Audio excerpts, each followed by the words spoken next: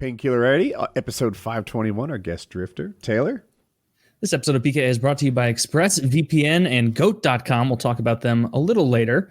But Drifter, it's been a minute since you've come on. A couple of years. 2-3 years, something like that? Yeah. I was in an apartment last time I talked to you. Mm-hmm. I have dogs now. You know what? I'm going to spend 4 hours telling you what's changed. Let's catch up with Taylor. Let's catch up with me right now. I'm all ears, my dude. So you're still killing it on Twitch, doing YouTube a ton. Are you? I popped over to your channel. It seems like you're still overwhelmingly COD guy. Yeah, I've kind of bounced around a little bit over the couple of years, but nothing has really stuck quite as permanently as COD. Apex was going hot for a minute. Then it died, PUBG, Overwatch, Fortnite for a while. Nothing really quite clicked. So still doing a lot of COD.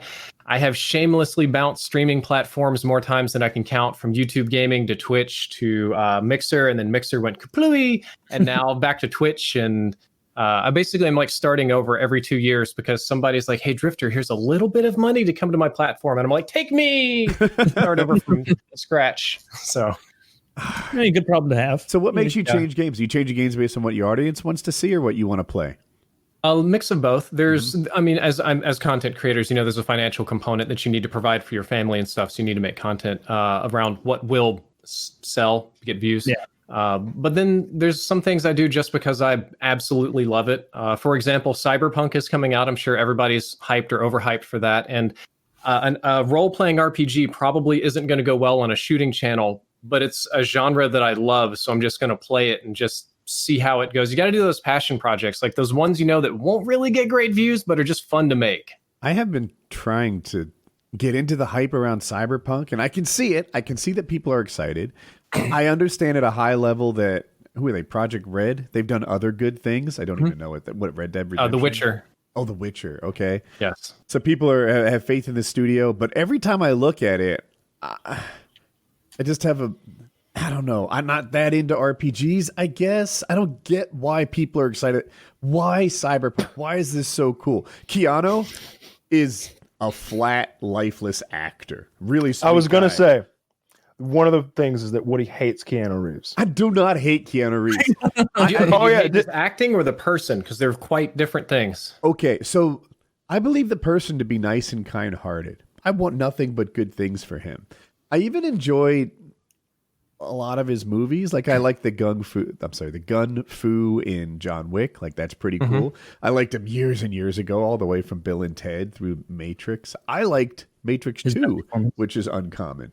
I didn't like 3. I can't go that far, but I liked more Matrix, twice as many Matrixes as most people. That's true. Yeah.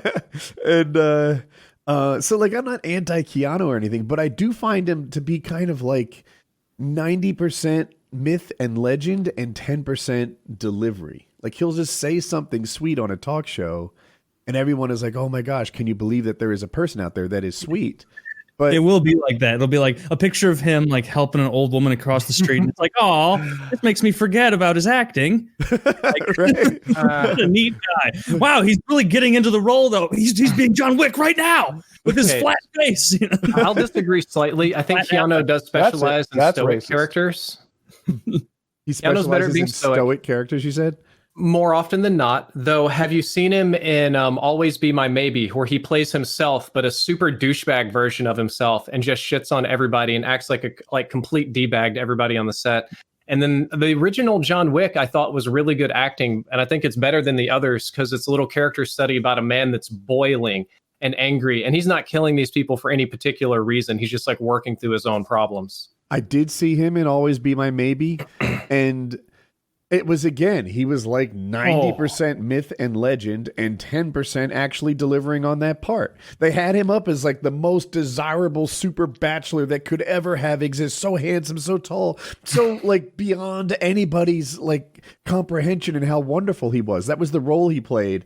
And I'm just like, I mean, like, he's cool. I always felt like that was the common take, or a very common one, is that like, oh yeah, seems like a real nice dude, not a very good actor though. Like that's not uncommon. I've seen lots of people. That's okay. It's totally okay to like a person and dislike their professional works, as long as they're not working for something horrible like building super weapons or I don't know. I feel like all he has to do it to the best of their ability to the glory of God. You know, then you got to give them credit. Building those nukes just as good as they can. Keanu can just pet a dog, and the internet will go wild about how wonderful he is. And look, people who pet dogs are nice, but I've just heard so many stories about how wonderful he is, and every one of them is just really impressive. Like he gave his salaries away on the Matrix movies, right? Like $100 million. He gave like $100 million of his own money away to the crew. Like he just didn't take any pay. I remember that. It was his royalties they paid a few years later, and the crew got like underpaid, so he just gave them all the royalties and just didn't care. Seemingly. That's neat. Damn. Yeah. That's one of those things that are It's one thing after another like that. He seems like legitimately like, what does he do in the shadows that he's having to make that's so dark and disturbing that he's like, maybe if I gave $100 million to the cast and crew of The Matrix, that maybe that'll make up for the children. And that'll get me off those flight logs. Okay. Like pictures of him at Epstein's Island, Yeah, I don't know. Keanu. I agree. He can be kind of one note, but I'm okay with that. Sam Jackson's fucking one note. Like how Sam Jackson plays like two characters, angry and furious, and that's it. But I love Sam Jackson. I want him in my movies. I never hear about his charitable exploits. I never hear about Sam Jackson's charitable exploits. The Joker not was once. one note, and everyone but me loved the Joker. Who was? Yeah, it was just you. I said you didn't like the Joker? Wait, I Joaquin thought Phoenix it was a little one note. I thought the guy just was. I don't know. I thought the storyline was weak. That it took a long time to tell. Wait, are you meaning Joaquin Phoenix or the Joker? Sorry, I wouldn't. I guess the way that Joaquin Phoenix played the Joker, the most recent Joaquin Phoenix performance, I thought was one note. I thought he just played a guy that didn't smile and laughed inappropriately for 3 hours. Was that movie? I forget. It felt like 6. There was a lot more up and down. Like he had a big range. Like all of his range was within being a crazy social reject. He went to 5 to 5.5. No, there was where he was happy and like he was happy and thought he had his life together at points, and then there were these moments where he's recognizing his own sickness and he's just like smoking those cigarettes down to the butt with his therapist and like realizing there's no help here and the absurdity of it all. And then there's just unbridled rage by the end. And then when he's in the bathroom talking to Wayne, thinking it's his father, that I thought. And then he gets the high level of jubilation when at the very end it's like he's on top of the burning car and he's like, I did make something. And he like gives a vibe of like, I'm not alone. I thought I was the only person feeling this way. There's a lot of clowns out here just like I thought. Do you think there'll be a sequel? Yeah. Probably. Yeah, they made a bunch of money. This might just be in my head. I thought Joaquin Phoenix said he wasn't doing it. Did you hear that? I'm not sure about that. I don't know. I watched a terrible Joaquin Phoenix movie. Like you ever look at a movie's cast and think, "Oh shit, him, and him." Oh, this would be wonderful. It was the sisters. I love her. I like her. With too many good actors and actresses, it's going to be bad. I watched a movie called The Sisters Brothers. It has Jake Gyllenhaal, Joaquin Phoenix, and what's the guy from Step Brothers? John C. Reilly. And I was like, oh man, that's a great cast because I like John C. Reilly in serious roles. And it was not good. It was a Western and it was not good. I love Westerns. I like all three of those actors a lot. And it was a bad movie. I looked at the cover of it to try and remember if I'd seen it, and I have, and I couldn't tell you what it was about. So I clearly wasn't paying attention. Not a good sign. Can I interrupt? Not a good movie. Yeah, go for it. Joker 2, it looks like it is going to happen. Joaquin Phoenix is under an option to return. I don't know what that means exactly, but I think I was just wrong. I must have been thinking of something else. I don't know how they would do a second Joker without the Joker in it. It's all just flashbacks to the first movie. Jared Leto or whatever that guy's name is. Oh God, they're not doing that again. I'm just that fucking with I everybody. know I thought he was coming back as the Joker. I'd rather have Jack Nicholson come back. No, Jared Leto. They refilmed him as the Joker for Justice League and a little bit for the new Suicide Squad movie, supposedly. Really? Yeah. They're doubling down with another Suicide Squad. Yeah, but this one looks like dumb on purpose. Like it's more like a parody. Less like the first film. It has John Cena in it, as all I know. I was being stupid on purpose the whole time. Fool! You thought we tried to make a good movie. It's like Suicide Squad had great bad moments. movie, right? Like we wait until we open the box to see whether or not we were trying to be bad the whole time. Mm-hmm. So you think that's what Cyberpunk is going to be? One of these things that looks good on the box, and you open it up, and it's not going to be what people are hoping for. That's not what I was saying. I was saying I don't get it, and it might just be that I didn't like Skyrim as much as everybody else did. Maybe that's just not my kind of game. I'm looking at it and I'm like, but like, why do I play this? Like, there's a story on it? Is it a movie? Do I like? I don't know. It's not my kind. It's a playing movie, I guess. That's what this is. Woody doesn't understand role playing games, and that's okay because Woody loves shooters. That's his genre. His genre is shooters. He loves them. And I love them too. But when it comes to role playing games, Woody, I've said this before. Woody plays the role.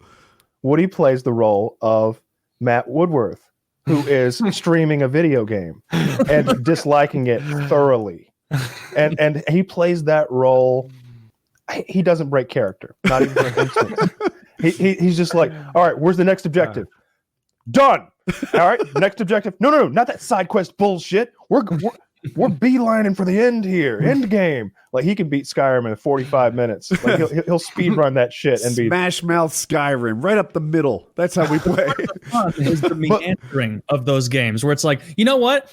I am going to see what this random farmer needs my help with. Let's go. There's no way that it has anything to do with the Greybeards, but I might get a cool helmet or a magic bucket or something. Or maybe it'll open up the old man revealed his cloak and he's the assassin king and he needs you to do a mission. Like when I play that game, I literally have like how I buy a house in every town and I decorate the house with the things that I have won on my quests, because you'll win you'll do some quest and help some farmer and you'll end up with like a magical golden fucking helmet. But like its tier is so low, like you'd never actually wear it in a battle, but it's cool to look at. And there's a memory of that quest you went on. So I'll put it up on the mantle of my fake home in one of the fake cities. And like I'll when I wake up there, I'll just kind of look around like, yep. Do you know how meticulous and how hard it is to put daggers in the display cases? They don't snap in place. You're like rotating it with that wobbly thing and dropping it over and over. You're like again. A marionette who's never performed before, trying to fucking put on a show when you place one of those daggers. Yeah, I remember that's the part where I quit Skyrim, not for good, saying I would never do it again. But when I realized, like I remember sitting there, I had built an enormous house, like for my guy, because I had already built a little house, and then it was like, oh, add more expansions. And it was like, there is not even a single person for me to talk to in this game anymore that I haven't spoken to 3 times. So yeah, make it really big, fill the whole thing with my treasures. And as I was like walking around and was like, you know what, that frame would look a little better over there. I moved it, and I was like, I finished Skyrim. That's it. And I would like maybe like 5 or 6 times I'd like walk out of my house and like see my distractingly blue glowing stallion like right outside in the middle of the winter wonderland, and then like a few times just walk back in just to be like, oh, cool, and then and that was it. So I spent hours organizing that house, just trying to squeeze the last little bit of blood out of the Skyrim stone, and I haven't logged back in since. So I'm sure my house is still as beautiful as it was in late 2011.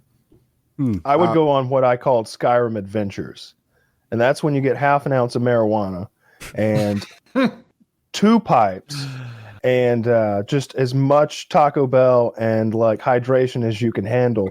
And I would just sit there and go into a realm of Skyrim that for 6 hours, just zoned the fuck out, just playing. And like Kitty would be downstairs like, hey, we take out the garbage, or we do this or that. And I'm like, Skyrim adventure. You gotta stop, man. My heart can't take this.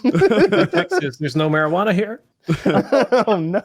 I mean, Skyrim video game is so fun at PAX and like gaming events and stuff. And then I come back home and like, well, it's a dry state. Lovely. Sucks to suck, man. Yeah, nobody likes that. I can relate. Maybe we'll get that federal legalization in a couple of months. There's a chance. I just wrote that down. So the House passed it. Mm-hmm. Kind of a symbolic measure, I imagine, right? Because Agreed. What a lot of people might not know is when the House passes it, that bill is passed for that session, which ends every 2 years, or in this case, in about 3 weeks.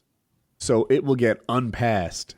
I don't know the exact date. Maybe January 2nd. It's something close to that. So I don't anticipate the Senate taking it up and the president signing it in the next 3 weeks. I totally agree. I believe I know. So there's a runoff in Georgia right now with the two senators. So if the Dems win both of those seats, they'll have a chance to vote on the bill. Oh, even if they put it right now, if the Republicans, it'll be a new one. I think this one was a test run. I think they wanted to see if it would go through the House, and then if they win those runoffs and Biden gets in, barring some sort of weird disaster, then relatively early in the administration, they can just put the same bill right back through the same process and pass it on up. Right. But when those two senators get their jobs, the bill will get unpassed and they'll have to start over. Yes. Interesting. I've been misled. Oh. wouldn't the House pass it again though? Probably. Assuming they consider it again, like they might be more apt to pass it knowing that it doesn't mean anything than they will like, oh, well, shit, now that we have the Senate, did we really mean this? I hope, but I hope that you're right. And I think that you might be. I bet it might go through even if the Republicans won the runoff, and they got they fully controlled the Senate. Like there's a couple of Republicans, like isn't Rand Paul still in the mix? He's not voting against weed or anything. He'll vote in favor of that because he's all libertarian and shit. There's got to be a couple more in there. It's a big weed company hiring Republican advisors as well. It's about the Senate voting on it at all, though, right? So I agree with what you're saying. Like maybe it would even pass, but Mitch McConnell has to allow it to be voted on, and historically that would be a thumbs down. How much longer is he hanging out? I think he's going to die this term. Yeah, that's just me talking. I don't know. But is he at the beginning? Did he just get reelected for 2 more years? Did you just threaten Mitch McConnell? No. Did you see his hands? That's what I was basing it on. Yeah. Did you guys see him turn part zombie? He's got very old man hands, like the post IV bruising is what it kind of looks like. Someone said it had to do with blood thinner medication. That's possible. My dad has to be on blood thinner. Oh God, his hands and mouth. And he's got hoof and mouth disease. Hoof and mouth. So if you're watching this, oh God, that image is just kind of scary to me. Like looking at it, I would say, oh my God, did you just get back from like hiking on Mount Everest? Do you have what's the name? Frostbite. Frostbite. Like, do we need to do like an emergency skin transplant? Like when I would see old people at church or at the hospital or something with hands like that, I would say to myself, my God, they must be in trouble. Like we need to get some medical help for these people or comfort them on their way out, perhaps. Or like it would be funnier is if like right behind him there was a staffer with like a broken orbital bone and like swollen. It's just like that'd be a good look for him. The secret kink is beating up interns. He just beats the shit out of someone with his own hand. When I first saw it, my natural assumption was that it was photoshopped. I'm so skeptical of still images now. Even videos I'm pretty skeptical of, but still images in particular. You can just crank up some contrast and such. But it came from, on the screen is the sun, but it came from pretty reputable sources, like his hands and his lip. That's just what he looked like. He looked bad.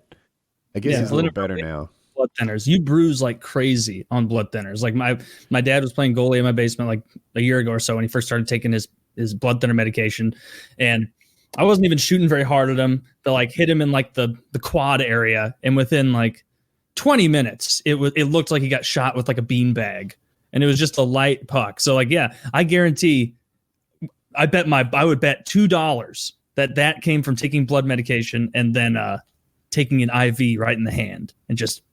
It's both hands though. Yeah, both of them. He was double. You need to be twice as healthy. Both hands and his lips. And his lips. I might take your $2. The HD photography and video on the internet has been revealing so much crazy stuff. It's mostly like politics and celebrities because they hyper focus on these people. But I'm sure you guys saw like Rudy Giuliani wiping boogers on his face. Oh yeah, man. I've talked about that a lot. Yeah, like it just, but that constantly goes when you're on camera. Like when like this show here, you can't make mistakes. They're not things going on in the background that people won't notice because it's always recorded and being picked apart and analyzed. Did you see I'll try not to wipe any boogers on my face tonight. Did you see him wipe them on his girlfriend or whoever that woman was? No! He gave her booger bukkake? I don't know if it was boogers. I think he was wiping the sweat off, and then he like put it on his hand, and then it was like he was rubbing her, and through the kindest lens, he was like showing her some affection or something. But he anoint her and snot. But he had just like either, I don't know if it was snot or I think he has like a really sweaty forehead. Like, I guess that's a balding thing. And a high stress situation. I mean, I know that we're all political experts, of course, but sitting in front of a big panel answering hard questions cannot be easy. Yeah. No. Never had to do anything like that. Perhaps. Plead the fifth. Yeah. So Giuliani. I wonder how sick he is. Well, I think that Hopefully, very. in the first 5 years of your life and the last 5 years of your life, you should be allowed to wipe boogers on people without getting in too much trouble. I hadn't thought about the first 5, but you're right. You remember that? Remember that terrible TV show, Designated Survivor? Yes. Where all of Congress and the president and everyone gets wiped out in one fell swoop. Very good. Am I the only opening one who? episode. And they're like, "Oh no! Whatever will we do?" Am I the only one who thinks that if that actually happened, like there would just be parties in the streets and rejoicing everywhere? Dude, there would be like genuine parades all over the country. Yeah. Yeah. For a short period of time before the power vacuum totally collapsed. I think we just elect new conspiracy people. Theorists would go wild. They would. They would surely who did it? believe it was those other people that did it. Well, that was the case in the TV show. Spoiler alert for a terrible, terrible Fuck. show. They even put that spoiler in the trailer for it. I remember watching that on like Fox back when I had old square TVs. Just watch the pilot. It's a very good opening episode. Yeah. The first first episode 3 is episodes, so maybe. good. Yeah, they'll get you to watch a whole season and wonder why. Oh, not just one for you? Lucky. I think Lucky. I got into I was two. watching for years. There was this. I can't think of what else. I think she was in La Femme Nikita, maybe. I'll bring it up again. I've said it before, but I'll say it every time this comes up. There is a 120-pound Asian woman who is beating up 6'4" men, 2 at a time, throughout that series. She's just like throwing those woman punches and just sending them Ming-Na Wen, flying. perhaps? Huh? Is it Ming-Na Wen? Oh, I don't do well with those people's names. She's in. She was a gangster in The Mandalorian. She was in Agents of S.H.I.E.L.D. She's usually like the go-to Asian lady Maybe martial artist. actually, yeah. When you now that you mentioned Mandalorian, really attractive, very skinny. And there's a scene where she's hitting a heavy bag, and it's supposed to be like she's like trying to come to a difficult decision, and she's working the heavy bag, and her boss is over her shoulder like, "You just can't do this anymore. You're pushing things too far." And she's just like, thunk, thunk, thunk, thunk. And I'm thinking like, she could hit me as hard as she can in the teeth, and it's not going to knock me unconscious. It's going to hurt her hand, Break a finger. but it's not going to like she's just. I mean, big big mercenary dudes in the jungle. She's If just women are going to fucking- beat up multiple Navy SEALs, I need them to be superheroes. Wonder Woman can do it. I'm on board with that.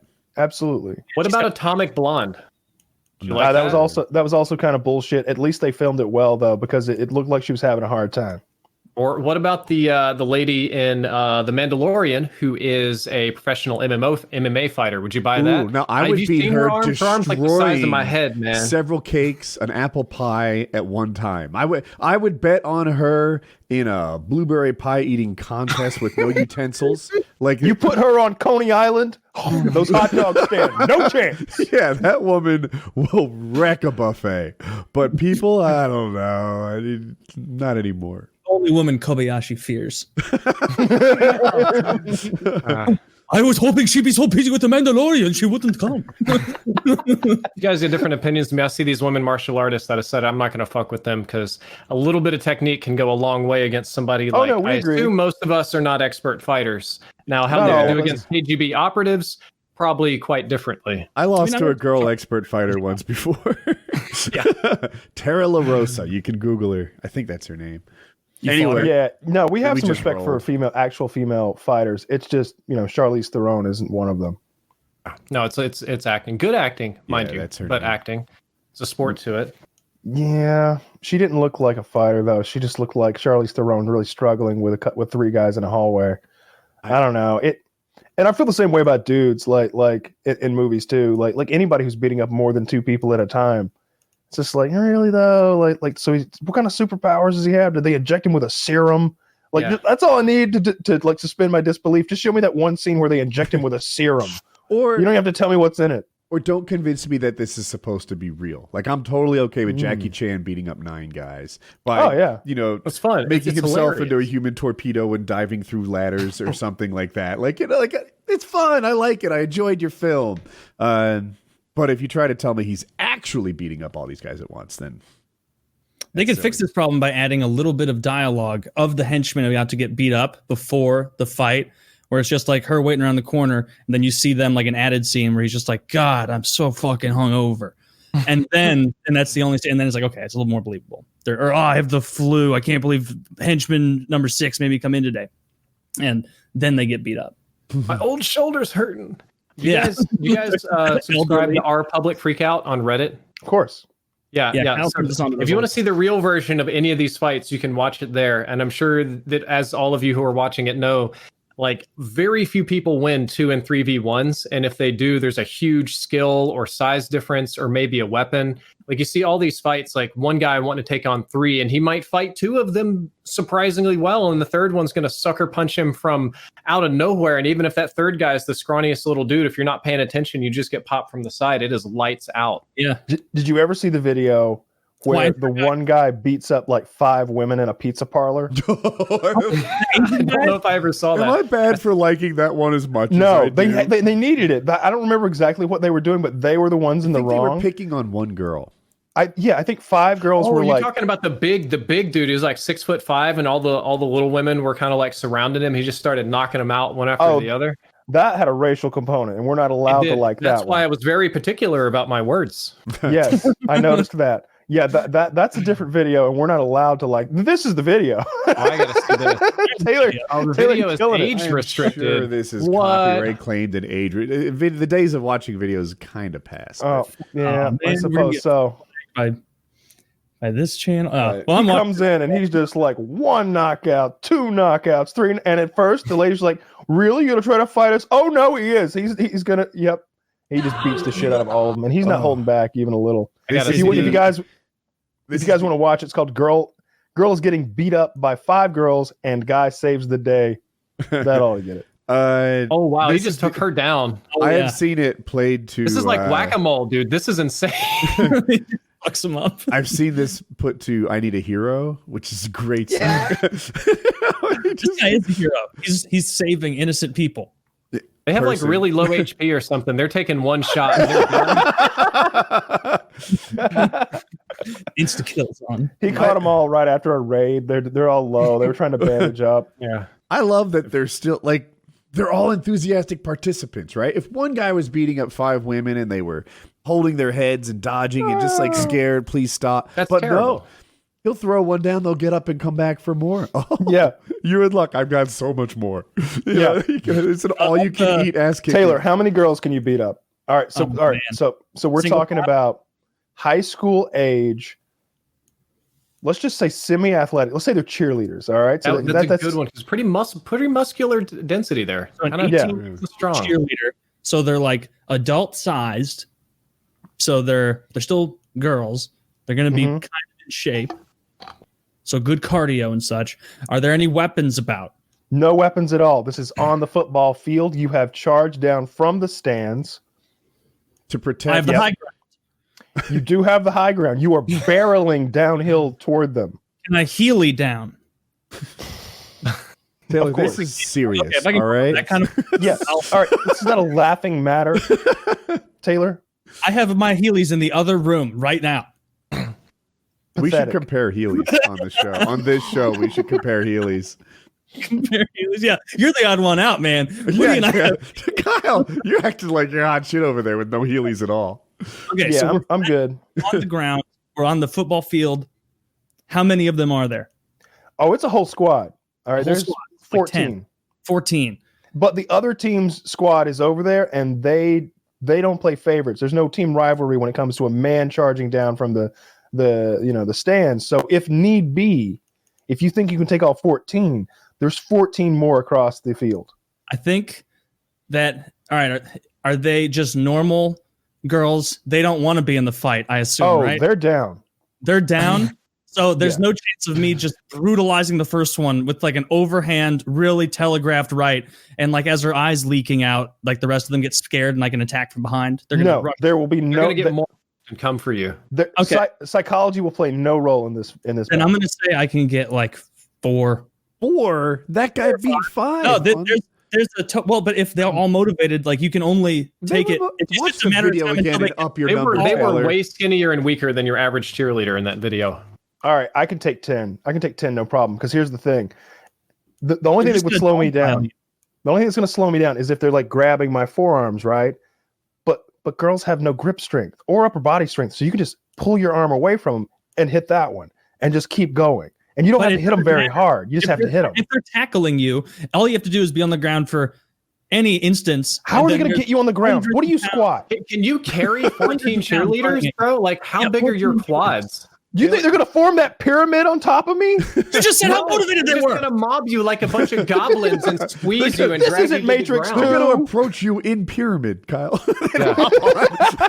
I think like mecha anime. It's like form, ultimate formation, and they just fuse together. It would take so many cheerleaders to frighten me in a physical confrontation. Like it would literally take I don't think my 25 number's for me to be 10, worried about my safety. They don't have to take you out, though. The point is, let's say you knock out 4, and then 10 of them are laying on top of you. You're immobilized. That's thousands of pounds on top of you. Even if you're not getting beat up, that's the end of your road. You think 10 women can hold you down, Taylor? Because I don't think 10 women can hold you down.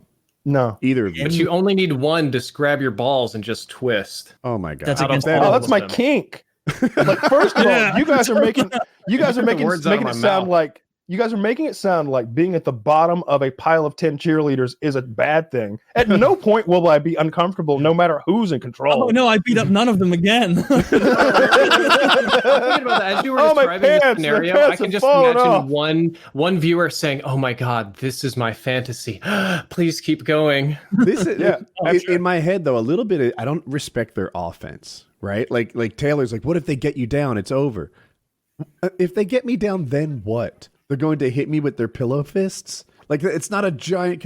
It's just like grappling. You can grapple someone much stronger than you, but if they don't have any offense, if they don't know any arm bars or strangles, then you just sort of keep grappling until your opportunity comes, and then you do have an offense. I think that's I've done this with Woody. Yeah. I was bigger and stronger, and it One made of them. no difference. One We would Woody. get to the ground, and I would hold him, and I'd be like, I would literally think, and I think once I said out loud, "Now what do I do?"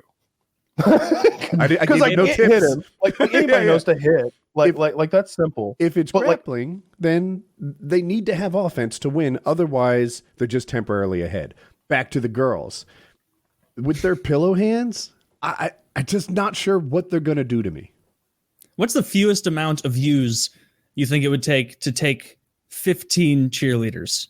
I'm One. thinking, no, you Views? couldn't take 15 by yourself. There's too much mass there, too much weight. You I get tackled totally and agree. hungry. It's- I they am would together, they weigh challenging more than a car. cheerleading squads across the planet today, nay, the galaxy. No, we know that. 15v1, bare knuckles, no holds barred. Let's go. I'll put $100,000 on the line. You're all going down. You're Yeah. all Screw going yourself. down. There's going to be like an MMA or like wrestling cheerleader squad of like these That doesn't freaking count. jack chicks. All That it takes is doesn't count. one big fat bitch like that holds the pyramid together. You know, Bertha comes in Mhm. barreling towards you. She absorbs the first go, and she's down, of course, for the count because you have a man fist. But then the other 14 dog My pile. you. arms are 40 inches long. Like, they're not going to get close to me. Dude, They're- I think you you're only so put wrong. two You people at a can't. time. The combined weight is more than a couple of cars. The combined strength is like that of an elephant. You're thinking, yeah, I'll just sock them. How fast can you knock out like 8 people at a time? Because even if you knocked out 8, you still have literally 6 people, 6 pair of hands on your back, hooking your eyes, pulling your nose. I can knock out Like- 5 in 30 seconds. You're dead in Yeah. 30 seconds, dude. You're There's dead gonna in be 5 of them 30 seconds from unconscious in 30 18-year-old seconds. cheerleaders. You couldn't If- take on 15 dogs. And honestly, What- I much less hope that they motivated all people. pile on top of me because now they're really close, and now I can actually hurt them. now they're not all You'll be if like, they're I spread can't out. breathe because there's 8,000 pounds on my chest. Please Yeah. get off. I'm going to die. I want They're to gonna stack one on top of each other. That would never happen. They're gonna be There's rolling off. I'm gonna be flailing around. I'm gonna be fucking fingering. I'm gonna be doing all kinds of crazy Yeah, shit. but They're not I'm gonna a- like what I do. You're not going to be able to finger because it's a bunch of motivated cheerleaders who fight like girls. One of them's going to core your eyes out the second that you're Yeah. not able to have your I'm hands- wearing my goggles. Did No, you play no, high school no. football? No. No, Okay, come on, everybody's Did you don't know they? what it's like to be at the bottom of a cheerleaders. like dog pile. I do want Like, it to doesn't point matter out who. that Kyle thinks 14 cheerleaders are less dangerous than one eagle. Oh. Well, the eagle. See, it depends on the rules, right? Because I'm describing a scenario Oh. where I attack 14 cheerleaders, Mhm. and you're describing a scenario that I once described where an eagle has the smarts of a man, and he's coming down from above at high never speed, and included he's got those talons, like talon first, into your eyes. He's gonna core you out right away. Come at me. Oh yeah, you're always watching the skies, huh? What I'm hearing is that you see yourself You're like as a Will glass Smith in cannon. Independence Day 2. We always watch the skies. Like no, they're coming for you. What was that, Drifter? I think you see yourself as a glass cannon. You think you can just 1, 2, 3 KO anybody, but you're not tanky enough. No, So the not Eagles gonna anybody come at get all. you. I definitely can't Well, do that. Cheerleaders, at least. I couldn't fight 2 average men. Wouldn't happen. But So you 14 think high it school takes 7 cheerleaders. cheerleaders to equal 1 average man? No, not even close. No, it doesn't work like that. It doesn't work like that. No, What a big that's like saying 100 mice equal 1 cat. It's a whole different fucking scenario. That is. They don't have the tools. They don't have the talent. I tell you this: if you Quote make the Apollo rules, Creed. if you make the rules that none of them like that they're in the middle of a cheerleading practice and I come in like a bat out of hell, like a maniac, and they don't want to fight, pump it up to 100. That'll just be an issue of my cardio being the limiting factor. How much or how fast I can They're run. single chasing. file. What if that's like the worst possible thing? It's I'm like, glad that we're on this topic because they I all have. run away. I'm glad. Completely accidental that we were talking about beating up women. I know we do it every show, but not quite a woman, but a small man has challenged Woody to fisticuffs. Jesus. All right, one of our. Did you Again? see his message he wrote last night? Again? I did. Him starting training this month or next month or something. So one of our I read. one Go ahead. Set it up. of our $50 patrons, Dirty, has challenged Woody to a boxing match. And I'm going to try to find exactly what he said because it was pretty ruthless what he dropped in the chat last night. Because I think Woody was like, is he serious? Does he really mean what he's even saying? I can't, I'm struggling to find it because I got to scroll up so far. But he basically said, Woody, I'm not kidding. I am 100% serious. I will do this anytime, anywhere, headgear, no headgear, whatever kind of gloves you want, whatever kind of rule set you want, with a ref, without a ref, at your house, at my house, in a ring, anywhere, anytime, any day. You're mine. Bring it. So I read it and I was grumpy to start with, and I thought it over, and I was like, you know what? Yes. Fucking yes. I am tired of this fucking manlet. This guy is like 135 pounds, and he is picking on me at this point. He won't I would like to let it drop. It seemed for a while, it was much like an aggressive girl where maybe you're like, it just seems inappropriate to make you pay for what you're doing. But at some point, Dirty is just gonna have to meet his maker, right? At some point, Dirty, yes, fucking yes, officially. I will let you know next time in Hartwell. Apparently, that's where you want to fight. I'll let you know when I'm coming around. You can show up. You should be aware that inside the first 15 seconds ago, you'll be on your back, and I will keep going until I feel like you've learned a lesson. It might involve a broken nose, a broken orbital bone. I don't know, but you asked for this, and you are still. I will drop it if you want, but if you show up, you will learn a lesson. And this was all your idea. I just want you to remember this was entirely your idea. It's like 2 different badass movie quotes combined into one. He just combined. He just combined Kurt Russell from Tombstone when he said, "You called down the thunder. Well, here it is," with Tom Cruise from what's the movie where he's like the military police, Jack Reacher or something like that. Jack Reacher, yeah, where he's like, "Just remember, you wanted this."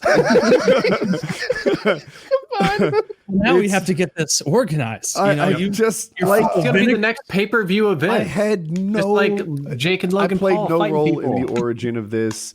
He just kept coming at me. If he's gonna come back and say no, Woody, Queensberry boxing rules, Dirty, this is the part where I lied to you. Okay, boxing rules, right? But come and get it and then see what happens, because you're going to be on your back and I'm going to rain down elbows on your orbital bone until I no longer want to. That's how this ends. The joke's on you. He's going to enjoy it. This is his thing. Getting dominated by content creators. Yeah, I'm kind of fed up. I'm kind of like, he just fucking poked at the bear too many times. If you want an ass kicking, that's a service I provide to little manlets. Come and get it. So, if he did want to do boxing, you wouldn't agree to boxing? I'm not interested. No. Queensberry boxing rules. This is I fucking don't know what that 1985. That's like the normal stand-up 8-count bullshit that he. No. I'm telling you, I may do a little stand-up, but I will quickly go. I'll tell you, Dirty, just so you know in advance. I'll probably be going for a double leg. If that doesn't work, I'll transition to a single, run the pipe, put you on your back, and then do whatever strikes my fancy. That's how this goes. He's gonna spit on you. Oh no! Oh No, that's I'm saying you're that gonna would be hold the him worst down. possible thing he could ever do. I was meaning that Woody's gonna like a schoolyard bully hold him down. Oh, Like, a loogie out of his mouth like it's gonna. You got to turn his head sideways to go straight into his ear. He's gonna Just bleed wet on willies. me at worst. I just like, and Dirty, like I said, you can still get out of this if you want to. I that's no trouble. No, the die is cast. Oh, you know he wants it, man. He wants it. He can just come get get it. For it. You know, like I'm just like that thing that he wrote where he called me out and said he was all serious. That was in response to nothing. Like I didn't say anything. It was out of the blue. like, you know, I don't even. I think I was online that day. Like I think it was just. So I fucking. If you want it, here it is. Come and get it. This is the kind of fun you get in on when you're one of our $50 patrons. All right, you get to fight Woody. All right. Not only do you get apparently a monthly fuck show, but you get to fight Woody. Yeah. Every one of them get to fight Woody. How many No. $50 Everyone but Dirty patrons fights can Woody Taylor and take? Kyle. Well, yeah, $50 a pop. I'm sure you guys know Vavity, right? I'm sure he'd like to fight. Yeah, yeah, absolutely. Vavity would love to take on. You could go to Japan to catch up with him. Oh, it would he's be in like Japan. a little vacation. I'm much tougher while he's in Yeah. Japan. I'm very tough while he's in Japan. Yeah. He can come and get it too, provided he's not here. I'll steal Valor right in front of his face as long as he's still in Japan. I'll say I won't go that far. No, I won't even do that. I was going to say so. I won't say that. Well, you can probably steal American valor in Japan. They probably don't have a law against that there. Yeah, No, I think Vavity's Wait, having there's a a law very good against time that? over there. Whoa, in Japan. stop Yeah. the presses. Is He's there a telling me law about somebody against stealing that's valor? having- You can't do that? What's that? I'm sorry. You can't steal valor? No, I don't think I want to steal any Valor or say anything about the Navy. Well, then you pay full price at AutoZone, sucker. I will. I'll continue to pay full price at AutoZone. Well, this is great. I hope that he doesn't back down, and I hope that for once one of these internet fights actually happens. Well, of course he's going to back down. Woody has said, "No, I will not fight by your rules. I want a street fight where I beat the shit out of you." And he's like, Yeah. but I thought we do that thing that like everybody's doing these days where we box. And Woody's like, false. Yeah. Yeah, absolutely false. I'm going to permanently disfigure your face. You can I have am gap. tired of being bullied by a 135-pound manlet. Like, enough. A fucking enough. You Is this want guy it? like the Bagel Boss? Do you remember him from PublicFreakout? We had him on the show. Yeah, we Yeah. had him on the show. I think he died. Oh God. Wouldn't be surprised. Did he die? I hope so. He was an Really awful short person. people and really tall people No. can just go sometimes. Let me see if the Bagel Boss is dead. That's always sad when you catch somebody like on the internet. You think, oh, that's them at their lowest moment. They must have been having a bad day, and then you meet them in real life, and it's like, no, every day is probably their bad day. This is their normal. I mean, when he came on, like, he was talking about how maybe Kyle or what he remembers better, but like, in the next year, I'm going to have a yacht out in the bay, and I'm going to be partying with all my friends and all my famous friends on my yacht, and none of these bullies are going to be invited. None of these bullies can come on my yacht. And it was like, that. you're Looks like he had a stroke, and he's been recovering from that. I'm having a hard time finding out if he's dead or not. But someone did tell me recently that he was dead. They could be wrong, though. But, fingers crossed he will die if he's not dead yet. Jesus. Because horrible person,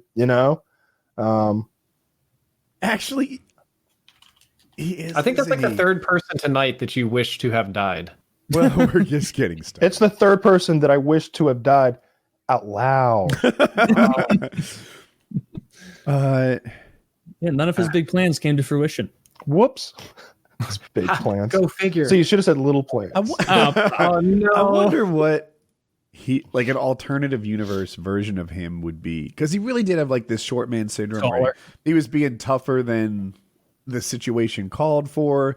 He had a problem with women because he didn't have any success with them, and he had this like blanket dislike. It was a misogynist in large part as like a defensive reaction to his lack of success with girls. What if he just didn't have this near disability that you know Dirty and Bagel Boss have? Like what if what if he was born into like a full size body? Then he probably would have been a pretty normal guy, I would guess. Like, right? Can you imagine how enraging it must be to be how tall is he, like 5 feet even? Like Something that, like that. right? Like he's like 5 feet tall, and he has to go around as an adult man at 5 feet tall every single day, just probably getting looks, being roasted. He's like when he was like, "Oh, these women are giggling at me," like that was the billionth time in his life that had happened, and he's just like, and of course now we know that he had exploded many times leading up to that, but like, I can't imagine that would put yourself in those little shoes for a second. That would fucking suck. Put yourself in those little Oshkosh Put yourself in Bigotches. his baby shoes. And Yeah. That'd be a hard one to come Put yourself back in from. those light up Velcro stompers and see how tough you are. Yeah, I would kill myself. Yeah. See, now he's wishing death on himself. 4. Ooh. Well, added well, up. I'm. I wouldn't wish. I would just fucking kill myself I if have I a were. notepad here. I'm going to keep up with the death tally. Yeah. Yeah, it's gonna be high. It's gonna be high. Like Let's you know, see. any sort of disfigurement or maiming that's a suicide. Kyle, what's the shortest you can be before you just put an end to it? Because you've said so 5 feet tall at Bagel Boss. No. Now, are we describing a scenario in which a witch curses me and I start shrinking? No, it's like just your natural. Or sure, fuck it, yeah.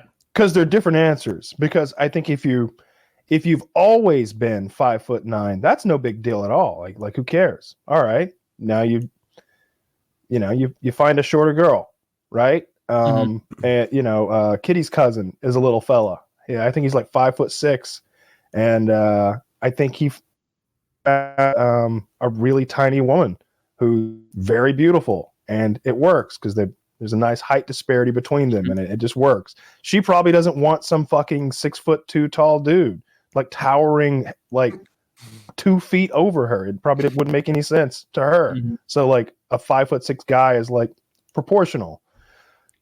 So 5'9", if you've always been 5'9", it's no big deal. But if you magic wand shrink me down to 5'9", I'm gonna start thinking. Really? Okay. How about this? 5'8". I kill myself. Kyle, what? So that's the cutoff. Tried. That's the cutoff. Let me do this. What if you went down to 5'10"? Right, not so bad, but Yeah, you I get the kept all lifts. your muscle. So now you're like a tanky 5'10". Bruce Lee. No, Not Bruce Lee's not tanky to me. that's not gonna satisfy me. I will get the lifts. John Cena at 5'10". I've got it. I know what will satisfy you and your partner. Every inch of height you lose, you gain 1 inch of penis.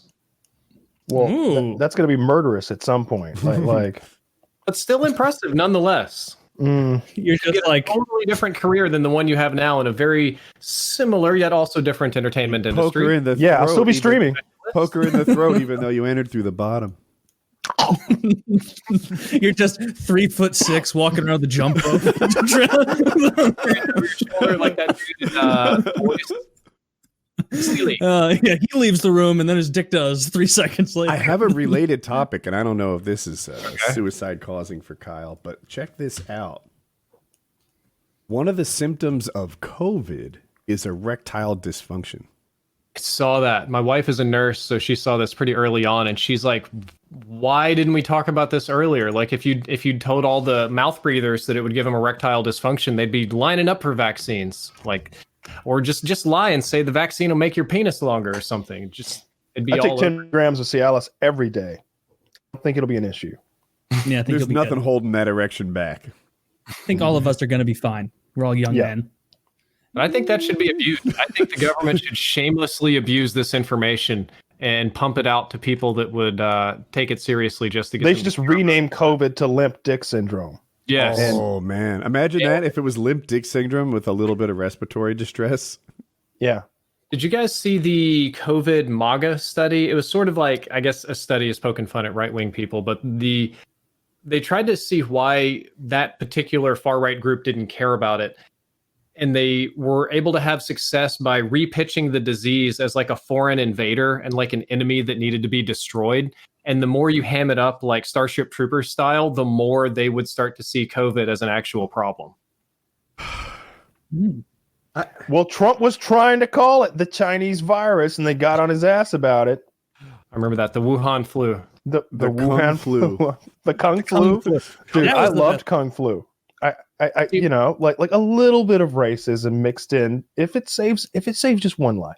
It's just one life. On that related note, My wife's Asian, right? So when that first started happening, everything went from perfectly normal to her being afraid to go out here. Like, Oh no, really? huge circles around her. They would fucking glare at her and make dirty faces and whisper and stuff. All right, It I got hate to the that. point where we would only go to Asian stores, which coincidentally are the cleanest, all mask and everything.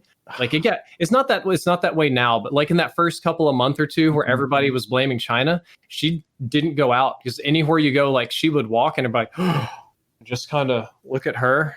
See, I hate that because that's like paramount ignorance, right? As if like she has anything to do with what happened in like a Wuhan wet market, right? Like, lab, you mean? It was a virology lab, you fucking sheep. okay, boys. It was created by Pfizer, which is owned by Glaxo. I read that on Facebook today. Oh god damn it! Woody's Facebook is scary as fuck. Are you on that InfoWars timeline? No, it's his like friends. Yeah, So I go to Facebook and it's like a paramotor website for me, but I guess that sport is filled with like mouth breathing Trump supporters, and I mean like. Shit. I know some people don't like this topic, but I can find a post from today that you just hold on. When it's all said and done, this is today, 3 hours ago. Other than Black Lives Matters burning down all kinds of buildings and cars, as Trump will be reelected, the GOP will keep the Senate, and the huge pickup of seats in the House will remain and take the gavel in 2022. These are results I'm very confident will happen. Just wait and see, you naysayers. Spelling. However, it's going to be... Wait, did he say Neigh like the way a horse neighs? NYE. Oh my God, he didn't get it. Oh. However, it's going to be very ugly. This country's going to be divided beyond repair. That's so he's predicting that basically the Senate they'll win both in Georgia, which maybe I agree with, but that part is legit. The House gains, that part is legit, but the illegitimate part, of course, was the Trump part of the votes, and he will be reelected and he'll be our president for the next 4 years. You're just a naysayer. Yeah. Fucking You're horses just in their a opinions. stick in the mud naysayer. But I've thought this. If we named it the Trump vaccine, which Trump wants to do, he kind of wants some credit for this, and in some ways maybe deserves some of this credit, right? With the whole Operation Warp Speed thing. Maybe Trump supporters will be more inclined to take the Trump vaccine, right? And what do you lose? Trump gets credit for something? Like, there's more important issues. That'll be good for Might.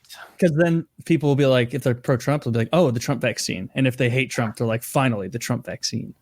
Like, I see. This prevents there you go. Trumps. You're getting everybody on board with that in marketing. That's a good idea. Vaccine is vaccine, man. But I don't know if the people in that group really care about things like vaccines or science in general. So I don't know how the branding of it would make a difference. Just to be fair, both sides have people who don't believe in vaccines. Yes. Let me heal you with my energy crystals and align your chakras that'll change your vibrational frequency so the viruses just melt off of you. Yeah, That is not a Republican speaking. no. No. Yeah, Somebody but in the Bay Area. it appears to me that the guys who are really, really pro-Trump, right? There's a lot of great Republicans. I probably will come off as a Republican before too. Maybe once Biden starts pissing me off, they'll be like, "Remember when Woody was a liberal? Now he's all pro-gun," and he'll be like, "That was always me." But anyway, it feels like the guys who support Trump, right, are inclined to just sort of line up with any Trump position. They were all family values before. Now that's not important. They were anti-Russia before. Now that's not important. They were open markets before. Now they're protectionism. They are just in line with what Trump likes more so than what Republicans like. And if Trump were to be pro-vaccine, this is my vaccine, this is the Trump vaccine, I think they might line up with that. That's the hope. I think he probably will do that because you've seen he doesn't like passing up opportunities to take credit for things. I don't think Trump is. I think he's checked out. I don't think he's doing any work. I don't think he's really doing anything at all. I think he knows he's lost. I think he's just trying to figure out how to make the next month as non-embarrassing as possible, mitigate his losses, and potentially putting his ducks in the row to protect his friends and family legally and financially. And getting The Apprentice. I'm adjacent to that. I think Trump is in business mode again. He's raised $200 million for his legal defense fund, and he's spent $8 billion, 8 point something. He is making money, and he is going to make money for the next 4 years. You can call it a re-election campaign if you like, but he is going to make money. I don't even know if he runs, but he will make money for the next. Not only will he run, he will win. He might. Want to bet? No. Little 4-year bet here. I choose bets that I might win. I'm not. Okay. I want to back up a little bit. Woody, you said something that really struck a point with me, that people that are not Republicans, not conservatives, there's good reasons to have those beliefs. I live in Texas. I'm in some capacity part of that. But the hardcore Trumpers have replaced all of their personal values, all of their philosophical beliefs with loyalty. Your value and your goodness or righteousness is on the spectrum of loyalty to the president. I've got a personal story about this. We're going to get a little bit dark, so hold on. It was something we mentioned a little bit beforehand. I was on the receiving end of a really, really bad and kind of violent harassment campaign this year. I had to do a fan meetup, and it was a big public event that I guess I could have canceled, but I didn't want to because it felt like that's like letting the bad guys win. I'm going to do it anyway. I had off-duty police. I had bodyguards. I had plainclothes bodyguards. It was bad. There were like serious threats coming in. And I didn't feel super comfortable, so I wanted to call some members of my family and tell them what I was going to do. And I was going to tell them goodbye just in case things went really tits up. Like, imagine calling your parents and say, hey, what I'm doing is important to me, but I might get hurt really bad, right? And my parents, they're older, some of my other relatives too, they're boomery. They don't quite get this internet speak. And I'm like, how do I phrase this in a way that they will understand it? Like the threat of, anonymous people online. And a little bit of it was political, because in my situation, when I would shit talk the president, my particular harassment would get worse because the people were loosely associated with that group. And I thought, what I'm going to do is I'm going to say, well, it's just like that thing you see on TV about getting brigaded on the internet by angry Trumpers, right? Because it's just something their brain can latch onto. After I said how dangerous and goodbye, and I explained it a little bit, it was a complete breakdown in the conversation, like immediate stop. No, my people would not do this. Trumpers would never do this. It has to be Democrats in disguise. You have to apologize to the president right now. And I'm like on the phone, like, I could be dead in 12 hours. And they're like, I'm not going to talk to you if you don't apologize to the president. Like, is he listening? Do they think you have a line to him? I don't know. But it was for me, it was like a serious deal. And to be fair, it really wasn't like Trumpers making the threat, but it was the best analogy I could make. And the very moment I said that, some of my closest family just turned on me in a fucking instant. The loyalty is that deep. It was one of the scariest things that I have seen or experienced in a long time, to see somebody just on a dime, like, turn over their own children. You doing better with family members now? With what? With family members now. I've learned to be patient.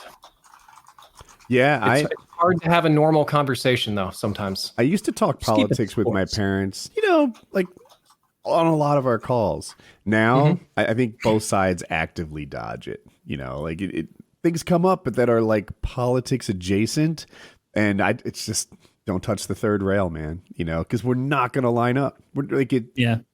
It's like it's not worth the grief. Let's keep our relationship better. It's not a cute disagreement anymore, is it? We still love each other. Like that. That's not.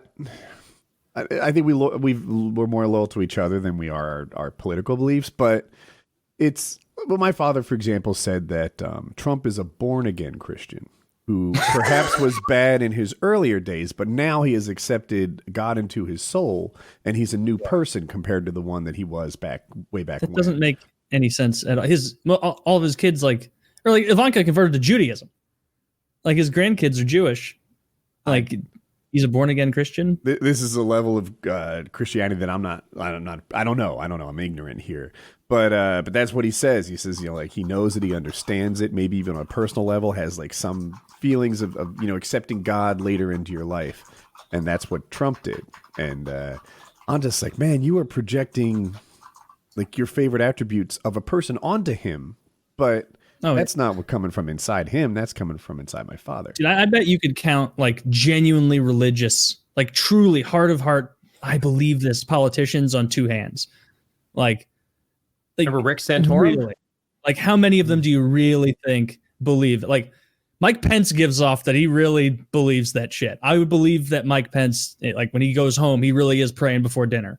But like Lindsey Graham, these guys, you think they're really? No. You think they believe any of that? No. It's like the dude in Hungary that got arrested does. in the 25-man orgy. I had that written down. Yeah. Great. Like dude, a 25-man orgy. You don't kick off your gay career with a 25-man orgy. You don't tell me what to do. I'm saying that this was like his Sugar Bowl. This was his big thing for the month, and it just gets ruined. Poor guy. He just wanted to have some gay sex. I feel like in the 80s, a gay person was, like had a lisp, really effeminate, limp wristed, maybe clothes, earring in the wrong ear. Now, a gay guy is someone who passes anti-gay legislation, someone who is really against gay people. That's how that's the new gay vibe to me. Well, it's kind of always been that way, though. It's just now with social media and stuff, it floats more to the surface. I guess so. But Woody, can I? So I told Dirty that he's going to call out on the show. He better be ready for this. And he said, "Good. I still bet he backs out, though." I said, "You realize he won't box you, right? He's going to fuck you up, man." He says, "Laugh my ass off. I'm going to pack on 15 pounds of muscle in the next 3 months." If he packs on 15 pounds of muscle, he will be 60 pounds shy of me. He says, "I'm going to pack on 15 pounds of muscle in the next 3 months. Impossible. With 2 months of classes. Unless Woody starts prepping, he doesn't stand a chance." I reply, "He will not stand with you. He will take you down and he will break you." Dirty says, 155 pounds of pure muscle in my frame. Good luck to anyone against this physique. I said, laugh out loud. Now I know you're trolling. He says, "Okay, man, everyone is doubting this, but I'm giving up my Diet Pepsi, man. This is for real." Woody, bring a waiver. You're gonna need a nice little waiver for this guy to sign. Dirty's not showing up. We're gonna lose $50 a month. No, it'll keep debiting his card. That's what you're gonna do. Get all these $50 patrons, beat them into a coma, and you just farm them. You just like the Matrix, a very inefficient Matrix. Yes. $50. I guess he's trolling. I don't know, but I'm whatever. Like it. So if people don't know, I was like, "All right, Dirty, you can come to my front yard," and he said no. He turned that offer down. I have a really big front yard, and he didn't want to do that. He said it was too far to drive. He wants to fight me at Lake Hartwell, which is a place where I do this paragliding training, acro stuff, which I guess is closer to him. Really close. So that implies to me it might be a troll, because if it was the front yard thing, then it would just happen, right? I could just be like, "Where were you last weekend?" Like, I think that might continue on. I don't know. God, I hope it happens and you beat him up. That'd be pretty fun. I want to see that too. I want to see, because I'll be just like scrolling through my timeline and see some tweet with like 8,000 retweets of you just elbowing this random person in the face. And then all these people like, "I can't believe content creators are doing this. They're just abusing their fans. This is the new 2021. This is the thing that gets the show ruined. Just beating up Dirty. That's how the show ends. How old is this dude? He's young-ish. I mean, 21?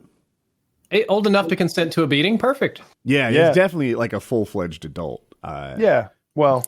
We're talking to about a 12-year-old this whole time. Just I don't know, 12, 13, little punk. Granted, he's a big 12-year-old. Old enough to talk shit. Want to fight YouTubers? He's big for his age. Put the fight off to next year so we can get a few more inches height. Yeah, right. He must have put it on 13-year-olds. Puberty will hit soon. really early. Like, oh no. Woody's like, this was a pre-puberty fight. We all agreed. This is an absolute bear. Yeah, I don't. He just keeps poking at me. I don't know. It's up to him. It would be a grave error. No, it'll be what it'll be. I hope it happens. That'd be really fun. Hey, maybe we could video it and make it some sort of a Patreon exclusive, like video content. Pay-per-view. I watch the pay-per-view when you can watch the GIF. Oh, damn. Yeah, that's about right. We're going to get gift. I saw that in minutes. So I keep talking about all the stuff Disney is doing on Disney Plus and all the series that are to come. I know that Luke Skywalker is going to be in next season of The Mandalorian. Played by somebody new. The guy, young guy, because he's supposed to be like just post episode 6 Luke Skywalker. So young Luke Skywalker, right after he kills Darth Vader, or he doesn't kill, right after Darth Vader dies. I'm waiting on you to process. I am. So Obi-Wan kills Obi-Wan kills Anakin, Darth Maul, I guess. And then Anakin becomes Darth Vader. No, this is all right. You're a little mixed up. Okay, so Luke Skywalker faces off with Darth Vader at the end of episode 6. Are you sure it's not 3? Help me. Episode 1 is when we have little Anakin, the little tiny boy, who's gonna be Darth Vader. It's the third movie, which is episode 6. Okay, this is tricky. Carry on. Yeah, I know it is. I had to think a little before I phrased this. But anyway, young Luke Skywalker, 25-year-old Luke Skywalker in The Mandalorian's next season. The guy that got to play him looks a lot like him. Sounds great to me. All on board. It's trying to find what his name is. I haven't quite caught up to where you guys are, but my understanding is they're pulling in a lot of stuff from the Rebels animated series. Yeah, they are. I don't want to give anything away because I know you're not quite there yet. So yeah, they'll have Luke Skywalker next season. They're gonna do a Mace Windu whole TV show on Disney Plus. Where they're gonna Jackson. They're gonna film it like The Godfather, where they go back and forth in time. Okay. And so you're gonna have actual Sam Jackson playing like the old version, and you're gonna have Michael B. Jordan playing the young version. That sounds great. Of Mace Windu, right? And it's gonna focus on I guess he survived that fight that he had with the Emperor, and he when he got his hand cut off by Anakin Skywalker, and I guess he's gonna go on to like get the fallen Jedi together and kind of hide out while Darth Vader is kind of roaming the galaxy searching for them. So that's going to be its own TV show.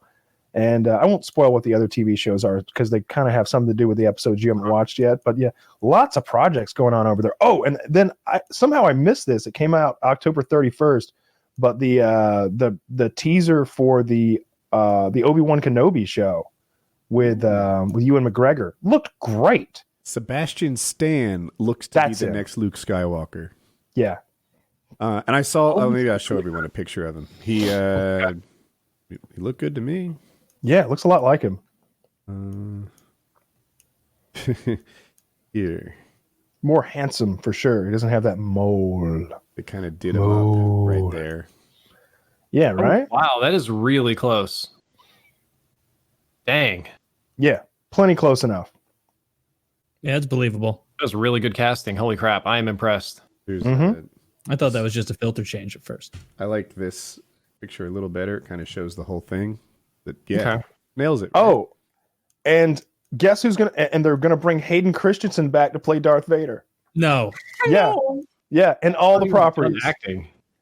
Well, they need someone to play Darth Vader, and Hayden Christensen is alive. They should do it like before, where he's just the guy in the costume and someone else does the voice. I think it'll be the opposite. Oh, that would be funny. That would be funny. If he's just like, "I'm here, boys. Where do we do the voiceover and stuff?" So you're gonna be in the suit. Hayden. We got James Earl Jones back. He's gonna do the voice. Yikes, that'd be embarrassing. But yeah, Disney I don't know shows sound better than the movies. I was talking to my wife just today saying that I kind of in my head want to pretend that the newer sequels didn't happen and just The Mandalorian is the real sequel. Because one thing that's depressing is knowing in the canonical timeline, pretty much everything that we're seeing with The Mandalorian and these other shows has to totally wrap up and then morph into whatever the movies were. Yep. I hated those movies. I hated them.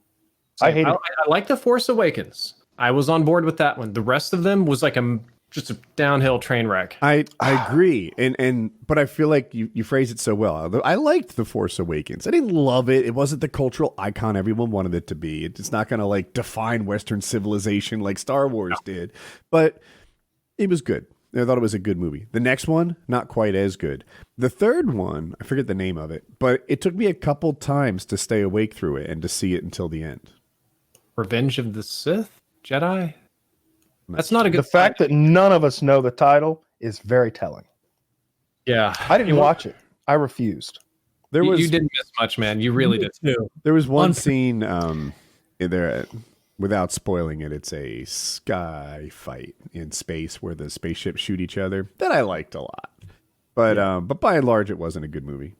I don't understand, Taylor, how you draw this not even thin line. You just paint this big broad line between fantasy and science fiction, and one is nerdy shit, and the other you're like a philosopher over there with a fucking pipe, fucking sitting in a room that smells of leather-bound books. Just yes. You see, the dwarves had to go to Minas Morgul.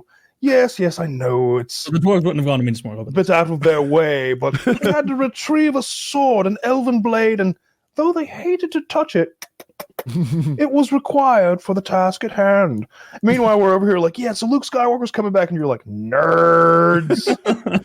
What's he got, like a laser sword or something? Everybody knows the cool guys like fantasy. They like the dwarves, the elves. They like the futuristic world where they still have regular swords. You guys like your crazy future or past worlds where you have special swords. And that's what it really comes down to, is the kind of sword being used. Right? Yeah.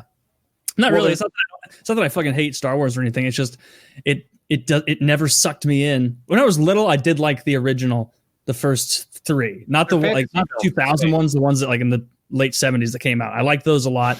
And then as those other ones, like the pod racing one I liked because I was young enough at the time to have liked that. And then ever since then, like when these new ones came out, it was like, I haven't given Star Wars any thought in so many years.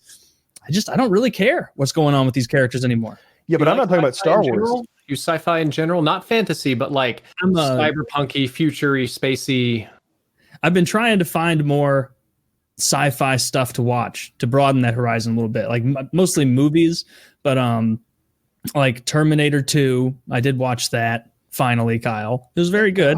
That's sci-fi-ish. Yes. I saw the long gap between Terminator 1 and Terminator 2 sightings for me, or viewings. But yeah, I'll watch more science fiction stuff. I'll give it a go. Have you seen Alien ever? Have you ever seen Alien? And Aliens. Yeah, we talked about that. All right, nailed it. Okay. Blade Runner, maybe? Blade Runner's a big one. He's not going to like Blade Runner. I haven't seen Blade Runner. It's too slow. I like... does he not like big brain stuff? With He needs Vin Diesel? to be spoon-fed his plot. No, I like any kind of... Oh, perfect. Okay. I don't know how many of you are into this. Ghost in the Shell, the anime, that is just amazing sci-fi, beautiful, smart brain plot stuff. A little bit slow and a little bit philosophical, but amazing all the same. I've never given anime a try. I'm right. You better be careful with that. 99% of anime is garbage and about 1% is really good. Oh, so it's like regular TV. Yeah, pretty much.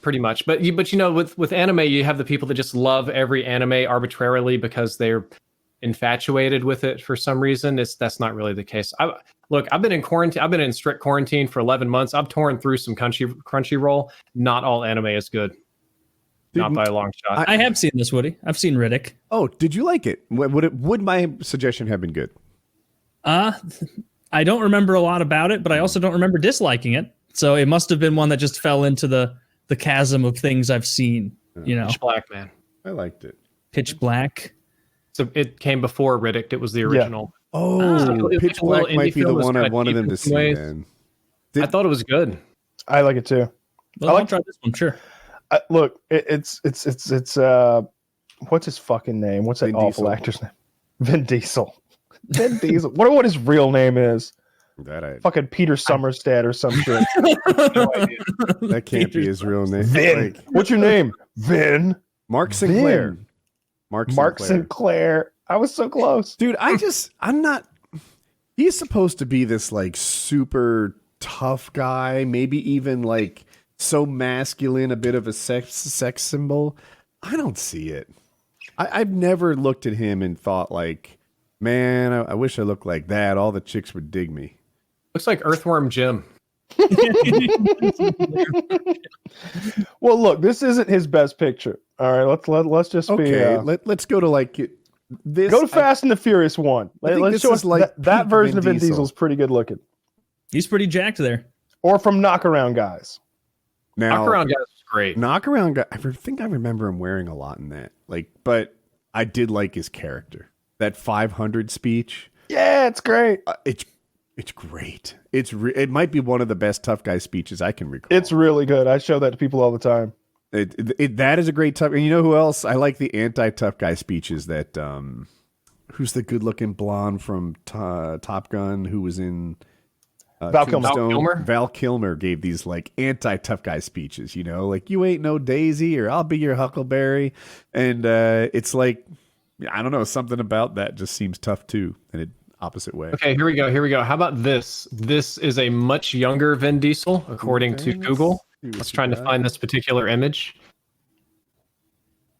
Okay, Wow, that's he's Vin got Diesel hair. with- Before he had any big acting roles. Look at that bulge. His God, hair- you're right. his head- Maybe that's the key to his success. his face doesn't look like it belong. Doesn't that look like somebody dragged and dropped his face on there? Actually, It he looks looks like somebody needs to drag and drop that hair You off can of him. see the transition because, like, you can. Here, I'll find another picture. So this person doesn't even look like Vin Diesel to me. I don't see his face in it. But that guy's body is good. Ooh, all right. Is that an animated version of Vin Diesel? What is Vin Diesel, the animated series. what would Vin Diesel look like if his parents were different?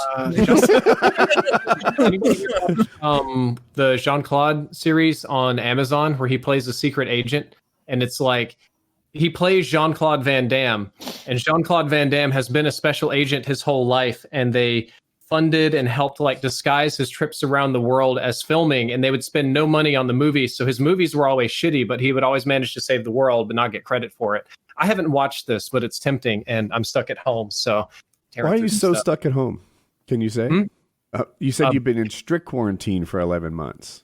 Because I'm in a big city in Texas, and people are fucking wilding out here with no mask and stuff and Corona, and I'm not about to get that. Number one, I don't want to get it. I don't want to spread it to other people.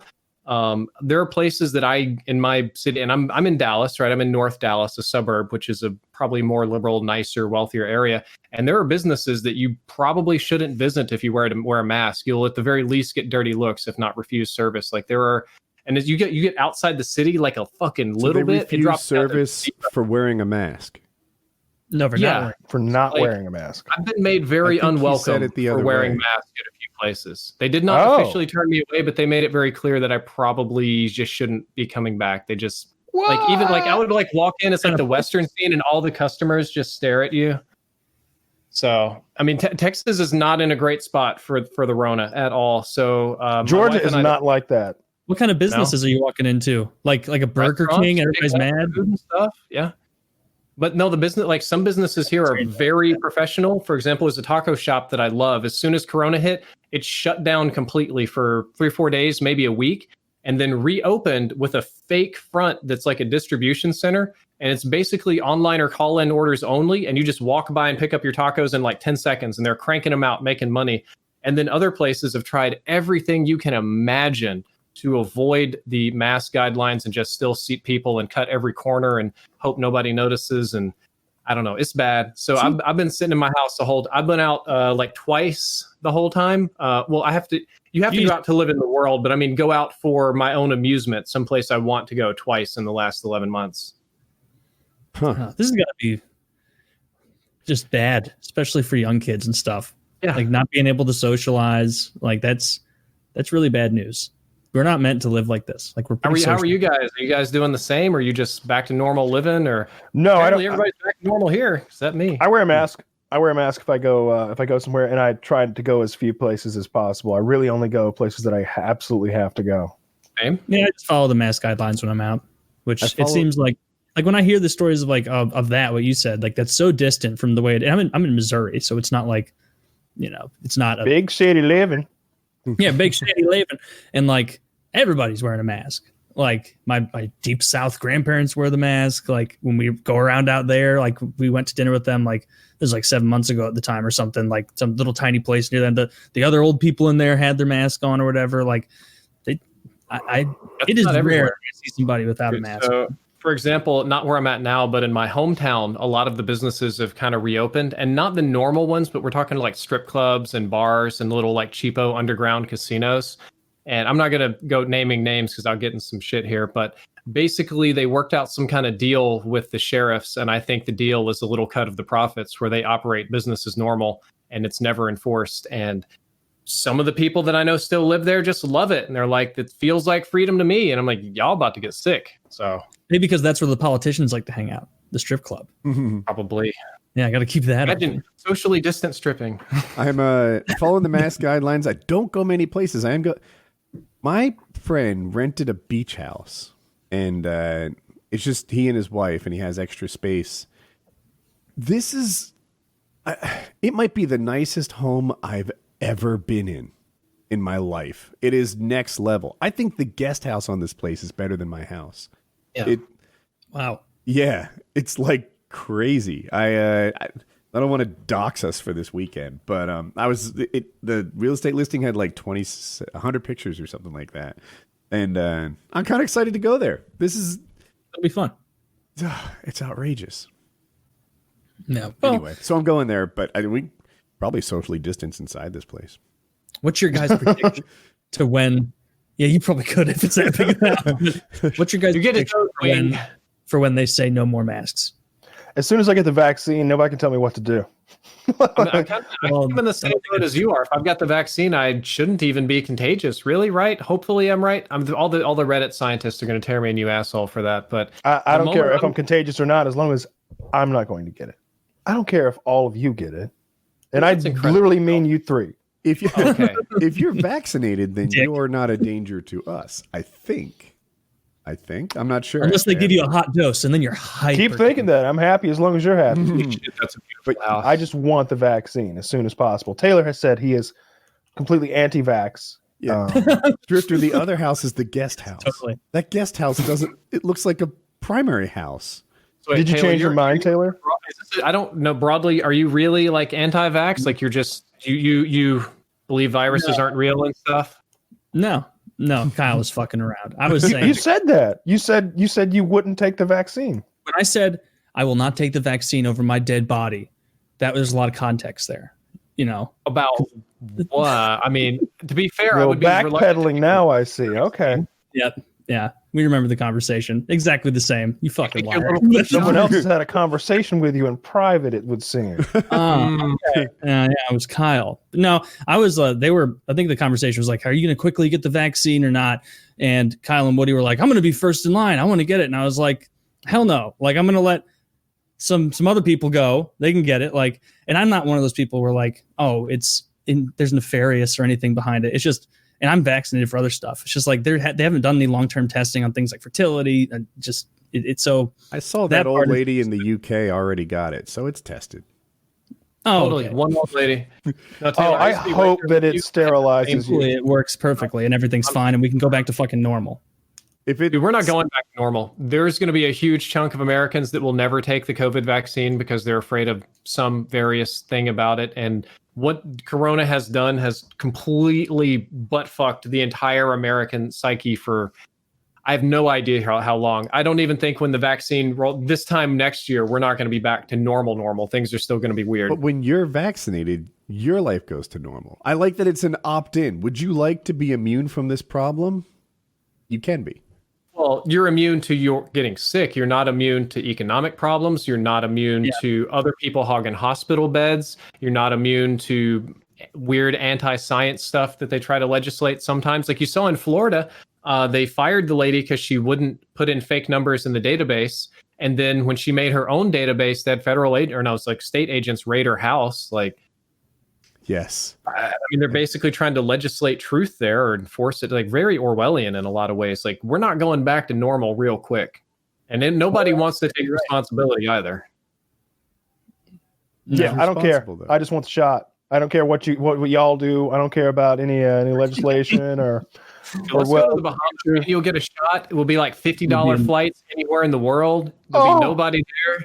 We can go to Dubai for like $23 and tip them in pennies because their economy's crashing without tourism. All right. All right. Oh, There's some good things. Yeah. God, if I could just if I could get off of probation at the exact same time I get my injection, I'm gonna be so happy. 2021 might be a great year. Kyle, I know you love this What's question. that day? Any updates on that? No updates. So, Drifter, the situation is I got 2 years of probation, so it technically ends next October. But after you've done 50%, you can kind of apply to like get out of it for like good behavior. And so I've been working on that since October. And when I say I've been paying a lawyer to work on that since October. So when I know something, y'all will know something. Any I just want to criminal hear that. mastermind plans that you've swept under the rug, you need the lawyer to help hide. What? He said criminal master plans you have. No criminal, You know? no criminal plans of any kind, master or Kyle otherwise. says, No. we're calling it Operation Insult to Injury. I flee on my last day to Colorado. Imagine you like you jaywalk and like a fan recognizes you and takes a picture and like tries to send it to your parole officer or something. I stay out of trouble. I don't do anything like someone was offering me some torrented movies yesterday, and I was like, nah, dude, I'm good. I'm good. He's like, no, you just log into this account. I got everything. You want this? I already got it. And I Was it by like, chance my guy or a whole new guy? Did he say he was my guy? no, whole new guy. I mean, there's just a couple of $50 patron feds trying to catch. Yeah. Oh, that I was can't like, be true. no, Trading man. I'm watching my P's and Q's over here. I'm no infringement whatsoever. I was no like- illegal movies. I wanted to watch the latest Mandalorian. I'm like, I'll tap up my guy. And I'm like, wait a minute. I paid for this. I'm going to watch it on Disney Plus. Apparently, HBO Max only has 8.5 million subscribers worldwide. That's might- it. I think you want to talk about their whole like new theatrical plan for next year to pump up their sub numbers. The company's pissed. Everyone is pissed. Everyone involved with those movies, because of the compensation that they're going to get for their movies going there, are pissed. Like everybody from Christopher Nolan. Christopher Nolan's quote was vicious. It was like he was talking about like how all these people had no idea that all their hard work was going to end up on the worst streaming service in the world. Like but as a consumer, fuck them. I don't care. I've got it. Said some of our industry's biggest filmmakers and most important movie stars went to bed the night before thinking they were working for the greatest movie studio and woke up to find out they were working for the worst streaming service. Warner Brothers had an incredible machine for getting a filmmaker's work out everywhere, both in theaters and in the home, and they are dismantling it as we speak. They don't even understand what they're losing. Their decision makes no economic sense, and even the most casual Wall Street investor can see the difference between disruption and dysfunction. So yeah, he seems to not be happy with it. So It's corporate group thing. They invested so much in HBO Max. It has a fraction of the amount of subscribers as all these other services that it's supposed to compete with, right? So they're like, how do we pump our numbers here? And they thought that they could just put their big movies on there and people would sub, but they're shafting all their filmmakers. So I don't. Some of the filmmakers probably would have been okay making a streaming movie on a lower budget, but like, was it Aronofsky was his name, made Dune for this big theatrical art film release, and it's going to be people watch, and they're just going to straight to streaming. There'll be no hype, no critical reviews. Let me be devil's advocate here, right? It used to be people bought CDs, right? Old school CDs. They put them in their car, whatever, and people would spend probably $60, $40 to $60 a year on CDs. And then that became an old thing that got replaced by iTunes and eventually Spotify. Now people have $120 music budgets. People spend $10 a month on a Spotify, or in my case, $20 for a family plan. People spend more on music because of a streaming service than they did back in the CD, realm. Flipping back to the movies, Christopher Nolan's all upset that people aren't going to buy his movie individually by going to the theater. But he might find that the entire movie industry is buoyed by this, is raised as people jump into streaming services like HBO Max. And now people who previously spent $40 a year on CDs or movies now spend $120 or $240 a year on the streaming version of it instead. It could I agree with you in that sense, but it's still unfair to the artist. If Christopher Nolan knew he was making an HBO Max movie, he'd probably be fine with that, but he had very different expectations for his film. He also wouldn't make an HBO Max movie. Yeah, well, we know that, but, fantasy land here. Yeah. If it were up to him, his movies would only be shown in 70 millimeter. or maybe he'd make it and he'd just do the contract in a different way. Right. Looping back to the beginning, I know you hate Keanu and think he's a terrible person, but Bill and Ted's Excellent Adventure was one of the first big profitable movies that came out on streaming. They financed it primarily independently, so it was pretty cheap. They released it. It made like $40 million in streaming revenue. So Keanu and Alex Winter were super happy with that. That sounds great, but no one was as happy as Alex Winter. Let's be real. Like, Keanu went cool, and Alex Winter threw a fucking party. All right, everybody was invited. So Alex Winter, I guess, is the other one. Which illustrates your point. I get it, right? Yeah. Okay. I don't know what his share of. Well, I mean, shit. Keanu didn't age that well either. Everybody's like, "Oh, look at Keanu, he's immortal," and it's like, is he though?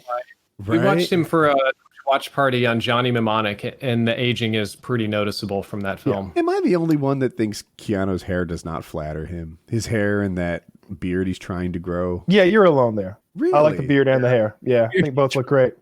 Look, it's not a traditional beard, but it looks good on him. Why don't you box Keanu? That'd be amazing. He'd probably lose though. That guy's trained. I certainly don't want to shoot against him. Jesus. Keanu, I'm going to break your orbital bones. No. I'm going to put you, and then I'm going to do whatever I want to you, You Keanu. box him. Like, why's it got to be me all the time? Drifter versus Keanu, deathmatch. Let's go. You're the tough guy here. You're the one always calling out fans. I mean, poor Dirty was just over there drinking Diet Pepsi, mind his own business, and Woody's the opposite of true. I don't like platform shoes and stuff, and he just started. Woody's been picking on Dirty for weeks. That dirty message. Dirty didn't even say anything. That's so not. I'm like, it's sort of the opposite. That's why I'm saying. I know, like I like the message you couldn't find to scroll up for or whatever. How like I'm dead serious. I'm doing this. I'm doing that. Like I'm like, where is this coming from? I haven't spoken to the guy in quite some time, like since the hangout a week ago. You instigated most of this. Yeah. A long time, a week ago. And Kyle has not been all night giving Drifter false information about it. Only as much as possible. Yeah, only as much as I possibly can. Yeah. Wait, Kyle, have you been provoking him? Provoking who? Dirty.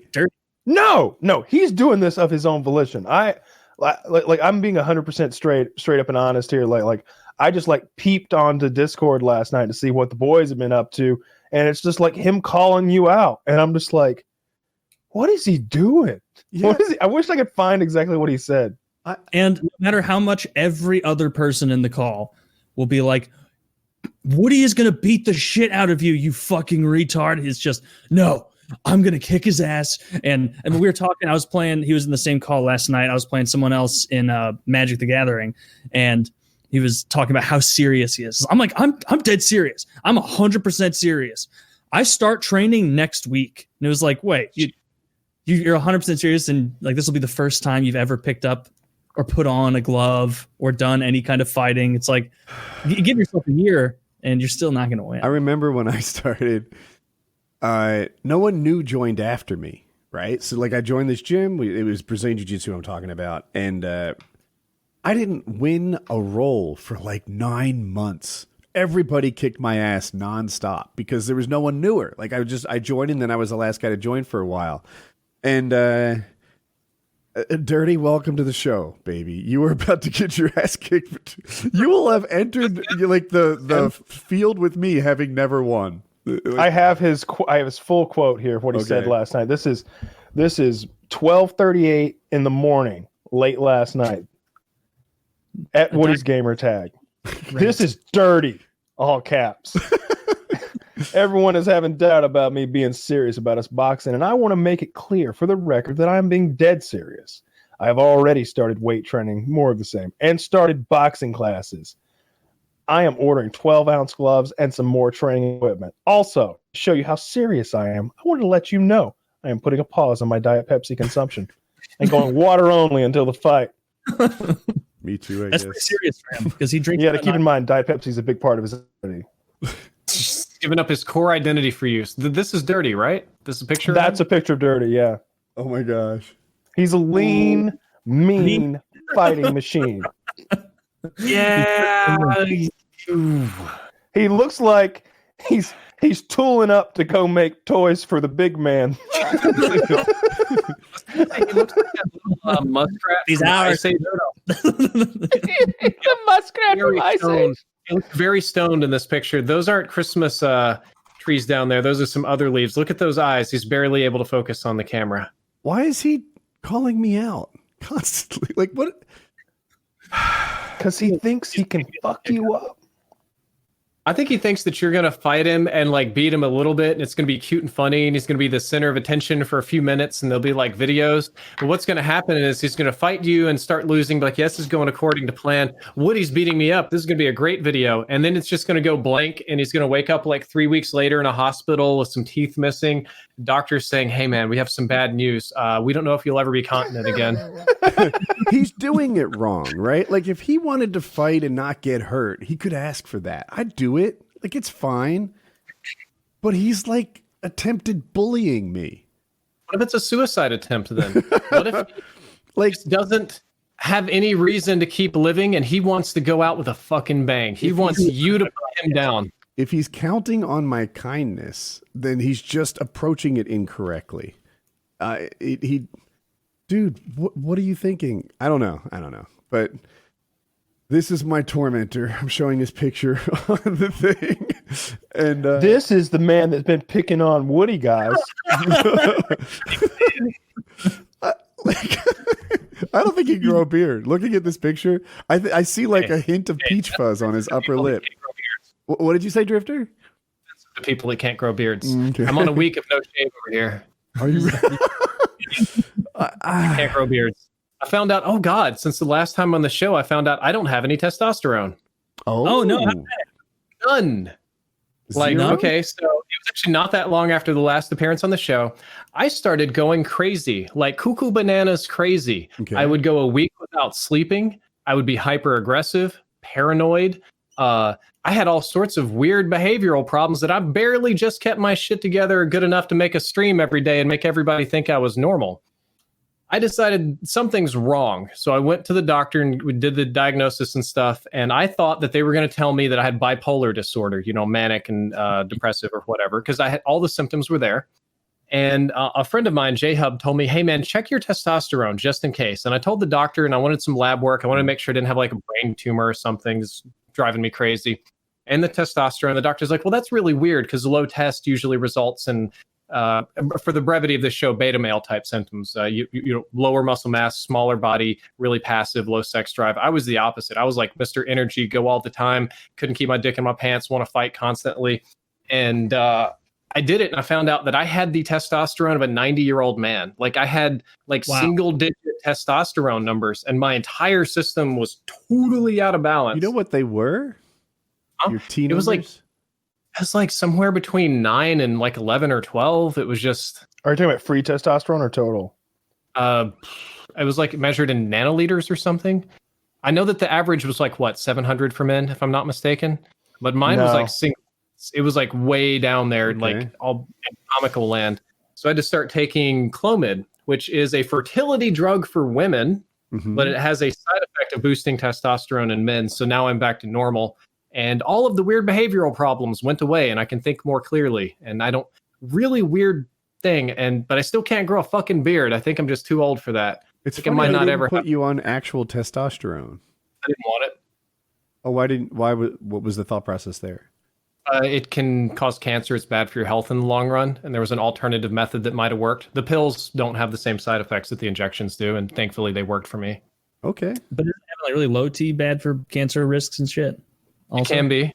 But it was really weird because usually you think like low muscle mass, like really like small, skinny guys. I didn't really have that problem, but I still had like basically no testosterone. And you have no idea how much it pissed me the fuck off. Because my whole gaming career, I've been told that I look like a woman, very feminine, soft lips, no beard. And, you know, after so many years of that, it got really annoying, right? You do have soft, kissable lips. I know. Soft, kissable lips is, that one, even with the Clomid, I'm still seeing it.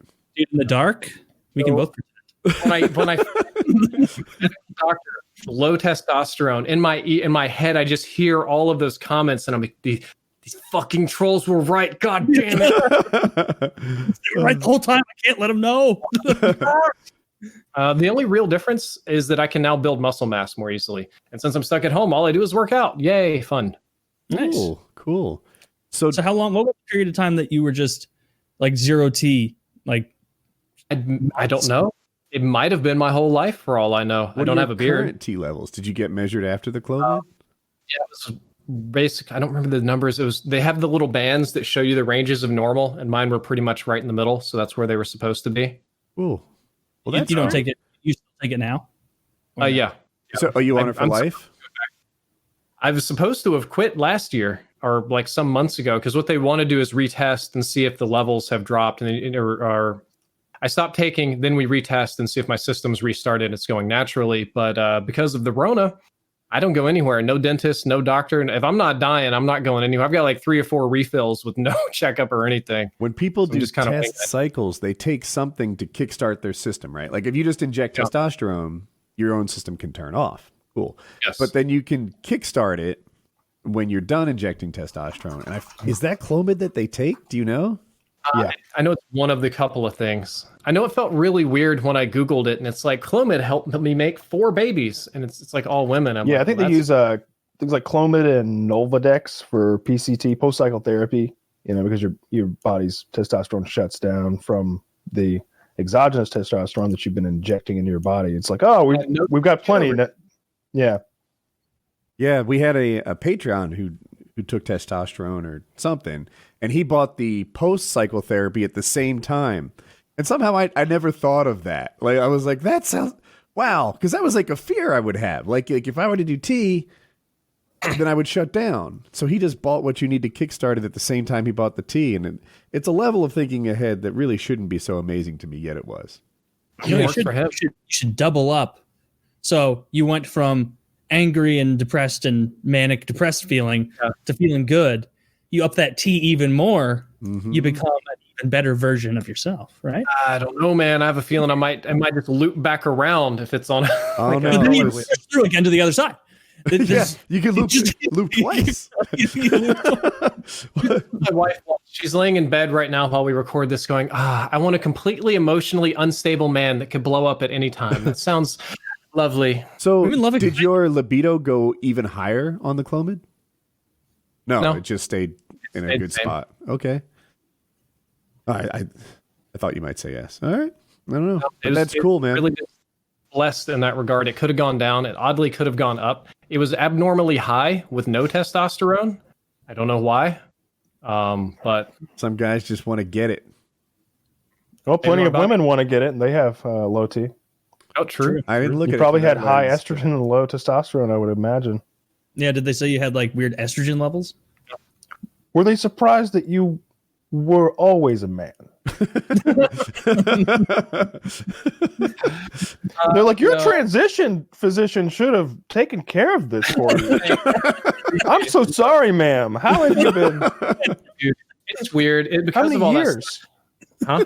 How many years have you been living like this, ma'am? I'm so sorry. Dude, you're hitting me right in my feels. I've had fans tell me that I'm like a trans icon in the gaming space. And I'm like, are you serious? Like, that's great that you have a role model, but you know that's not really me. It's cool that you look up to me like that. But the worst was I was doing a charity event. And I had a guy come sit down, turned out to be wanting to be trans.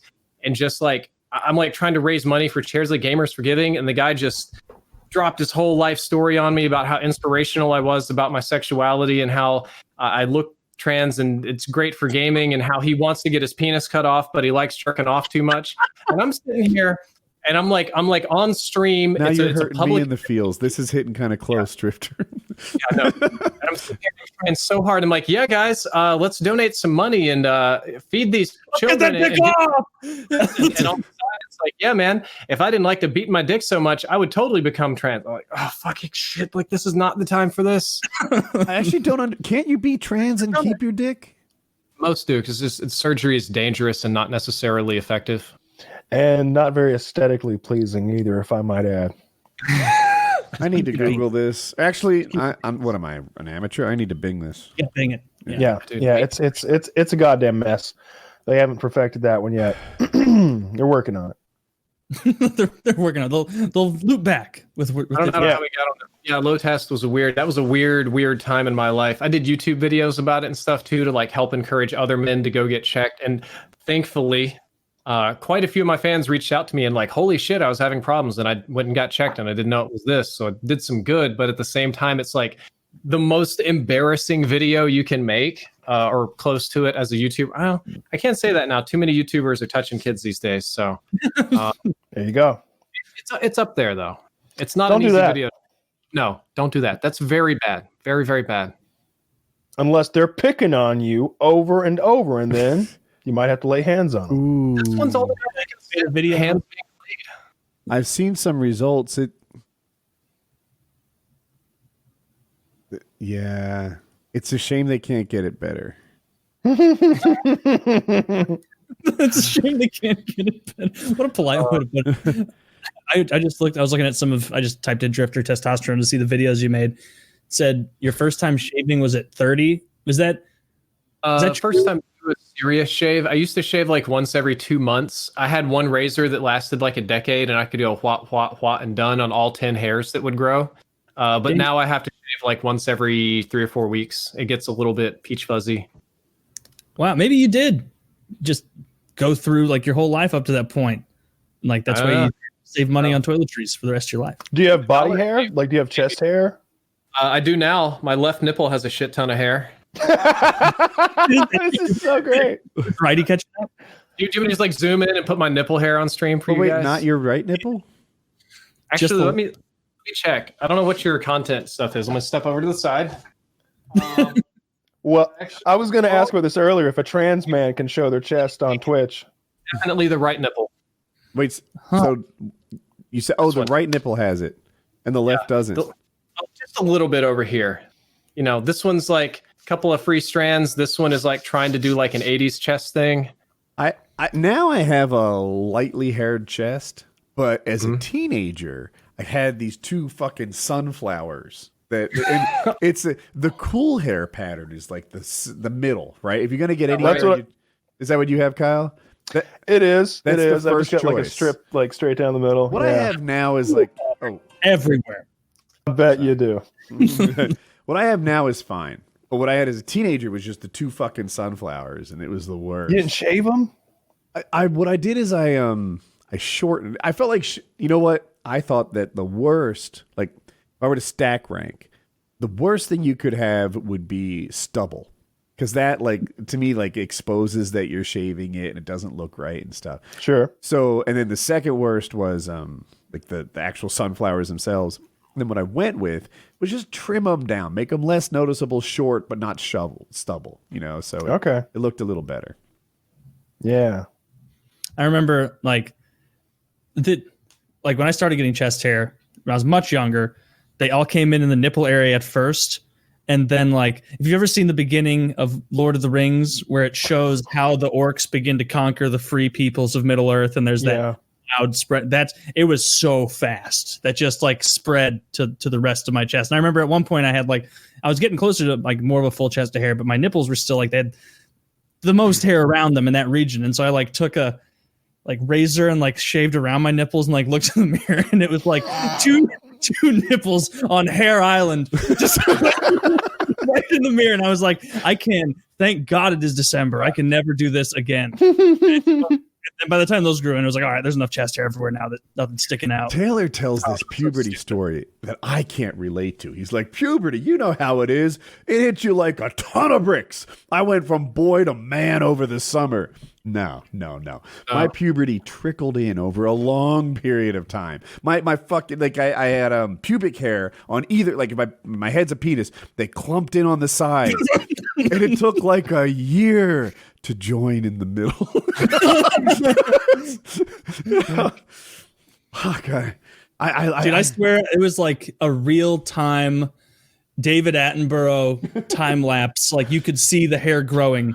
Like if you just would have put a camera on my chest or on my dick or whatever. Yeah. Yeah, it hit me. Kyle was more in the middle. Puberty hit me like a fucking train. I remember I showed up to 8th grade, the beginning of 8th grade, after not seeing, you know how showing up beginning of whatever grade it is, you see your friends, but you also see a bunch of people that you're friendly with, but you're not friends enough. So you just didn't see them for the 3 months. And there's this Indian kid that I was that kind of friends with. And I show up there and I said in like my changed voice, like, hey, what's up, dude? How you doing? He was like, damn, you lucked out with puberty. I'm still waiting. And like that was his takeaway. He was like, "Oh man, you got hit by the bus. I'm really hoping that bus swings by for me next, so I can start." Sorry that never happened for you, man. He got he got all the hair in the world. Not a lot more height. Very nice guy though. Haven't talked to him. That very nice guy. Lots of people talking about him. One of the nicest guys you've ever seen. But yeah, puberty was a good time. If I could do it again, I would. Wait, what? I wouldn't. Yeah, I wouldn't. I hear like the downsides of being the guy who gets lots of puberty, and it's like, oh, how rough it must be. Could you suddenly beat up the whole grade? Like, yeah. There was no downside to it. It was like, oh, nice. I'm gonna get an edge in sports, like against people who haven't gotten that edge yet. Yeah, it's rough to be the opposite because there's always like that couple of guys in my high school. They would be like 17, 18 and still kind of look like 12 and 13-year-old boys, like no puberty. So I was like that, and I had the baby face, right? But I was still like a big, tall guy. But there were people be like guys like 5'3", baby face, slightly squeaky voice, 17 years old, brutal. All the girls are like, oh, he's so cute. He's like my little brother, and you could just see him fuming, just like the Bagel Boss. Yeah, pretty much. There was a kid at my school who had that same kind of problem, and I think when he was like 16 or something, they took him to a doctor because he was still like the size of an 11, 12-year-old. He was really little, and they didn't give him Clomid, the thing you had. They gave him like actual testosterone injections to try and kickstart puberty, and so he had to go to like multiple sessions until finally, like, I guess it's like artificial insemination. Like it just catches sometimes, and it's like, oh, the T caught and it's beginning. And then like at 17, he like began a fast forwarded version of puberty. And like, because it was like a delayed onset puberty, it's not like he's far and away. He's way shorter and smaller than he would have been if he would have hit it at normal time. Cause like, it's not like your body just like saves up hormone. Like that's not a video game. Like if you don't kick off puberty when you're meant to, like you're gonna, like you're gonna be delayed in a lot of ways, which sucks. He did get to like a more normal height. Like you wouldn't stare at him in a crowd or anything. He's like 5'7" or so. But yeah, it's like his brothers and his dad are all like 6 foot or above. And so it's like he clearly got screwed out of like 5 inches of height there. Yeah. Poor guy. I would be so mad. That sucks. He'll never get a match on Tinder. He's not 6'5". Oh. That's funny. You're a tall guy, aren't you? You said 6'1", I'd probably say. Yeah, that is strange to like not have to shave, no body hair really, but you're still much taller than average. I was always on the skinnier side, but I wasn't like you'd stereotype like having like no muscle, being like having like little girl arms and stuff like that. No, it's just like a kind of like a lanky, wiry guy, played sports and stuff. Never would have thought. I had no inclination other than I had really no symptoms until much later in life. I just went crazy for like 6 months. It's so bizarre.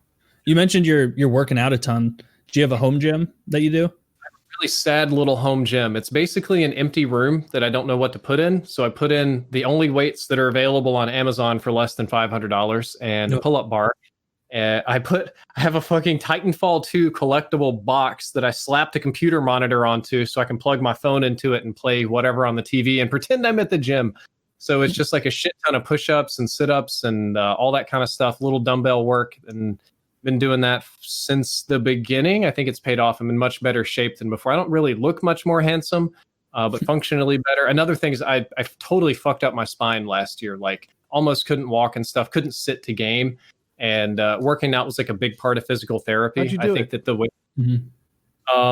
one part genetics. The men in my family have weak, what is it, the fascia bones? It's the little hooks on your spine that keep it, locked together. Mhm. My family has them thin. I shattered them some years ago. No damage. And then a couple of years, I was sitting in a DX racer chair for a little bit too long, and the vertebra just slipped. Oh, And when we got it checked, they found out that it was never really attached right to begin with. So I was fucked up for like 6 months. Did you change And chairs? Yeah. Oh, this baby right here. This is a $1,500 Herman Miller chair. This is the same one that Logitech sells. This The thing has been worth infusion. it. Yeah. Standing desk too. You can see it moving up and down if I need it. Ah. oh, cool. Don't need it as much anymore. Do you find that chair to be hot? No. Okay. Well, I mean, all chairs are hot. I mean, I got Mm-mm. big ass turkey thighs, and I just sweat here when I'm gaming. So The there's mesh that. chairs but- are not hot. I was looking at that. I like my chair. I have a Herman Miller Arion. I super like it. I really, really like it. But it very is similar. old. So I was thinking, like, should I get another one just like it, or should I get the infusion? I don't know. I think going for the Embody is the Embody, and I think this is the best choice. The Logitech G one is the same thing as this, but more expensive. You can get this one for like $1,200 on Amazon, depending on the sales and stuff. I must have the name wrong. Okay, yeah, Embody then. Yeah, and I noticed they were this. Like at first, I thought it was an all new thing, but now I see it's a new. It's kind of rebranded. I don't know if the Logitech version might be the Embody with every bell and whistle. Like there's options on chairs. You wouldn't think. No. What? Tell me what you the know. difference is the fabric. There's gel in the seat, and there's a different fabric here that's supposed to wick away sweat. I don't think Logitech was very happy with me because they sent me one of those chairs to review after like 6 months of telling me it was going to be a custom design thing. So I got it and I took it apart and compared the parts. And I'm like, guys, this is literally exactly the Embody with a different piece of fabric on it. And they're like, well, we disagree. I'm like, well, it's not going to be ethical for me to promote this if I can get it for $400 cheaper somewhere else, the same product. And we had a pretty big breakdown of communication over that one. But no, How it's did the they same thing. just So disagree. Like you disassembled it and said the parts were the same. I don't know. Okay. I don't think they were on the design team. Essentially, what they did is licensed Herman Miller products. So it is a Herman Miller Embody, and the fabric, like this gray stuff, they put a different material on there that's supposed to be more esports. But the base of the chair and the crazy, you can't see it. There's like a goofy, like fancy spine thing that doesn't work. It's the same. And they have like a desk, like a standing, like uplift desk, like a Logitech G1. And it's the exact same thing as the Herman Miller one. And I probably shouldn't talk bad about one of the companies that sponsors me, but on that particular product line, we had a breakdown. All the others, my mouse and keyboards, I love, but I just didn't feel right to recommend the chairs. Well, Yeah, that makes sense. yeah, I have the Arion. I don't have any deals with anybody, and I really like it. I bought mine as a refurb, and the post in the middle in particular, it seems like it's aging. Like it every couple of days, I have to pull it up again. It's like this dated. That's all. It's always worth the money to have a good chair, especially for your guys' position. Like, Yeah, if you spend a lot of time in it, it's like a bed. Like you don't want to put money into it, but if you think about how often you use it, a good place to put your money. I bought a cyber bed. A cyber bed. I've never It's, heard of that. Basically a regular. You see the floating platform beds? Yeah. It's basically that, but you can hide some little LEDs under it, so it looks like it's floating on like a beam of light, like it's magic. Honestly, it's very, very cheap. It's basically a regular bed, but with a very neat lighting effect. It looks great. When I'm watching movies, you kind of get like that theater lighting where you can still see around the room, but it's really dim. Functions roughly as a night light. Silly, cheap, but I've enjoyed it quite a lot. It's called a cyber bed. Oh wait. I call it. That's Here, what I'll he find calls it. I'll find a picture. Is this it? No, something. It basically looks like this.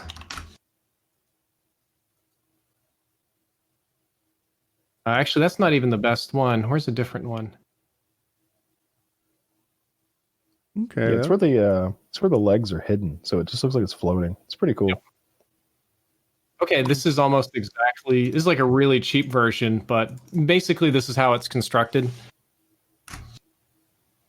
Yeah. Yeah. It would look if you took it apart. It doesn't. It's like such a cheap. Like it wasn't even like a crazy big expense. It was like just a few $100s, and it's just been awesome. Huh. Yeah, I thought about doing that last time I bought a new bed, but I was It was lazy. worth it. It was worth it because you think about it, you can turn your bed on, and you never stub your toe or anything on it because it's recessed, but you can also see around the room, nice mood lighting, stuff like that. Oh, wow. Yeah, I like that. This other guy's, he really did cheap out. Like I can. It's 2x4s with like drywall screws. He didn't want to maybe put something over that. That was ours. We bought ours from Facebook. Some guy said he could build it for like really cheap. So sure. And he built the biggest, steamingest pile. So my wife is very crafty. She likes building things. So she took little bits of it apart and like resanded and repainted and reshaped and redid everything to meet her standards, which drove me crazy because that meant I also did it. But the end result was great. Yeah, I don't know. It might be time for a new bed for me. Oh yeah. I'm actually in my bedroom now. My air conditioning went out a couple weeks ago, so I've been hiding in here. But it's winter now, so I don't need the air conditioning. I'm going to move back to the office probably this week. We're doing the show early this week for those listeners who haven't realized yet. But so I'll have extra time this week to move things around, get back in my office. Big heart-shaped bed that rotates. Ooh, Mirrors on the ceiling. that would be awful. That would be hideous. That'd be great. No, I got a Casper mattress last time because they were sponsoring us. I'll probably get something similar. I really like the mattress, but I think it might be time for a whole new thing. I don't know. It's been 4 years, 5 years, something like that. That's lucky numbers, man. You got to keep a mattress for like 30 years and then try to sell it for what you bought it for. Who sells mattresses? You should look at Craigslist, Facebook Marketplace, man. What is a worse used buy than a mattress? Condom. Don't say condom. Speedo? Because Belle Delphine is selling the condom that she's going to use in her porno this month. So, and really? that thing is going to go for more than what my new bed will cost. So, How much you figured the condom's going to go for? I would bet less than 1,000, more than 500. I'm going to bet over 1,000. I bet there is some gross, dirty little simp out there that is just ready to throw money at that. What are you betting on? The Belle Delphine used condom.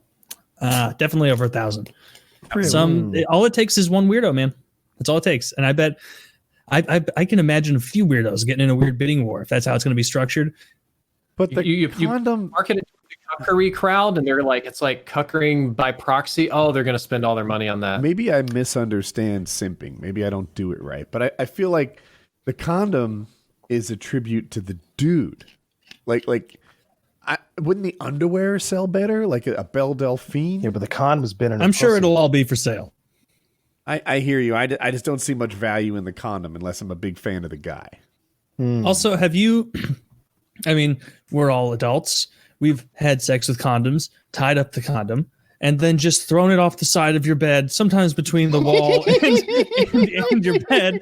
And I remember when I moved from my old apartment, I moved my bed back, and there was just a gross, yeah, exactly, just a gross bunch of nonsense. And so a used condom sitting there getting old, that's not going to be a collector's edition forever.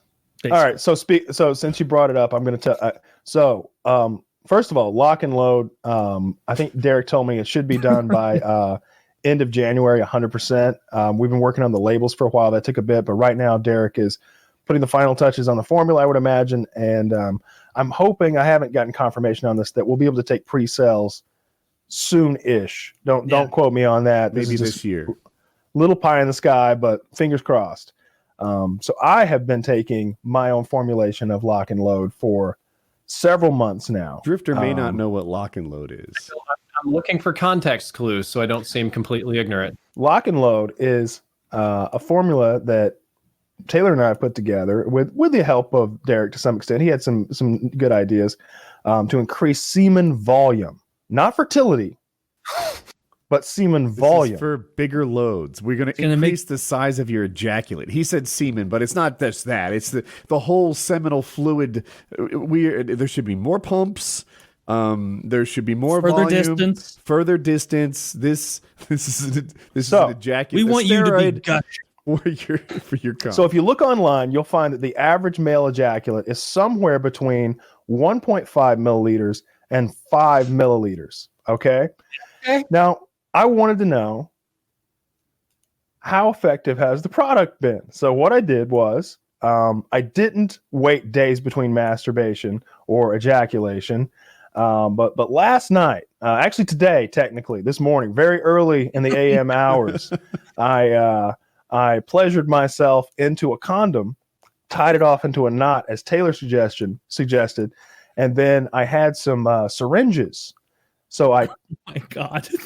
so I drew out the semen from the condom with these 3 milliliter syringes because I thought this will be the perfect way to get an exact measure. Because then you can, aerate the syringe. You can like pump the air back out, and you can find it. You can get exact. Because how are you going to come into like a graduated cylinder? Exactly. Right? We've all tried. Right. And if you use a funnel, then you're losing some volume into the funnel. But I was trying to measure it. I put it into the receptor, and then she spit it out, and it was half saliva. you're getting saliva. Right. There's no way to do it without what I did is the perfect way to do this. Yes. You Take a masturbated guess. with a condom on? Well, I finished into the condom. I put the condom on in the last the home last stretch. stretch of the race. Right, yeah. All right, you said normal's 1 to 1.5? 1.5 to 5 milliliters. Oh. Pretty big range. I'm going to guess. Like the maximum range listed if you do a little 7.5. Googling is 5. Did you get 7.5? 15. I'm going to say that he got 20. Jesus Christ. Yeah, that's You always ruin things like this. You always ruin things Was it like this. 100? And this is how you do it. This is how you do it. This is how you ruin things. Somebody will be like, guess how much I squatted? And he'll be like, I don't know, 8,000 pounds? No, not 8,000. Guess how fast my car is? I don't know, 500 miles per hour? In 1 second. Oh, dude, there's nothing funnier than the guessing too much or too little game. This is really fun. This car was, $200,000. What's your number, Kyle? What'd you 8.3 milliliters. 8.3 milliliters. Now, Doubling up on the even most virile of normal men.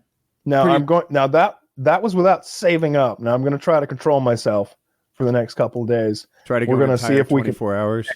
We're going to try to hit double digits. Hear me out on Or this one, okay? 10 hours. You're still on parole, right? Right. Now, imagine for some random reason your parole officer stops by or you get checked and they're like, hey, what are all these syringes with this white stuff? Taste it. Is there a component in was lock telling and me load for taste? Because that had been discussed during the formulation. That's going to have to be a separate product. There's so many things in lock and load right now that I'm worried at some point the price is going to get a little bit ridiculous. But there Or are the a size lot. of the pill was another concern. We talked It about could that. not be one pill. Like I actually haven't discussed this with Derek, but there's no fucking way this is one pill because just one component. There are multiple components of lock and load that require multiple pills. But like hold on. I don't understand why it can't be one pill. It seems like you could just get the ratios right and say the dose for this is 2 pills or 3, but the same because pill. those would be 10 pills. And you would be Well, then combining liquids and solids into a pill. Yeah, the liquid Now and solid that's thing. a sticker. Okay. Like- Yeah, because if it had hypothetically been like a powder or something, or a bunch of ground ups whatevers, then it seems like you could just get the ratios right and take as many pills as it needed to be. Perhaps. But I think what we're going I don't know. I haven't. We're gonna have a lock and load cocktail. This is fantastic. It will. On lock and load, Say again, please. overdose on this medication? Well, there will be a recommended dosage. Your sexual partner can. She can drown. Oh. Just like somebody it's like more effective on and they just blow out like a whole bottle at once, but it's more like pissing. It's just like white liquid just whoosh. Well, ideally, it'll still follow the mechanics of the normal jism. You know, it'll just be a lot more of it. Ideally. So don't maybe I hope this link works. Don't show this link, Woody. This is pornographic. Yeah. This is what we're heading for. So we're going. Okay. Great quality. This is the goal. Okay. There's volume on this. The volume actually might be fun. He took all of those little fucking drizzle packets from a toaster strudel and just He's still going. He's still going. Look at her. She's just like, oh God. Literally couldn't breathe. It's like trying to breathe when the shower is in your face. So She's in a day. She doesn't know what room she's in. this is fake, right? Yeah, it's fake. Yeah. Better special effects than the Mandalorian in that porn, right? Oh, boo. Am I the only one? Mandalorian talk again. Sometimes I watch and I'm like, this is pretty cool. This is maybe even what I want, right? Because it's somehow a realistic Star Wars, right? Like when I watch the movie, there's maybe a little too much lens flare, a little too much cinema effect that almost makes it seem like this isn't real. This is a movie. When I watch Mandalorian, it looks like children playing in the rocks being videoed on a cell phone. And I'm like, it just, on some level, it looks cheap and pedestrian. On another level, it's like, well, but it's not cinematic and there's not lens flares everywhere. It looks real. And I go back and forth from time to time. Oh, it's not just you. I agree. The Mandalorian's more grounded, which I think, even though the original couple of films were fantasy, especially the first one, there was sort of a real element to it out there in the desert. The Mandalorian has that, whereas especially the newer movies are like, we're riding on the CG ship to the CG fight with the CG animals, and check it out, our lightsabers have RTX, and yeah, no, Mandalorian's great. It's a little I more don't think it grounded. looks cheap though. I think the special effects look great.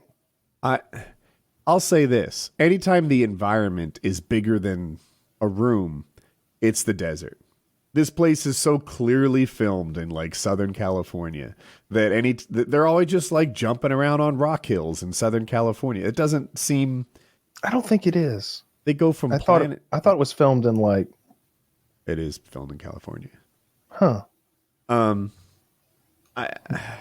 don't know. That's been the same thing for like 50 years. At this point, I think I associate Southern California with space. Okay, it just looks too standard to me. I don't know. I don't have the vocabulary to really pin down why the Mandalorian. Like, is this just what real space cowboys look like? Real space cowboys? Right. You know, I don't know exactly what real space cowboys are supposed to look like, but this looks like pedestrian to me, like a thing that an 8th grader who was really into video would put together. And then on the other hand, it's like, right, but if you go too far in the other direction, then it looks like it's not real anymore. It's a movie you're watching. And I don't know what I want from it, but sometimes their costumes, the way they move, it all just looks fake. Because it is fake, and you're being ridiculous. You just got to relax and enjoy it. You're like the kid that pulls at Santa Claus's beard.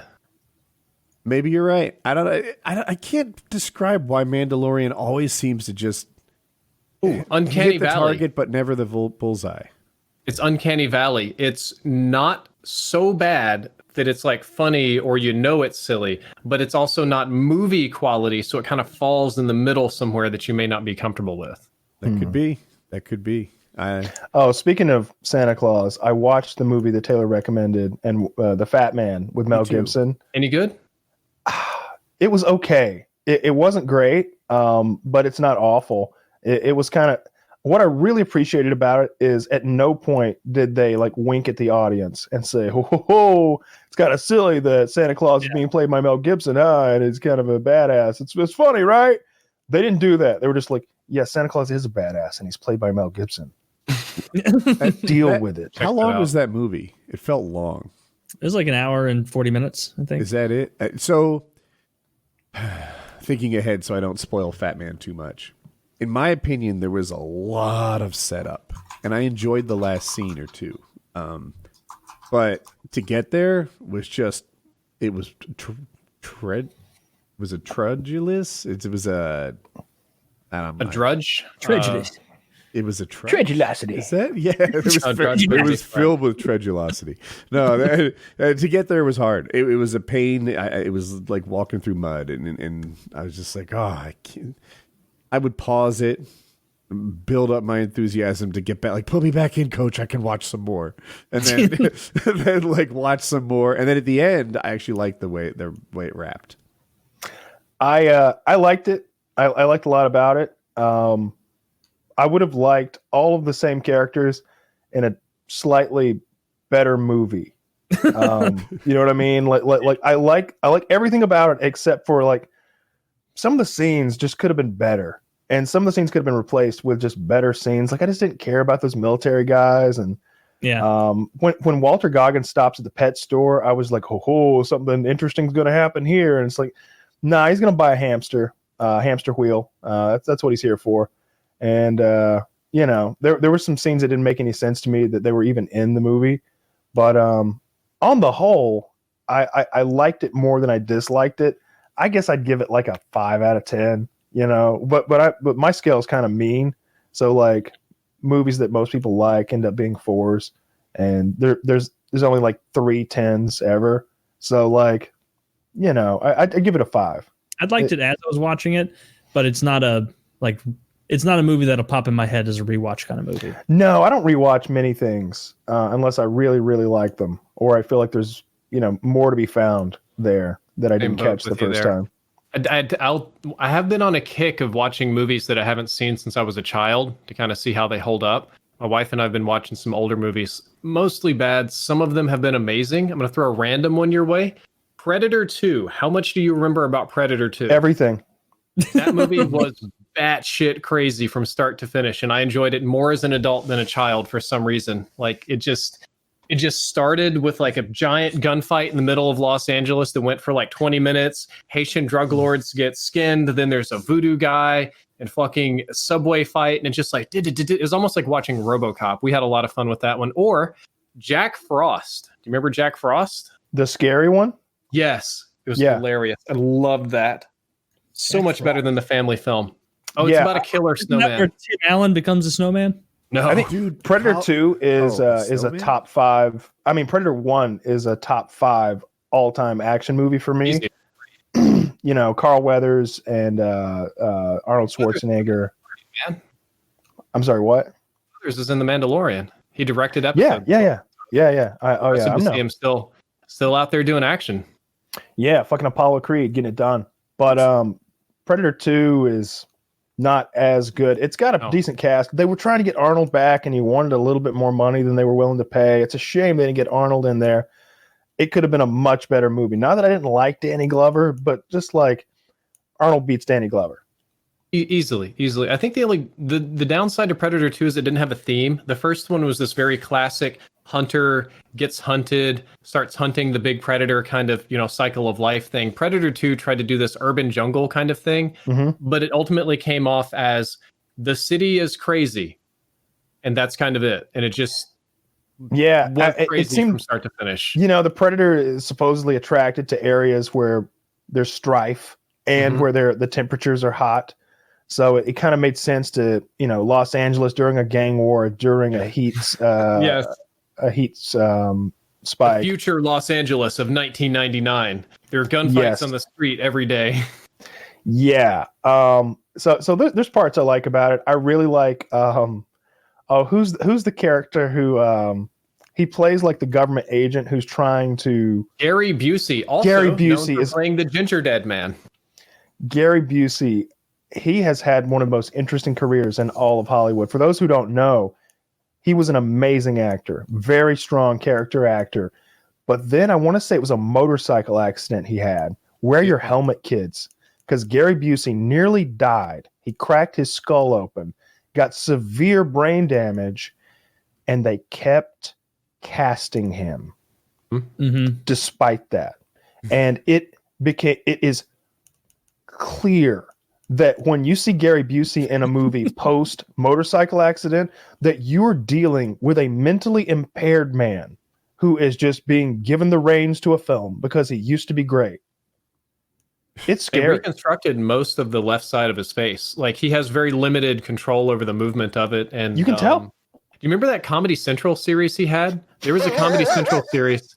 Yeah, it was like some kid was like a super big Gary Busey fan, so they let him be Gary Busey's intern, and Gary just tortured him with all sorts of bizarre requests and pranks. And it was, I don't think it lasted a couple episodes. It's super crazy. I remember that dude's been in so many weird movies. He played a dog that was in love or something, or an angel dog, but he was just a man standing there like licking the grass and stuff. And he played the ginger dead man, which is a gingerbread man that comes back from the dead and murders people. And they kept casting him, right? But they realized he couldn't do his old acting. So they just kept casting him in crazier and crazier and crazier roles. And he just never said no. Yeah. So you look up Gary Busey and it's like a downward spiral to the bottom, but he doesn't seem to give a fuck. He Doesn't just care has at all. fun every time. Yeah, I just clicked on a video of it just to see what he's up to on YouTube, and it like starts like a TMZ video of like them like walking up to accost him, and he's like turned around, kind of slumped over, and he just looks like a vagabond. And then they're like, Mr. Busey, and he turns around with like that crazy man's face, and he starts talking about quarantine. So yeah, that's that must be terrible. That must be like almost like someone dying in your family for someone to like have that level of brain damage, you know? It's like they're not even the same person anymore. His son looks a lot like him, is also an actor. You were talking about that reality show he had. Mm-hmm. There was a time period where reality shows were good. Like where MTV even had good reality shows before they became super scripted and like very like safe. One of my favorite reality shows of all time, one season, Breaking Bonaduce. You ever see this shit? No. I think I remember that. Danny Bonaduce, and what did they do to him? It's his family. It's just him and his family. And he's going through like a crisis. Like not pumped up for TV. It just so happened that Danny Bonaduce agreed to do a reality show. And when the cameras showed up, his life actually had begun to fall a fucking apart. And so he's like downing entire bottles of Absolute vodka, like at once, like think shoe nice levels of drinking. Wow. There's a scene where he literally guzzles down a bottle of Absolute vodka, a small one to be fair, but he's drinking 30 ounces of Absolute vodka or something like that, and then goes skateboarding into traffic to kill himself. And the car narrowly misses him. His wife is like leaving him, and they're going through like couples therapy, trying to pull it all together. And he's on steroids, and he's going into these rages, like these steroid rages fueled by alcohol as well, and his life falling apart throughout, I don't know, 10, 12 episodes of an actual reality show. There's never been a reality show like that. There's a reason there was no second season. It was wildly popular. They tried to get a second season. And he's like, no, I look like an asshole. And it's like, you are an asshole. That's why we want to watch. Jesus. It was I need to watch this now. It's worth going back to watch. Like I remember when it was coming out, being just so taken with it. Just I didn't even know who Danny Bonaduce was. That's before my time. I still don't know who he is. Was he on the Partridge Family or something? Yeah, he was like the star. He was like the Michael Jackson of the Partridge Family. Yeah. Partridge in a pear tree. But by the time this reality show is being made, and what I'm going to call 2008, I'm just guessing. Sounds about right. Yeah. He's a 45-year-old man or so, maybe older. He might have been a radio DJ for a while. I think that's what he was. That was kind of his second act career wise, and I guess it was falling apart. What's he up to now? They did do 2 seasons, it looks like, but did they? I googled it, but okay. Personal life arrests. Oh, that's usually good when you see that on Wikipedia. You know what else was? Career. I liked a couple of the old ones. I always thought there was a difference between Paris Hilton and Jessica Simpson. I forget the Jessica Simpson what it was called, but they both played really dumb blondes. Mm-hmm. And I always thought Jessica Simpson played it with a bit of a wink, like, "Oh, tuna's not chicken; it says chicken of the sea on it." Like that's how I interpreted what she was doing. Mm-hmm. Maybe I'm giving her too much credit. But Paris Hilton seemed to legitimately not really understand the world around her. I think it was Paris Hilton and Nicole. I think it was Paris Hilton and Nicole Richie in The Simple Life. That's it. Yes, I watched that Yes. show. So I saw that as a kid, and I thought these are the trashiest, stupidest, most embarrassing, and all these like negative. And then you see Paris Hilton as an adult, and some of the interviews, and you realize that she's actually quite smart. She runs her own big business, and even I think she's a gamer, if I'm not mistaken. And all of that stuff was just totally fake. I'd say she nailed that. Yeah, she's Maybe I'm pandering. wrong. Maybe I feel Everybody's a gamer these days because it's Yeah. yeah. Because Well, some people are. Yeah. Yeah, Okay, Henry Cavill's a true gamer. I've heard stories about Cavill's him a true since like 2005. All right. Superman doesn't need to pander. All right, I believe him. But when I see AOC playing Among Us, I'm like, yeah, I bet she's got a great GPU. Yeah, No, she but was a gamer before. She played Overwatch and League of Legends and stuff. She got up to, I want to say, silver gold. it's the Thor face. Did she though?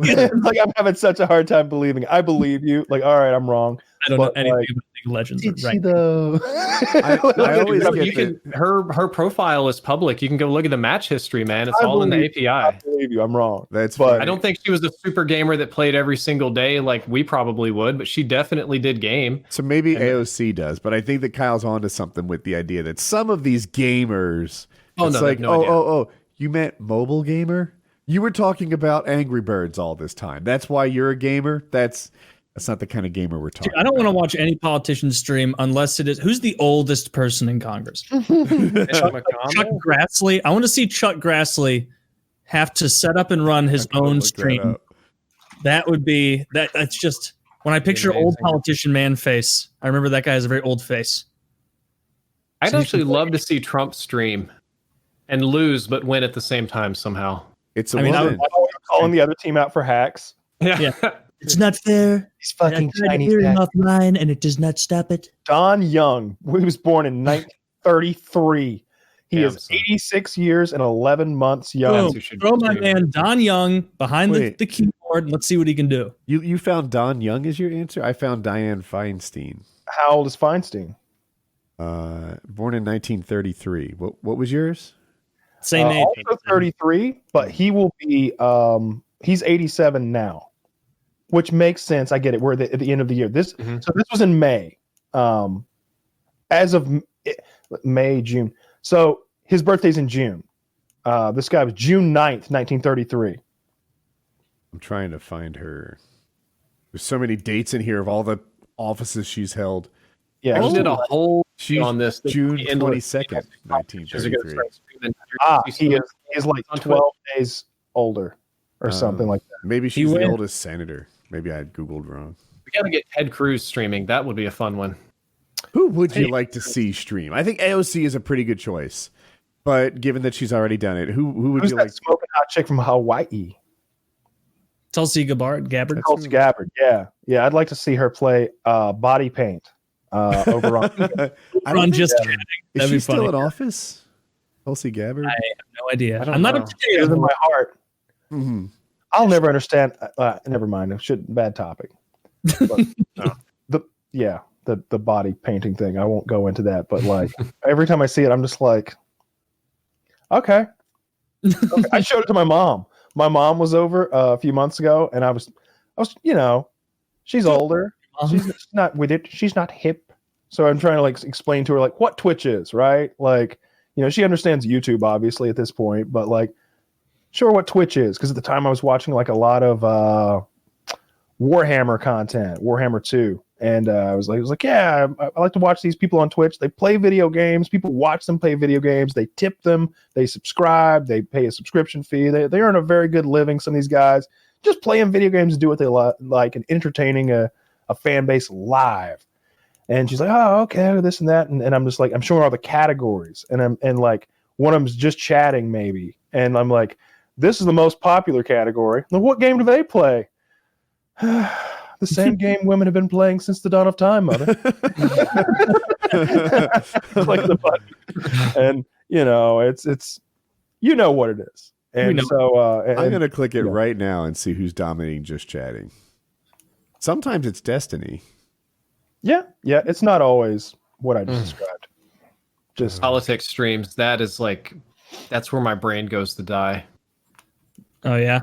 I don't know. I think when one of the things that made Trump do so well is I feel like, not being scripted, going off script and just like speaking from what seemed like where his heart should be, just you're getting Trump. I think we have we're getting a more genuine sense of who our president is right now than maybe ever before. And I'm not saying that's a good thing.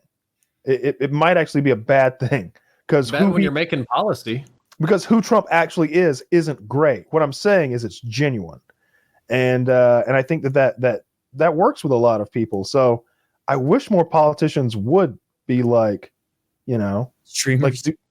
I don't know, be genuine and just like not give a shit what they're That saying. was AOC's advice for social media. She's like, look, if it's not you to crack jokes or use memes or whatever, don't go on Twitter and try to be that person. Just be you. Just be yourself on Twitter, and that will go over pretty well. And I think she's onto something there. Like she is herself. Trump is herself. The people who do really well are themselves. The people who don't do well are playing a character they think will be popular. And politicians, like, dude, you're brand new at this social media stuff. You suck at this. Yeah. Like that. The race here in Georgia right now, the Senate runoff, which is kind of important to me because I do have hopes that they will vote on that marijuana bill at some point. And it'd be nice if we had a couple Dems coming out of Georgia, though. I haven't done enough research. All I watch is the attack ads. And I'm like, oh man, it's John Ossoff guy hiding money for the communist Chinese. I don't know. Is it worth it? Like, that's literally what the attack ads the other say. guy's also hiding money for the communist Chinese. The other guy is so bad he didn't show up for the debate. And they asked John Ossoff, like, why do you think your opponent didn't show up for the debate tonight? And he's like, well, he's probably afraid he'll incriminate himself. And it's like, because he's got so many like So the thing with Purdue and actually the chick too is when they got Loeffler. Say again. Kelly Loeffler. Loeffler, thank you. They're both incumbents, which means they're currently senators. Probably everyone knew that. And they got early COVID-19 information, before everyone else did.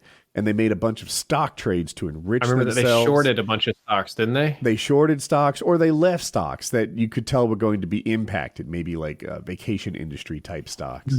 And it's pretty clear that they didn't tell you about the upcoming problem we would have with this pandemic, but they themselves were making investments to profit and avoid losses. In this? I'm sorry. Like how many like politicians got scooped up in this? The number's not huge. It's like 6 or something. I was going to say one less of them's than from 10. North Carolina. Richard Burr was big on it too. But I remember correctly, they would later they would like do all their stock trades in the morning and then go on TV that afternoon and say, we've got the COVID thing perfectly under control. It's nothing to worry about. It's all going to blow over just fine. And then like as soon as the cameras are off, they're like dumping more stocks. Making trades. In the case of Richard Burr, it was almost the opposite. He had Really? Yeah, he was making trades for himself, and then he had a very private like donor meeting where he told them to make trades too, but then he didn't tell like any broader population. And so anyway, maybe I'm in a bubble. I'm open to that concept, but I've been hearing about the Republicans and the trades they made a lot, not so much about Chinese. I honestly don't care about that. It's like, well, you couldn't really cause a public panic. You probably were told not to, but you're sitting there looking at your portfolio like, shit. What do I do here for my grandchildren's There's sake? a lot of airlines in here. There's a lot. Carnival Cruise Lines, huh? we really went heavy into Carnival last year, huh, Mike? Yes, sir, we did. It looked like it was going to be a big vacation year with the global warming and all. Shh, we don't call it that. Yeah, with the climate change. Nope, not that either. Well, it was going to be a warm year. There you go. It was going to be a good vacation year, and that I don't know. I don't mind that, but then like the attack ads from the Republicans. Look, if I am your resident non-allowed voter, so like it doesn't matter one way or another. But like if I were going to be swayed one way or another and do zero research and just watch attack ads, the Republicans' attack ads are great, Dude, they They're savage. Like when they go after Raphael Warnock in Georgia, Raphael is running against Kelly Loeffler, who's the pretty blonde girl. if I'm not mistaken. Is it? I think it's either Raphael's Kelly. the black guy. The black guy's Raphael's running the black against the guy. blonde. Yes, uphill battle here in Georgia, and he's a reverend. He seems like a real nice guy. To watch his ads, he's all about community and like he just seems really well spoken. I know that's a racist thing that people say about black people, but I just mean him in particular.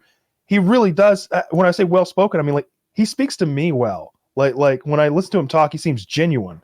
He knows And but then I see the attack ad, and they tie him to Jeremiah Wright, and they play that old soundbite, not God bless America, God damn America. And like they play that 3 times in one attack ad about Raphael Warnock. And like by the end of it, I'm like, motherfucker, why would you fucking say God damn America? Like I get we got some problems here. We got some problems. But God damn America. And like, you're a preacher? You know, even like me. this other guy. Do you remember when that clip got so big, like 10 years ago, 12 years ago, whatever, maybe 2008? And like, you just have to know that like Obama was looking at that clip of his pastor saying that, being like, you son of a bitch. Like, you just made this so much harder for me. Absolutely needlessly. You stupid fuck. I'll just non-damn Muslim at this point. Christ. I used to hear so much crap. I was living in Mississippi. I used to hear that, you know, Barack Obama is a Muslim plant, that he's from Indochina, and that he was trained by ISIS to become president and destroy America from the inside. But when that preacher started saying whatever, like the people just ate it up. They tore it up. They're like, it's not a real church. It's a fake church.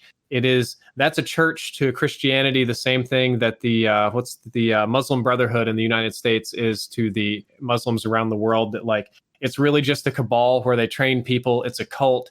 And just, it was, dude, I couldn't imagine being Obama and just watching people savage my entire congregation as all secret terrorists. I watched the election. I follow politics a lot.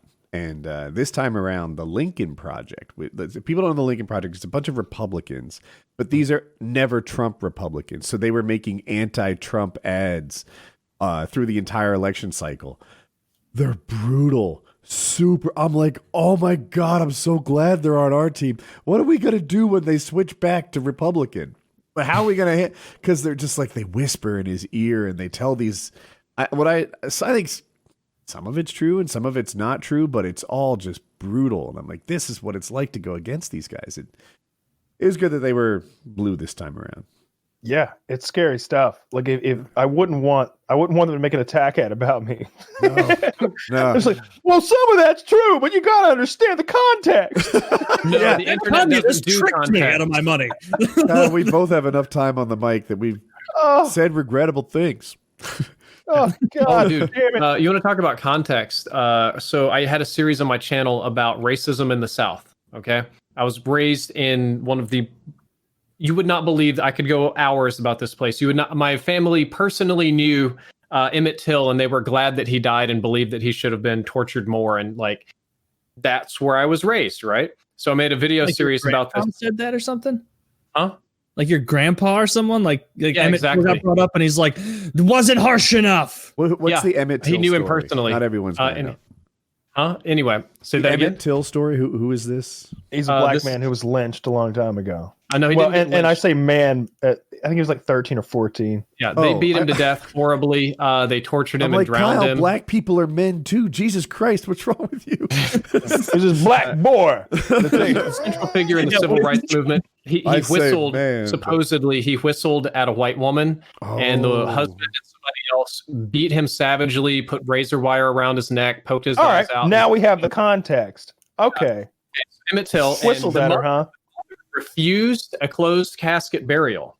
So the whole community came, and this horrible, brutalized face was on newspapers, a big civil rights thing. My grandfather knew this man personally because he used to sell groceries to all the stores, and Emmett Till worked at, or at least frequented at one of these stores. So whenever it would come up on news or TV, little 7-year-old me would be sitting on grandpa's lap hearing about how he deserved it, how he was uppity, how they probably should have worked him over more, how I can't believe they hassled those people with a whole trial and just a whole bunch of stuff. And I was like, well, Grandpa, if I whistled at a woman, should you hang me?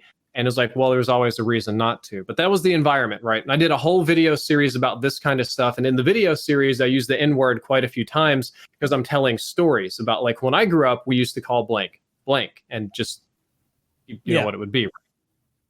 Some people that didn't like me took this, like, I don't know, hour and a half, 2-hour series and trimmed out little bitty sentences of me telling stories and, like, string them together. So it's and it's like, in this, and so deserves to die, and white that. And they mailed it to all my sponsors. Jesus. Just got emails like, did you know that you have a secret Klansman working for you, spreading this racist ideology on the YouTube channel? Just like play this clip of me just going in, over and over and over again. I was infinitely lucky that every single one of my sponsors was somehow already aware of that video and found the edit to be hilarious. I could have just like been just like Canceled. Industry canceled for that. I decided to pull it offline so that doesn't happen again. I might put it back up sometime. But the point is that for a lot of people online, you can either side, left or right, context doesn't matter. The context of a situation or what you're doing or what's in it doesn't matter. It's the same reason you can't read Mark Twain books in public school. And anything that, like that clip with the preacher, anything that he was saying, quoting a different person, making an example, playing a character, doesn't matter. You said those 3 words, they're going to play just constantly like it's your real, true, fundamental belief that you hate America. Yeah, that makes sense. I wish we could use the word uppity. I like that word a lot. Like it doesn't have to be racist, does it? I feel like you can't use uppity anymore without it having a certain context. Racist these days. Mm. Kind of This old one, though, it'll circle around to where it's not even thought about that. I still use it. Yeah, and in that I mean, I just wish that I could use it more. yeah, towards black people. Yeah. Yeah, yeah. That's what you want. Specifically them. Specifically, that's what you want to be able to. Only uppity black people, so it's okay. All right. We're kidding. Stop. It's gone too far. Too far. I was all leaving you on that island by yourself, and then I thought my joke was funny enough. Yeah. I was like, in my head, I was like, come to the docks. Say it. context. I miss you. No, I feel like you can call a woman uppity and get away with it. I mean, you can call a white person uppity and get away with it. Yeah, I do it all the time. It's just not a very useful word for the most part. Like maybe you'd call a kid. I was Like going to if a see kid. a child maybe. I think dirty's being a little uppity. That's a I'm good gonna- way for that word to be used. Dirty is acting uppity. I'm going to type a word into the chat that I can't say anymore. It's I'll an say it archaic for you. word that I used to grow up with. But I yeah, want to take guesses. Oh, yeah, I know, right? You can't say that. It's so the weird. word that means cheap, but that one's dunzo these days. I feel like if you hit that A hard enough, you can get away with it. You just can't slip an E sound in there. Hardly. Hardly instead of erdly, you know? Sorry, I didn't get that. What was that, Drifter? I've stepped away from all that stuff like it's kryptonite. Having my sponsors sit down and review 10-year-old videos would make me maybe reevaluate the things, or just not care about context and to self-censor. Yeah. Hit us with an ad, Taylor. Yes. This episode of PKA is brought to you by ExpressVPN. Admit it, you think that cybercrime is something that happens to other people. You may think that no one wants your data or that hackers can't grab your passwords or credit card details, but you would be wrong. Stealing data from unsuspecting people on public Wi-Fi is one of the simplest and cheapest ways for hackers to make money. When you leave your internet connection unencrypted, you might as well be writing your passwords and credit card numbers on a huge billboard for the rest of the world to see. That's why we've decided to take action, which is why we're recommending you get ExpressVPN to protect yourself from cyber criminals. ExpressVPN secures and anonymizes your internet browsing by encrypting your data and hiding your public IP address. ExpressVPN has easy-to-use apps that run seamlessly in the background of your computer, phone, or tablet. Turning on ExpressVPN protection takes only one click. Using ExpressVPN, I can safely surf on public Wi-Fi without being snooped on or having my personal data stolen. For less than $7 a month, you can get the same ExpressVPN protection that I have. ExpressVPN is rated the #1 VPN service by TechRadar and comes with a 30-day money-back guarantee. Protect your online activity today and find out how you can get 3 months free at expressvpn.com/PKA. That is expressvpn.com/PKA for 3 months free with a 1-year package. Visit expressvpn.com/PKA to learn more. So get yourself that online protection. Don't be a fool. Take your security seriously. You need a VPN? Pick that one. Use our code. Yep. This episode of PKA is also brought to you by GOAT.com. If you're looking to buy sneakers online, there's a good chance that the shoe you're looking at is fake. How can you be sure it's real, though?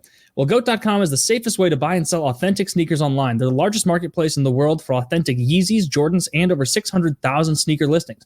They've made the whole process frictionless and trustworthy. They do this by only accepting sellers with the best reputation and by verifying all the sneakers to ensure their authenticity for buyers. Every detail is inspected from the stitching and color to the size and weight. GOAT certifies that every single pair of sneakers on their site matches exact factory specifications. With over 500,000 sneakers on the platform and 10 million users, you won't find better prices for verified 100% authentic sneakers anywhere else. Find the perfect 100% authentic sneaker at goat.com/PKA. That is goat.com/PKA. Plus, you'll also be supporting our show, but you got to go right now before the sneakers that you want are gone. When you go to goat.com/PKA, spell GOAT.com/PKA for your 100% authentic sneakers. Verified. Every stitch. Every atom. I was in a Twitch stream, and the streamer said that he was a sneakerhead. And I was like, all right, level with me. Is GOAT like a good service or not? And he and the chat confirmed GOAT is good. It's the greatest of all time. Sneaker site. You know, that happened. Speaks for itself. So check those out. Drifter, you're muted. I don't know if you know that. I'm muted when I typed earlier so that it didn't clickety clack. I was gonna say this is like a very nice site. I'm doing price high to low, and there are like some super rare sneakers on here. Are you a sneaker guy? No, but I try to keep up, and this is actually kind of impressive. I didn't know such a thing existed. Yeah, you do. Apparently, fake sneakers are a problem in the sneakerhead community, and Familiar with that. GOAT helps you there. So, good stuff. I had a thing. Oh, Taylor, I ask you this because your vocabulary is huge. It will be whether you know this word or not. Do you know what immutable means? Immutable means like immutable characteristics, something that can't be taken away, right? Yeah, it's something that can't change. I was just wondering, and most people think it means something you can't silence. But yeah, It would be unmutable. Drifter, you gotta bounce, right? Yeah, it is time for me to go work on some other things here in the house. Other projects, unfortunately, I was not a responsible adult, and my video content for tomorrow is not made yet, so I kind of have to go do that. You're all good, man. Thank you very much for coming on. Oh, thank you for inviting me. It's always fun to be here as a guest, and I hope that you all have a fantastic rest of your show. Yeah, Thanks, you man. too, man. Thanks so much. Where can everybody find your stuff? Just Drifter? All right, just search That'll Drifter. Wait, is he coming back? Might be. Oh, here we go. What do you say? Oh, I was just going to say shout out all your socials and everything, your channels. /Drifter. If you're interested in anything, stream COD on Twitch, upload guides on YouTube, complain about the Orange Man on Twitter. It's all just /Drifter if you want to see that stuff. There it is. Awesome. Thanks, man. Later, man. All right, we got to write something else in chat because this lady covered in cum is just getting obnoxious. Oh, you got an issue with the lady covered to come, do you? Covered in fake cum. Covered in the lube cum that we've discussed. It might be real cum, but they're just piping it through a hose. I prefer that. That's so much grosser. I know, right? Like they've been saving up old cum. Yeah, it's old cum. It's refrigerated. It's cold cum. The only thing worse than a hot load of cum on your face is a cold load of cum on your face. Yeah. Like the only thing worse than a really cold public toilet seat is a really warm public toilet. It's like, oh man, I've asked that guy like a ship in the night. I'm surprised he's not still wiping.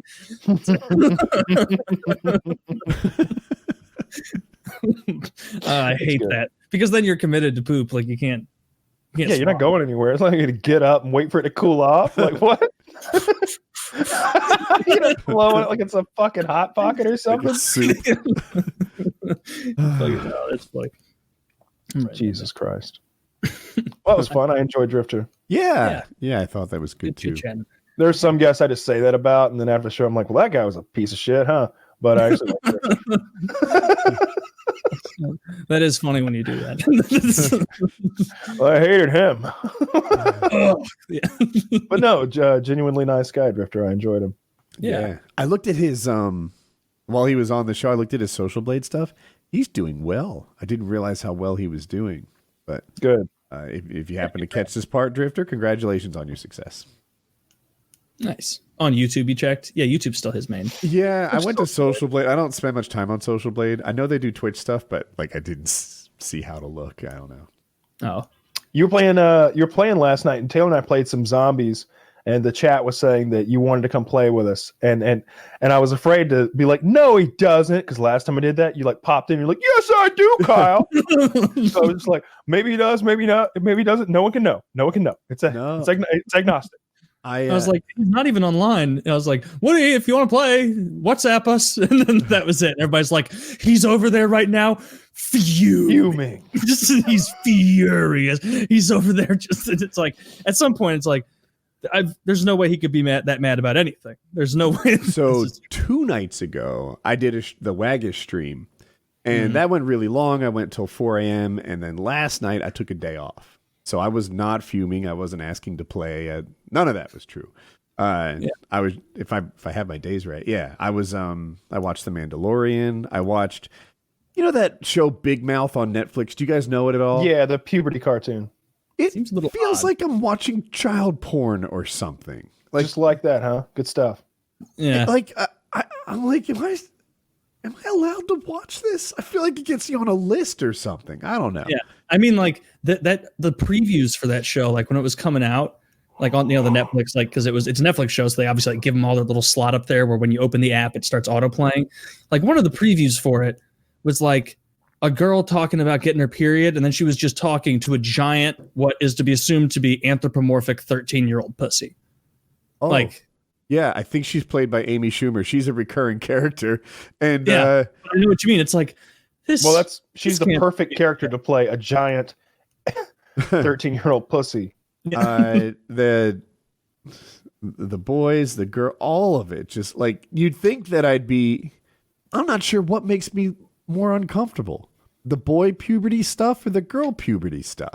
Yeah, I just try not to watch the child porn cartoon, and I think I'm all the better for it. I'm 4 years into it at this point, Kyle. I need to know what happens when these kids grow up. They're not I'll pull even the ripcord on aging, shows. You get one chance with me. Like, what was that Bill Burr cartoon? I gave him 2 seasons, man. F is for family. I gave you 2 seasons, Bill. I like your shit, but this isn't funny. It's not well animated. You don't focus on you didn't focus on writing any good characters. Look at something like fucking King of the Hill. Name a good cartoon. It's nothing like those. There's no good characters in your cartoon. It's bad. There was no happiness bad cartoon in that show. Like, Yeah. You made like it reminds me of Married with Children, except not funny. Yeah, Married with Children was hilarious. That's a good comparison. It's like an unfunny animated Married with Children, because I remember watching. I haven't watched the most. How many seasons is he on now? 4. I watched the first 2, and the first one, I remember we probably talked about it as it was coming out on the show. Like we were all excited about it. Like, oh, it's Bill Burr making a cartoon. He's so fucking funny. He's gonna knock it out of the park. And then we watched the first season. And it's like, okay, like I don't really remember any laugh out loud moments. It's a guy that's really just kind of depressingly hating his job and doesn't like his kids, and his wife is desperate. Like, and then I was like, okay, well, season 2, maybe he was working the kinks out. Not at all. Like it's just not gonna be a funny show. No, gave up a long time ago. Letterkenny, however, watched all 8 seasons in like 2 weeks. What's the Wow. I'm gonna need a lot of hand holding with this one. Really funny comedian got canceled. Bald redheaded dude that's not Bill Burr. Fatter. Louis C.K. Louis C.K. made a TV show. Also incredibly not funny. He had the Hello Fellow Kids guy. I think he played his brother. He owned a bar. Steve Buscemi. Yeah. Do you guys know this show? Yeah. Yes. Did you I watched it. You're right. It wasn't very good at all. I It's don't know if it wasn't good or if it just missed my expectations. Like it was somehow heavy. And heavy is a kind of good. It's just not the good I was looking for. I think they're just like not trying to make a if I remember correctly, that's not even on a network. It's like it's like a pay-per-view type thing. Like you got to subscribe to a service or something like that, or like go through Louis C.K.'s website or something. Like you go through Louis C.K. website and you can pay any amount you want. I paid $5. That's it. And like $5 was the default. He's like, if you can pay 50, thank you. If you have to, if you can only pay one, pay one. And when you think of like people who don't know, like you're watching this podcast for like 0.2 cents, right? Not 2 cents, but 0.2 cents. If 10 of you watch it, if you watch it 10 times, that's 2 pennies, something like that. And But change IP addresses or it doesn't count. I don't even know what's true. Or just become a patron, $1, $5. So 10, you get PKN early. But like you can see why Louis CK is like pay $1 because that dollar guy is, well, it's incalculable. What? How many people is that? 50 people? No, 50. 500? 500. Is it 500? It's 500. Yeah. Yeah. So one guy who pays even $1 is like 500 YouTube people. It's I can see why he tried that business model. Worth a lot. Yeah. I think he's done well using that business model, especially with the cancel culture. And he did it when he was really beloved, right? And I think that helps too. I was like, oh, Louis C.K.'s doing a thing. I can ship $5 his way for a whole season. It seemed like worth it to me. And, Yeah. But if you're not beloved, maybe it's not as good a model. It's also a popularity contest sort of thing. Yeah. Or if you're like, I don't know, I think it could be good for not being beloved too, because like there are a lot of people who support Louis C.K. and look at what happened to him as like a gross overreaction and just him getting caught up in cancel culture. Because look, it seemed like everything he did was consensual. Like the only thing that I think you've ever had an issue with, Woody, was the balance of power that you perceived between someone who was a star and someone who was who was just getting started in that business. So like maybe like if PewDiePie asks a YouTuber who's just getting started, hey, you alright if I jerk one off right here? Maybe they feel like they're in a position where they can't say no. But it paid off for me in the end. That's how I got my start. It did. It did. but no, you're That's right. a man who could use lock and load. That was pathetic. Dribbling down his thigh. Yeah. I think at the peak of cancel culture, I had concerns and I felt like I knew what happened. Now I feel like I don't know what happened. There are women who felt like they were powerless and got jerked off on.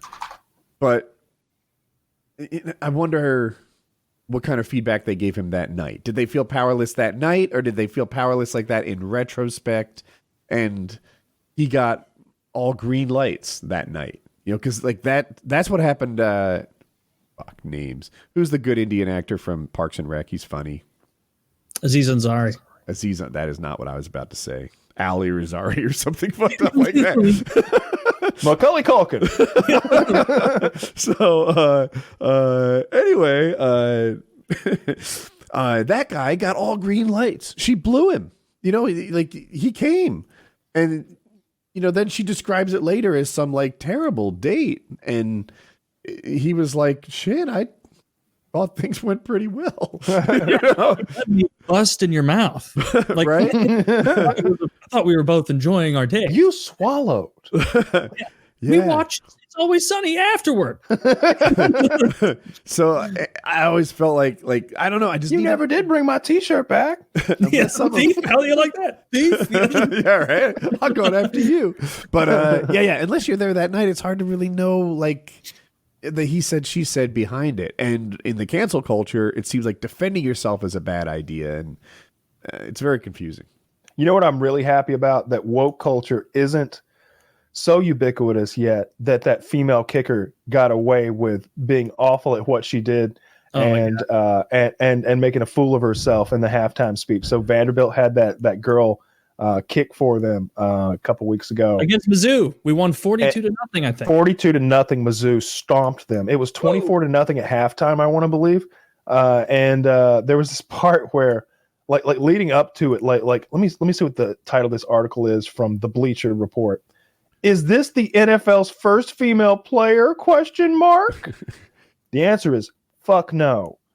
She's a soccer player, a good one at that, it would seem. Actually, no, I think I read that she's maybe a goalkeeper and that she was like 1 for 5 on saves or something like that. That could be wrong though. That's the only part I'm not sure about with all this. But they were down 24-0, and the coach was really clearly going for a publicity stunt here, maybe trying to keep his job. He lost it, by the way. And he arranged for her to have a halftime interview with ESPN. And she's like, I just don't know what the problem is. Nobody's out there cheering. None of the boys are cheering. I'm the only. We got a first down. And I'm the only one over there cheering. I'm looking around. These guys got no team spirit. When we were playing in the soccer finals, we were all cheering all the time. And you're just like, okay. Well, when you come back out of your own special locker room, I assume, you better kick the shit out of that ball. And then she like fucked up an onside kick, I want to say. Pretty sure that's what happened. Home and like the Vanderbilt like Boilermakers or something, and his like hat and jersey being like watching the interview being like, fuck, we're gonna lose for fuck. Oh man, yeah, that was bad. I remember like people on Twitter were trying to defend it, like actually it was a tactical onside kick, and like football people were like, it was downed at the 38. If it was the worst onside kick she could have done. Watch, it goes right to the Mizzou guy. He picks it right up. Like that's. I mean, I would be. I almost feel bad for her because it's like, in her head it up so big, and then to fail that badly. It would be like this, Taylor. If the fucking if you were traveling and you just happened to be in Boston and the Bruins said, "Oh God, we need a goalkeeper." How about that guy? No, he's sticking out like the guy with the head. And what? and then they started hyping you up for some reason. Like first Cranio-Magnus afflicted man will serve and will play in the NHL, and you were just like, and you gave like a fucking speech before the game. You're like, I was talking to the boys over there, and no team spirit here in Boston. I gotta say, now that I'm a Bruin, I'm gonna have to take these guys under my wing. Like you're just like. All like if you gave a speech like that and then you went out there and like let in 10 goals like in a period. Like, no, dude, you're sold me 100%. You're right. I wasn't putting together the pieces of her saying at halftime, these guys basically suck and they don't care and they just want the game to be over. No team spirit. No team spirit. It's like, yeah, maybe because they're getting hit by other men out there while you sit and watch. Like maybe that's what's going on. You just know there was a collective groan from the Vanderbilt team as she kicked, and that happened. And I don't know what Vandy's record was for the year, but the fact that their head coach just got fired, I'm guessing they were 1-7 or something, 1-8 at that point of the year. But I did just check, and now Missouri in the college football playoff rankings, number 25. Dude, well, congrats, man. Missouri, NC State, and Georgia are all ranked right now. Yeah. Clash of the Titans. Oh, we're very excited in Georgia. Doing worse than ever. Our teams storming up through the ranks. We're very excited in Georgia to be ranked while we watch Florida and Alabama play for the SEC championship game. We're super psyched. Well, Georgia probably won't end up playing Missouri this year. I would hope not. That'd be kind of embarrassing to play you guys. No offense. Yeah, I don't know. I heard a rumor that if Trump loses in Georgia one more time, he'll have to rename himself to University of Missouri. I fucked up my joke.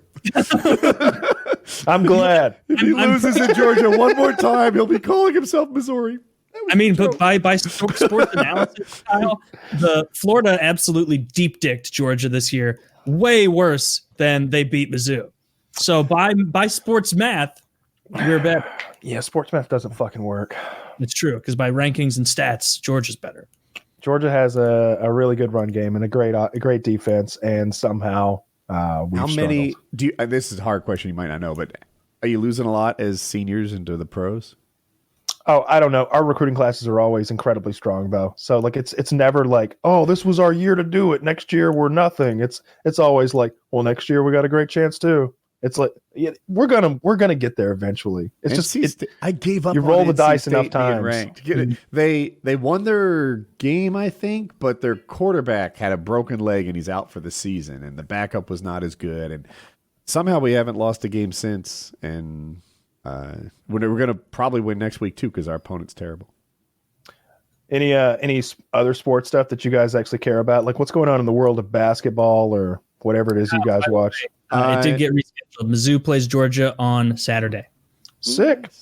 Here's the thing. What's the spread? We should make a bet. Let's see.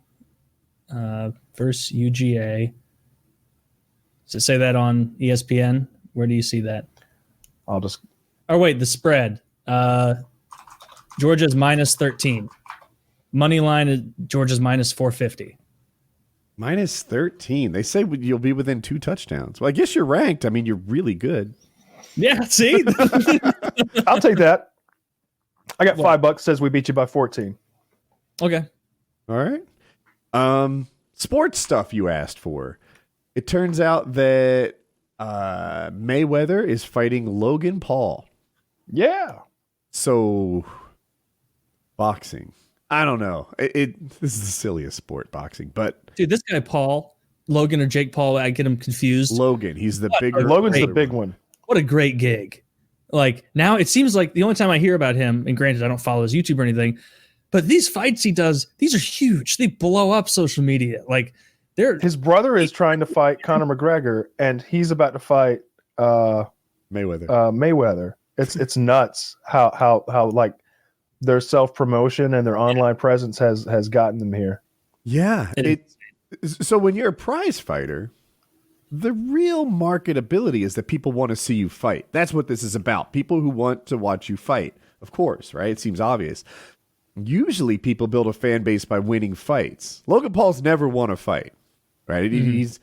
I guess he had an exhibition, or maybe the first one was a draw. Maybe that's why. Whatever it is, his second fight, in fairness, did you guys watch his second fight against KSI? Did not. In my mind, Logan Paul clearly won. However, he threw a punch while KSI had his knee down, I think, which is hitting a downed opponent, which is against the rules. They docked him 2 points and he lost by 1. I think that's how that went.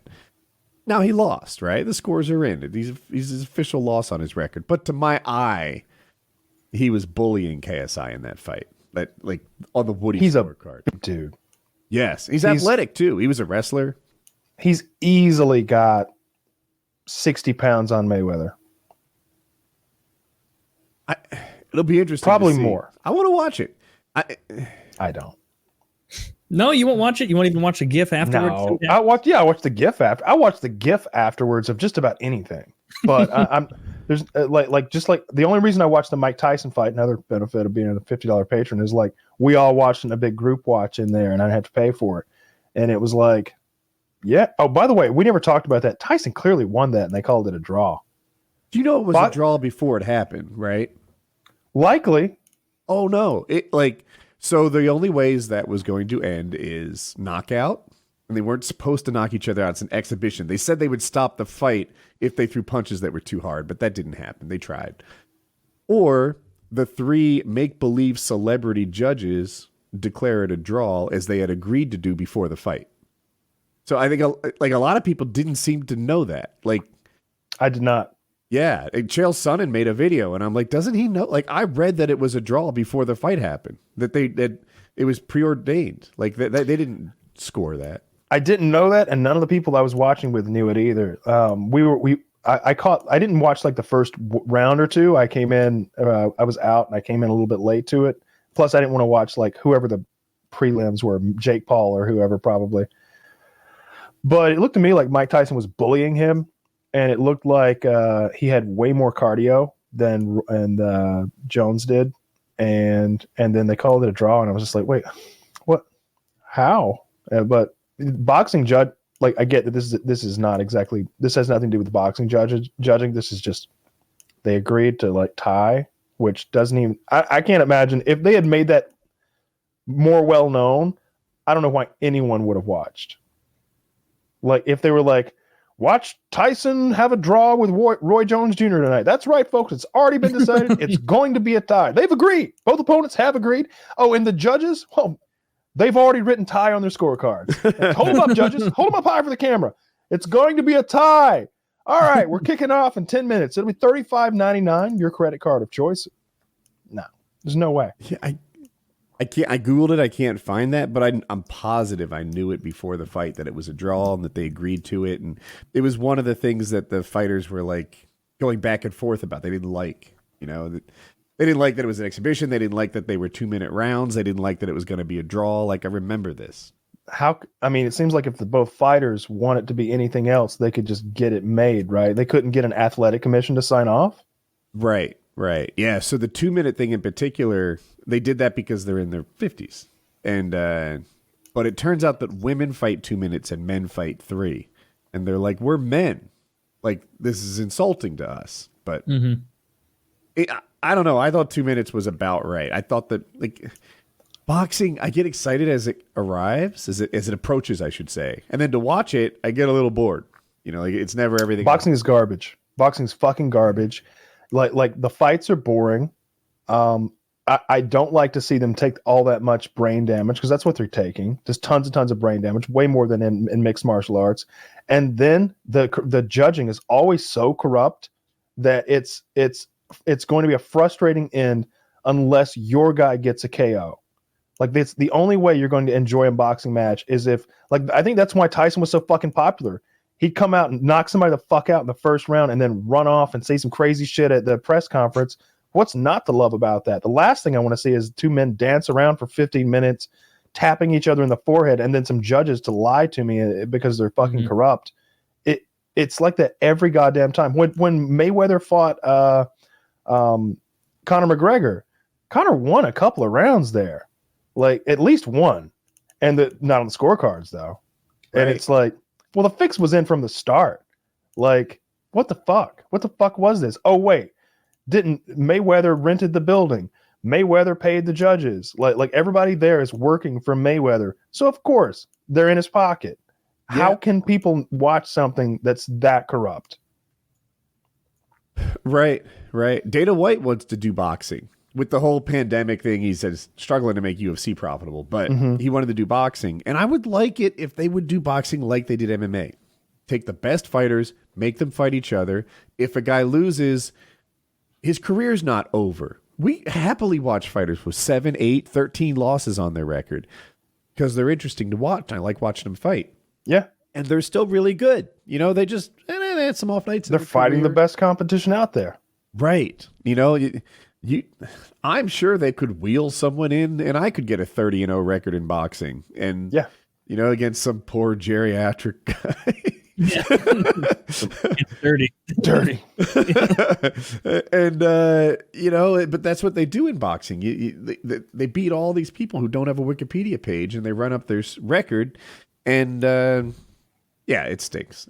I wish they do it the UFC way, where it's okay to lose. It might be the worst sport. I'd rather watch lacrosse. I'd rather watch a night of lacrosse than a night of boxing. I'd rather watch a night of MLS soccer. I'd rather watch women's volleyball. I'd watch women's volleyball if it was just on, though. I subscribe to the women's volleyball subreddit. Yeah, good God. Like, are there any ugly women who play beach volleyball? It's almost like you have to be like attractive and like outgoing to even get on the volleyball team at like a low level. I watch them, I wouldn't know what their faces look like. They have heads? I didn't know. I think women's volleyball is just leaning forward and giving signals behind your pussy. Fuck me. Like I bet at some point some like ugly player was like, yeah, maybe we could go to like swim shorts, you know, wear trunks like the guys, and they just like like blows were just raining down upon her immediately. No one's gonna watch if we do that, you fucking idiot. We got to keep at least 8,000 eyes nationally on the Olympics. If those girls wore cargo shorts and fucking like long sleeve t-shirts or something like that, the ratings would plummet. I hate it when the MMA girls do that. Sometimes the MMA girls wear like something like a t-shirt. What they should be fighting in is double sports brawl. People don't watch women MMA. The hottest outfit, like Ronda Rousey used to wear, a sports brawl, and then a sports brawl over that is like a second layer of modesty, titty protection. Yeah, the titties will pop out with only one sports bra. It can happen, and they wear like booty shorts on the bottom. You know, it's not necessarily a bikini, but it's booty shorts, and that is to me is like the appropriate women's fighting attire. When they show up in a full rash guard, like a child wears at the pool, no, that's sometimes you understand though. There was some of them I would prefer they wear the rash guard. Well, I would still rather see what I'm mocking. I didn't know that enough. Okay, I usually don't mock, but actually I do. Remember that picture I sent? There was this one UFC night where the chick looked like Sid the Sloth with her fucking cross-eyed, and I was like immediately sending it to Woody like, what the fuck? He's like, I know, right? She had won, and she was looking at both corners simultaneously. Which sport has the best looking women? Oh, gymnastics is Rugby. way up there. I think it seems for some reason that pole vaulting, like if we're talking about Olympic sports, Ooh. for some reason I think maybe you have to be like, I don't Right? know. Of course, I we're don't, all biased with the Allison Stokes effect, but actually, there are a lot of hot pole vaulters. My answers were surfing, and surfing has a nice balance of really athletic women, but not manly yet. You know, you can go too far. MMA maybe goes too far sometimes, and mountain climbing. The mountain climbing chicks they're chicks, but they're super fit. They have, a lot of belly button hair out there on the slopes. I don't know about that one. I hope. A lot of ab definition, like core strength. I'm okay with ab definition. I just don't want pecs. It's all Like, pull muscles. They're not pushing. Yeah, I think that if you do Olympic sports, there's a lot of them, and gymnastics, like the gymnastics uniforms are pretty hot. Like when one of those chicks does a whole floor routine, like her whole ass is showing by the time she gets to the other end of the mat. Like, you know, so that's always fun. Remember, I was talking about you, like, hey, what if you lost a couple inches, but your muscles, you got tanky? I feel Yeah. like the women gymnastics are a little tanky to be. It amongst depends the on hottest. which area of gymnastics, right? Because like the girls who do the floor routine can often be a little thick. Like I think they've got to like have a real strong like lower body to do some of those like aerials. Yeah. But it seems like the girls who do like the balance beam are often the opposite. They're more like ballet dancers in a way. They have nice bodies. The pole vaulters really do look great. The runners, not so much. I think but hurdles seems to be booty central. It seems like they need a lot of ass to get up and over. But if we're talking about regular sports and just move the Olympics aside, because frankly, a lot of that shit they do in the Olympics shouldn't even be a sport.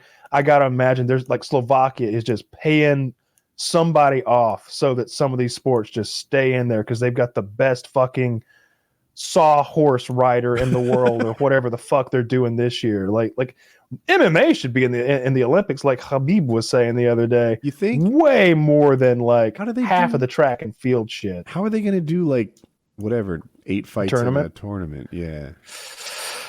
I guess you got to win without taking damage. You know, I mean, I bet I bet everybody else is getting hurt. Except for the swimmers, they're just getting a little tired. You know, there's not a lot of impact there. But just do it. Wrestling, there's wrestling. You know, there's boxing. So like, why not? Yeah, I guess you're right. I don't know that. I don't know anyone delivers. And it would be as such much a great bad story. damage. Like, imagine if your guy like takes a ton of damage in like the second round, and like he's heading to that gold medal round, and you're like, oh man, I don't know. The other guy, our guy's better, but he took so much damage. Like his left arm doesn't look like it's gonna. Imagine this: 2021 Olympics, right? Let's say they moved the Summer Olympics because of the pandemic. It happens in 2021. I don't know if that's true or not, but let's work with it. GSP might come back for a shot at the gold medal. Khabib might come back for a shot at a gold medal. You know Connor's going to represent Ireland. Like there's all of the living legends. You know, who's going to represent England? Do you think Michael Bisping would do a comeback maybe for gold? Like give it a go. There's a chance he could win at 185. Who's our guy? Who's our best chance at winning an Olympic gold medal? John John Jones. We have to hope he can continue to work his USADA magic. But John Jones is the winningest fighter I can think of. There's got to be others. Who else do we have? We've got a bunch of champions. His hate for John Jones knows no bounds. Yeah, that's true. Just to reiterate, Taylor, John Jones never lost a fight. Matt Hamill beat him. The guy who played Anakin or Luke? Yeah. Luke Skywalker beat him. But He wants to kill me. that's a completely different character. So we've got the heavyweight chance, Stipe Miocic. I think he would win. You'd have to fight John Jones to do it, though. Oh, is there just one winner? It's not by weight class? Well, it depends what weight class John Jones wants to compete in, right? True. John Jones should compete in both. He should weigh 205 and see if he can get a pair of golds. He'll go Michael Phelps on this thing. Oh, that'd be so sick. Yeah, I wish they put MMA in the Olympics. Like I don't care about the format. Figure it out. Like do a test run in 2021. maybe in I don't know when the next Olympics is, if they do it 3 years later or 4 years later, and now we're offset. No, they wouldn't do that because we've moved the Olympics before, I believe, like in times of war. In any case, I'd like to see it in the Olympics. But back to the hottest women in sports. If we're talking about like actual sports, not like if we're not going to include javelin and shot put and fucking hammer throw and nonsense like that, because those aren't real sports. They're just not real fucking sports. Let's be real. Like they're totally. It's a sport. Like when's the last time you went out to the hammer throw course and that doesn't make it a and sport lobbed or a few to me, lobbed a few hammers with the boys? I would argue that like measurable sport like hammer throw is more of a sport than something like gymnastics, which is interpreted. I still see a hammer throw as more of a competition than a sport. Oh, I'm not sure gymnastics is a sport either, frankly, but I have no problem with it because they don't wear much. And they're not very old. What are the qualifications for a sport? You have to be able to get hurt. I like, Says for the me, hockey guy. Yeah, look, I think a lot of things can be a sport, but the things that I consider like the core sports are usually involve a fucking ball, man. Like I'm not sure swimming is necessarily a sport. Like you can only compete because there's time. There's a stopwatch. I don't know. I like when there's a score to be had. Like water polo is a sport. Yeah, but There's I don't know that throwing a fucking javelin even applies to anything anymore. Like when they invented the Olympics, we were still throwing javelins in warfare. It made sense. Like, I just like a sport. My favorite sports are the ones where there's like clear winners and losers. The purest sports are 1v1 to me, like wrestling, swimming, like where there's not a team to hide behind. Like football to me is somehow less pure. Certainly a sport. I'm not saying it's not a sport, but whose fault is it you lost that game? Well, no one person's fault typically. Same. I would argue that they're better competitions. Because like you said, there is something to be said about a team sport versus an individual sport. Like if we're just going to run a mile and see who's the fastest in the world, that's on one guy's shoulders. It doesn't matter how good his defense is or if his special teams is going to be good that day. So it is different. I think there's something cool about MMA in that, like, yeah, both you guys take off most of your clothes, lock them in a cage, see who walks out of here. Like that is a very pure sport to me. Yeah. I was reading about like the original Olympics once, maybe even in high school, and they were talking about how rules became instituted over the years. And originally in wrestling, finger breaking wasn't against the rules, but there came to be a great Greek champion. Paulius the finger snapper, I suppose. And he would just, he would pin them, and then he'd just start snapping their fingers one by one until they tap. Can you imagine watching an event that barbaric when you're like, oh, and Paulius has him down? Yes. Oh, he's isolating the hand. Oh, Michael's trying to hide his fingers. Look at him. And he's doing that thing where he's just like, he's like biting the guy's hand to like get a finger and just snap. I tap. Not yet, you don't. Dude, that's a special kind of brutal, isn't it? To like, and they were all naked. Like early on, they were actually fully naked. Yeah, fully naked, breaking each other's fingers and biting. Do you think that like Olympics 2 had a lot of new rules? Where they're like, it's going to be great. The whole known world's going to play. And then people are breaking each other's fingers and biting each other. The javelins are turned on foes instead. I'm sure that there were never more rules added than between Olympics 1 and 2. Instead of javelin catch, let's just let him hit the ground.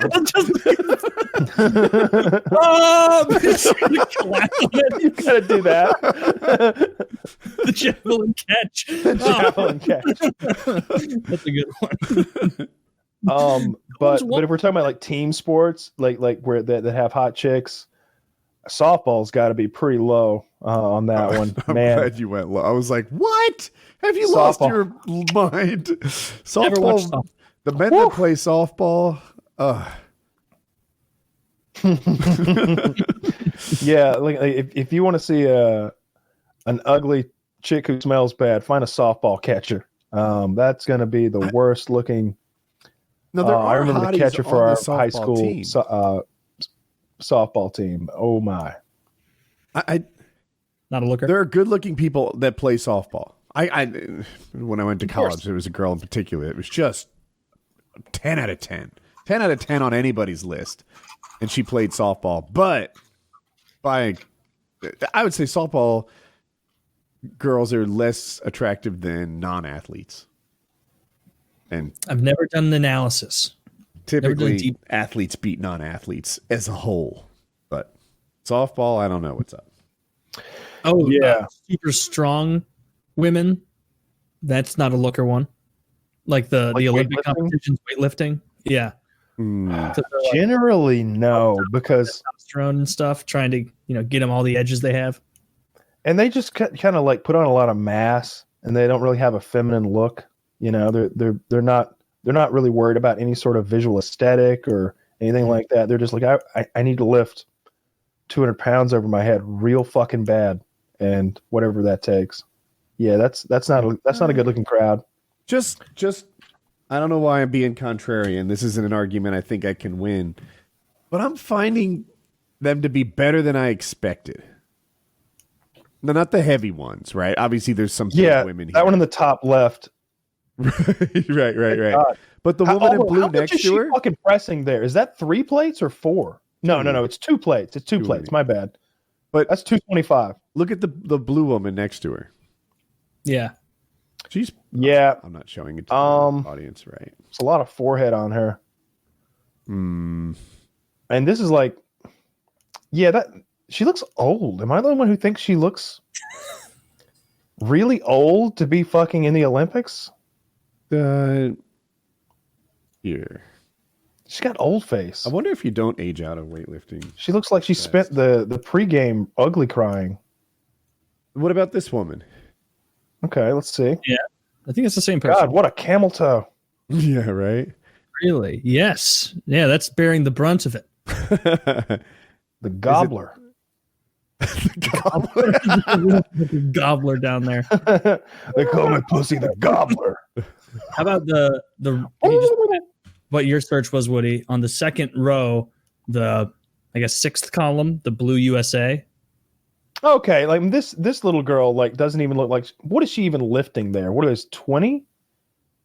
What's She's she wearing got? a shirt that just says weightlifting. It says Nike weightlifting. Okay. I'm always interested in like how much someone's actually lifting. Like it looks like there's a yellow plate on the outside. So I'm gonna say there's like 30 on each side. I'm gonna guess the yellow one's a 10 if the blue one's a 20. Those are kilograms, though. Yeah. Are you sure about that? The Yeah. last one I linked to show everyone again. She might what's definitely true is hot girls do resistance training. No one's arguing against that.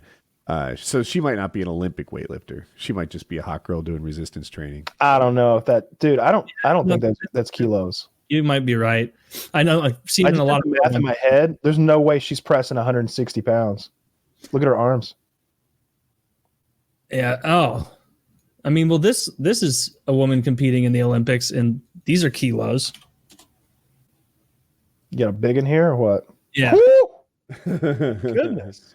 So that's 50. See, this is what I was talking about when It's like a some very girls, different woman, Taylor. But that's true. oh, look at that minge. Look at that. Yeah. I saw Her pussy could eat that girl that you linked before this girl. Oh yeah. who's the Captain Marvel chick? Oh, Brie, maybe? Brie Larson. She does resistance training. She has a good body mostly. Sure. Not a big butt, but No, she's got a terrible ass. poor thing. She'll be okay. That's true too. Yeah, so hottest chicks, I'm gonna go with surfing. That's my best answer. Final answer. Although I will say it's one of those artistic judged sports. You know, there's some hot female golfers. I know that just occurred to me. There's something about sports that require a bit of affluence Yeah. to be a part of. That just means it's almost like pretty people end up being successful more than ugly people, and their children end up being able to play the more affluent sports. You know, there's not a lot of golf teams in the hood. So it just stands to reason, whether it's for whatever reason, that some pretty chicks playing golf. Well, yeah, but they'll be like, And yes, tennis. all people make more money. Yeah, I brought up tennis earlier. Oh, yeah, I didn't hear you. Yeah, those chicks know how to fucking dress. They're always wearing a skirt with like that does not cover their ass and panties. It's like it's not supposed to, right? Like if your skirt didn't allow me to see up it every volley, then there's something wrong with your skirt. Yeah, they would be asked to leave Chuck E. Cheese if they dressed like that in an establishment for children that way. Yeah, like, same with cheerleaders. Yeah, they're dressed like cheerleaders. I have gone off on the cheerleader thing so many times. Like it seems like I'm the only person that noticed. But I'm still right. I'm still right. These little girls are being sexualized. What? Oh God, Taylor! I linked an article, and they apparently there were some mistakes made at a hospital where they gave kids minoxidil, which is a hair growth agent, instead of omeprazole, which is to help settle an upset stomach. And so these kids what body started part is this? Sprouting hair. That's the upper shoulder of a child. Okay. That's a baby's delt. Yeah, that's a baby's delt. And look at how much fucking hair. And look at the color of your delts. Yeah, I have some hair, but not like that. Not a lot. Yeah, I got some hair up here. My arms aren't that bad, really. I mean, they're hairier than yours, I would guess, but so much hair. Like there's none. I have zero back hair. I have zero like I've just got that strip down my chest. I've got like there's some hair on my stomach, I guess, like my lower stomach, but like there's a full chain of custody. All the way up to here, up to my neck. Like I'm pulling some, you can't see it on my camera, and I got some that grows up over here. If I let this go, the neck will just continue. As I get older, I have like, it's not a lot of back hair. It's like 5. And Colin's like, I have one. I have one that's like back here on my shoulder. And like, if I ever reach back and scratch and I feel it, I'm like, oh, you're coming out today. I like fish around to like doink that motherfucker out of there. He's got to go. I have one eyebrow. Right on the top up there. Well, I have one eyebrow that grows wrong. And Colin saw it. This is like 3 days ago. And he's like, can I pluck it? And I'm like, no. Which, it was a rhetorical question, guys. It doesn't matter how I answer it. And so he grabs it, and he doesn't just pull. He like punch and pull. And he's like, and he's like punching my eyeball. And I was like, And he's like, didn't get it. Like 3 or 4 punch and pulls. And I'm like, Colin, enough. My eyeball hurts. You're punching me in the eyeball. Right? So like I'm downstairs, I like have a coffee or something. Like 9 minutes has passed. And Colin puts his arm around my shoulders, alphaing me as he often does. And he's like, hey, Dad. And I'm like, why am I scared? From the other side, he has tweezers now. And I'm like, what the? Like, this is all surprise to me. And he gets it. And I'm like, well. Oh, no, this looks like a cornea. Oh, God. I was about to say, don't give him tweezers then if he's going to do a punch and pull. No, with the tweezers, he was a little more delicate, I guess. But yeah, the eyeball hurt for a little while. It's better now. I just imagine like next time he wants to pluck an eyebrow, you're like, hang on, let me get my helmet. Yeah. He doesn't like I don't know, like my father will come over, he might have like a skin tag or something, right? He's over 70, and Colin's just like we're like no, you can't just rip those off, you know, like, no. Yeah. Have I ever told you about removing a skin tag once? I'm not sure. So like, look, I'm vain, and if I see something like a skin tag or like a mole or something, it's gotta go. And like, I was in New York doing a business thing, and I was in my hotel room. I was walking around shirtless, and I kind of reached back to like scratch my side, and like somewhere like on my ribs on my right side, I felt something. and it was like a skin tag. It was like this. It was like a flat mole that was like flop like this. It would like flop. Yeah. And I was just like, ugh, this is so unsightly. Oh, I can't stand. It was like I felt like I had a parasite. Like, I was gonna say a leech, right? Like It was like I had a parasite. Something was on / in my body that I was just disgusted by. I was like, this has to go. Like, I'm going to be, if I go out tonight, all I'm going to be thinking about is this thing is on me. It'd be like having a splinter in your fucking eyeball or like, I don't know. Dr. Colin wouldn't stand for that shit. He'd grab an X-Acto if that's what it took. Dr. Kyle won't stand for it either. Okay. Of course, he's in a hotel room in New York City. So all he had at his disposal was a pair of nail clippers. Oh no. No, why would you do this? So I got my nail clippers and kind of stretched the skin, got in the mirror, and I got all the way down to the base of this motherfucker. Sure. And I start squeezing. And in my head, I thought it's just going to go snip and like snip right off, like you're like snipping a rosebud off, like you're pruning. Yeah. I've never had an earring, but it's like it hurts and then it's over, right? This is kind of hard for me to tell this story. I get a little squirmy in my chair just remembering back to how awful this was. So I squeeze and it's hurting, and I squeeze more and I'm hurting, and I'm like, we're doing this, and I squeeze and I hear a crunch noise. And I'm like, well, that had to be it. And I pull a little bit. No, it's still attached. So I make a decision. It's coming off. So I just go, ah, and just tear it off. Oh, so you didn't sever it. You ripped it. I just tore the motherfucker off. And it hurt. I have a high pain tolerance. I truly believe this. I've never felt a 10 out of 10 pain because I've never gone unconscious. And I think that's what a 10 is. This was a 7. you're getting those fuzzies in your eyes. I literally getting dizzy and nauseous at the same time, and like having to sit down, and I'm just like making a fist, kind of hitting my thigh, going, oh shit, fuck. And I look, and the blood is already down to my hip. It's already down to my hip. I'm like, I'm gonna stain my fucking underwear if I don't like. So I'm like getting a towel to staunch the bleeding now. And I ended up having to like go downstairs to the lobby and get like Band-Aids and like Neosporin and stuff, but no scar or anything. And I got it clean. Like if there'd been a little nub left, I'd have had to do something about that too. Did you look at it afterward to see the culprit? Oh yeah, it was gross. It was gross. Yeah. Little nub. Yeah, little chunk of flesh.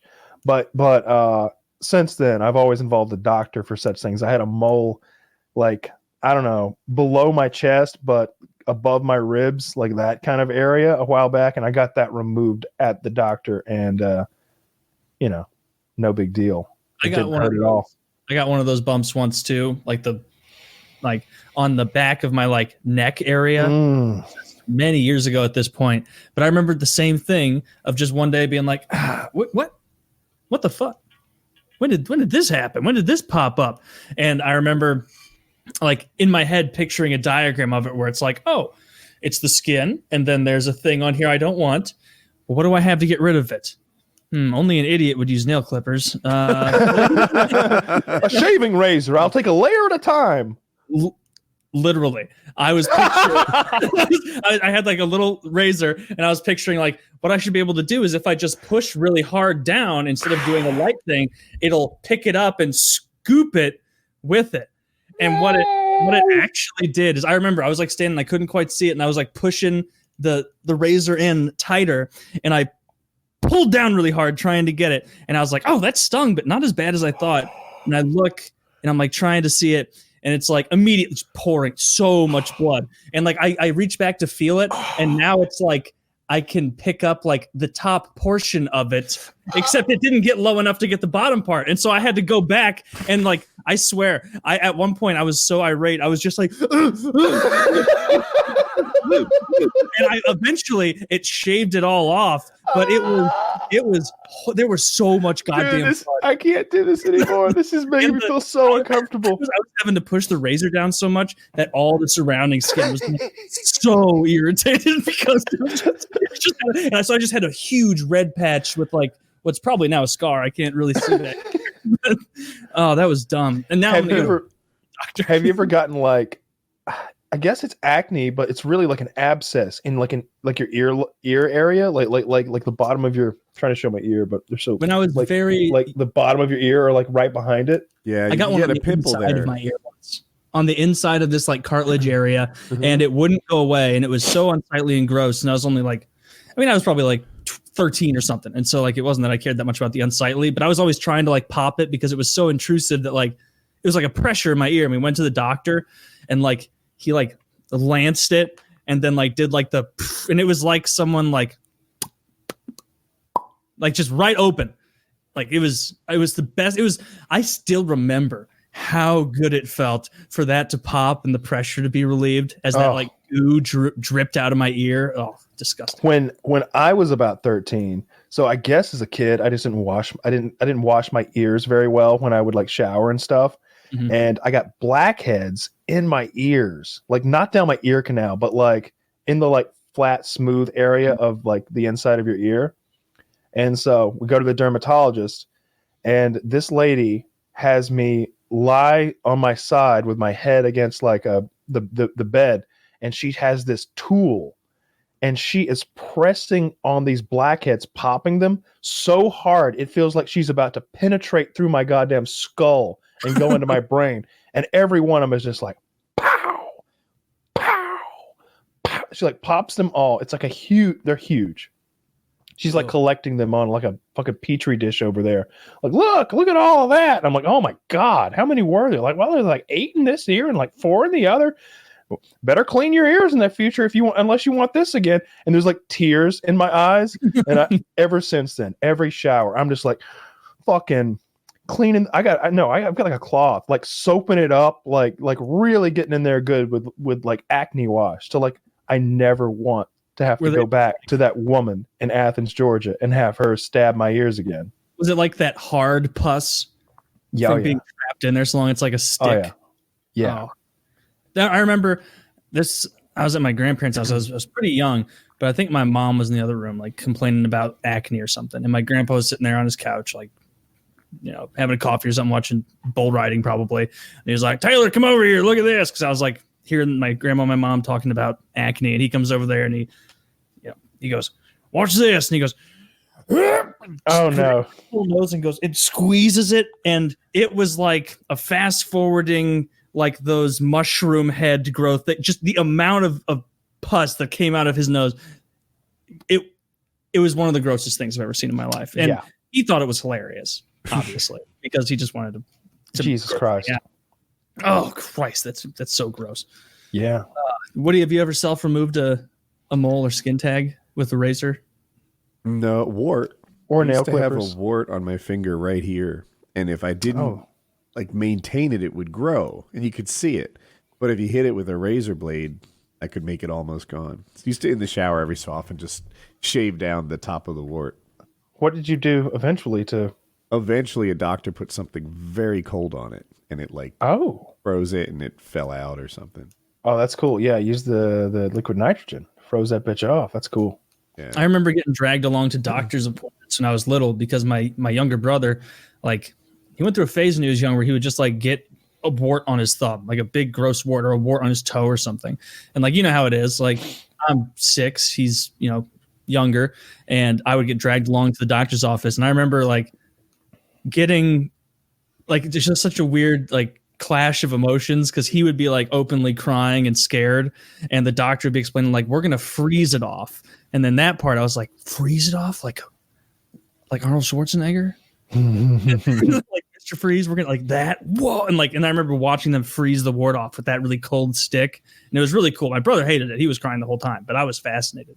I've never had a wart, so I've never had to deal with that. I was told it didn't hurt much getting that cold stuff. Yeah, it didn't hurt at all. I'm trying to remember. Maybe you get a needle in that area first.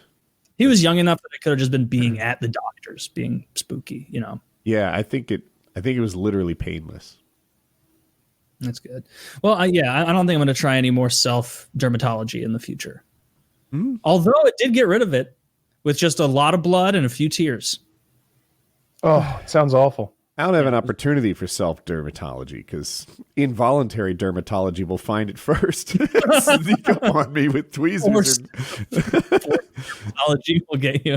And forced cosmetology for your house. Was he ever trying to sneak a brush in? If you're like breath stinking. Like, why are you pouring mouthwash on me? Like, you can just tell me. I'll go brush. Jesus. Like, I know we had onion soup with, cabbage slaw for dinner. How much brushing is too much? Like, it is possible to brush your teeth too much and damage your gums and such. Is 3 times a day too much? It depends how hard you're brushing. Like, if you're brushing so hard that your gums are bleeding, that's too much. You got to stop. Or if your gums are bleeding, it could be because you don't brush enough. Well, that's bullshit. That shouldn't be the way that it works. That's like watering plants. Too much water, they turn brown. Not enough water, they turn brown. I'm like, well, I don't know what to do for you, quite frankly. But an embarrassing way for a plant to die. Too much water. Like, that's the hurdle you couldn't get. Too much food. I just had so many potatoes, I starved to death. Idiots. Yeah, I got those braces, and I'm down 10 pounds, by the way, so that the pain in the ass eating is working.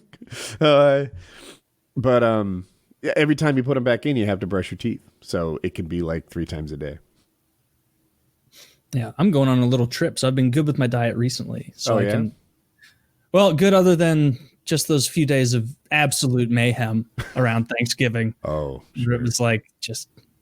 And every time, because of the amount of leftovers I bring home, it always turns into like a 4-day thing where it's like, well, I'm not going to not eat this. That's wasteful. Like, Jackie's like, I saved you a slice of apple pie. And I'm like, Thanksgiving ended 2 days ago. I don't really want, well, if you don't eat it, I will.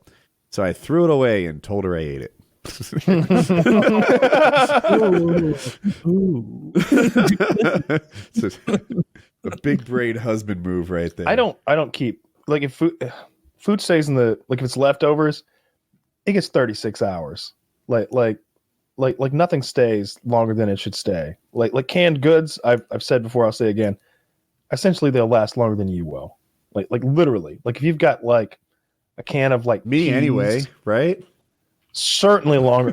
I got stuff in my freezer that'll last longer than wood at this point. But any kind of leftover or like even eggs, like I start thinking eggs are kind of sketchy if I've seen them around too long. Like, come on, I buy Nellie's eggs, and I'm like, Nellie, I just don't think I'm going to have any eggs this week, and you've been in there for at least a month. You gotta go. You gotta go. I throw away far too much food. I bet Americans throw away more food than any other group of people in the world. I'm sure. It's probably not even close. I saw this little post from Twitter. Deadliest days in American history. Number 1, the Galveston hurricane, 8,000 deaths. Number 2, Antietam, Civil War battle, 3,600 deaths. Number 3, 9/11, 2,977 deaths. Number 4, last Thursday. Number 5, last Wednesday. Number 6, last Tuesday. Number 7, last Friday. Number 8, Pearl Harbor. Wait, more people died than that in D-Day in Normandy. That's American side. That's not American history. French history or something. Yeah. What? We're talking about Americans who died in So we're getting rid of all the wars? We're counting Americans who died in America, I believe, Taylor. Well, I don't care for the ignoring D-Day in this. That's big fan of D-Day. Like, were you there? Why should they be remembered any less than those at Antietam?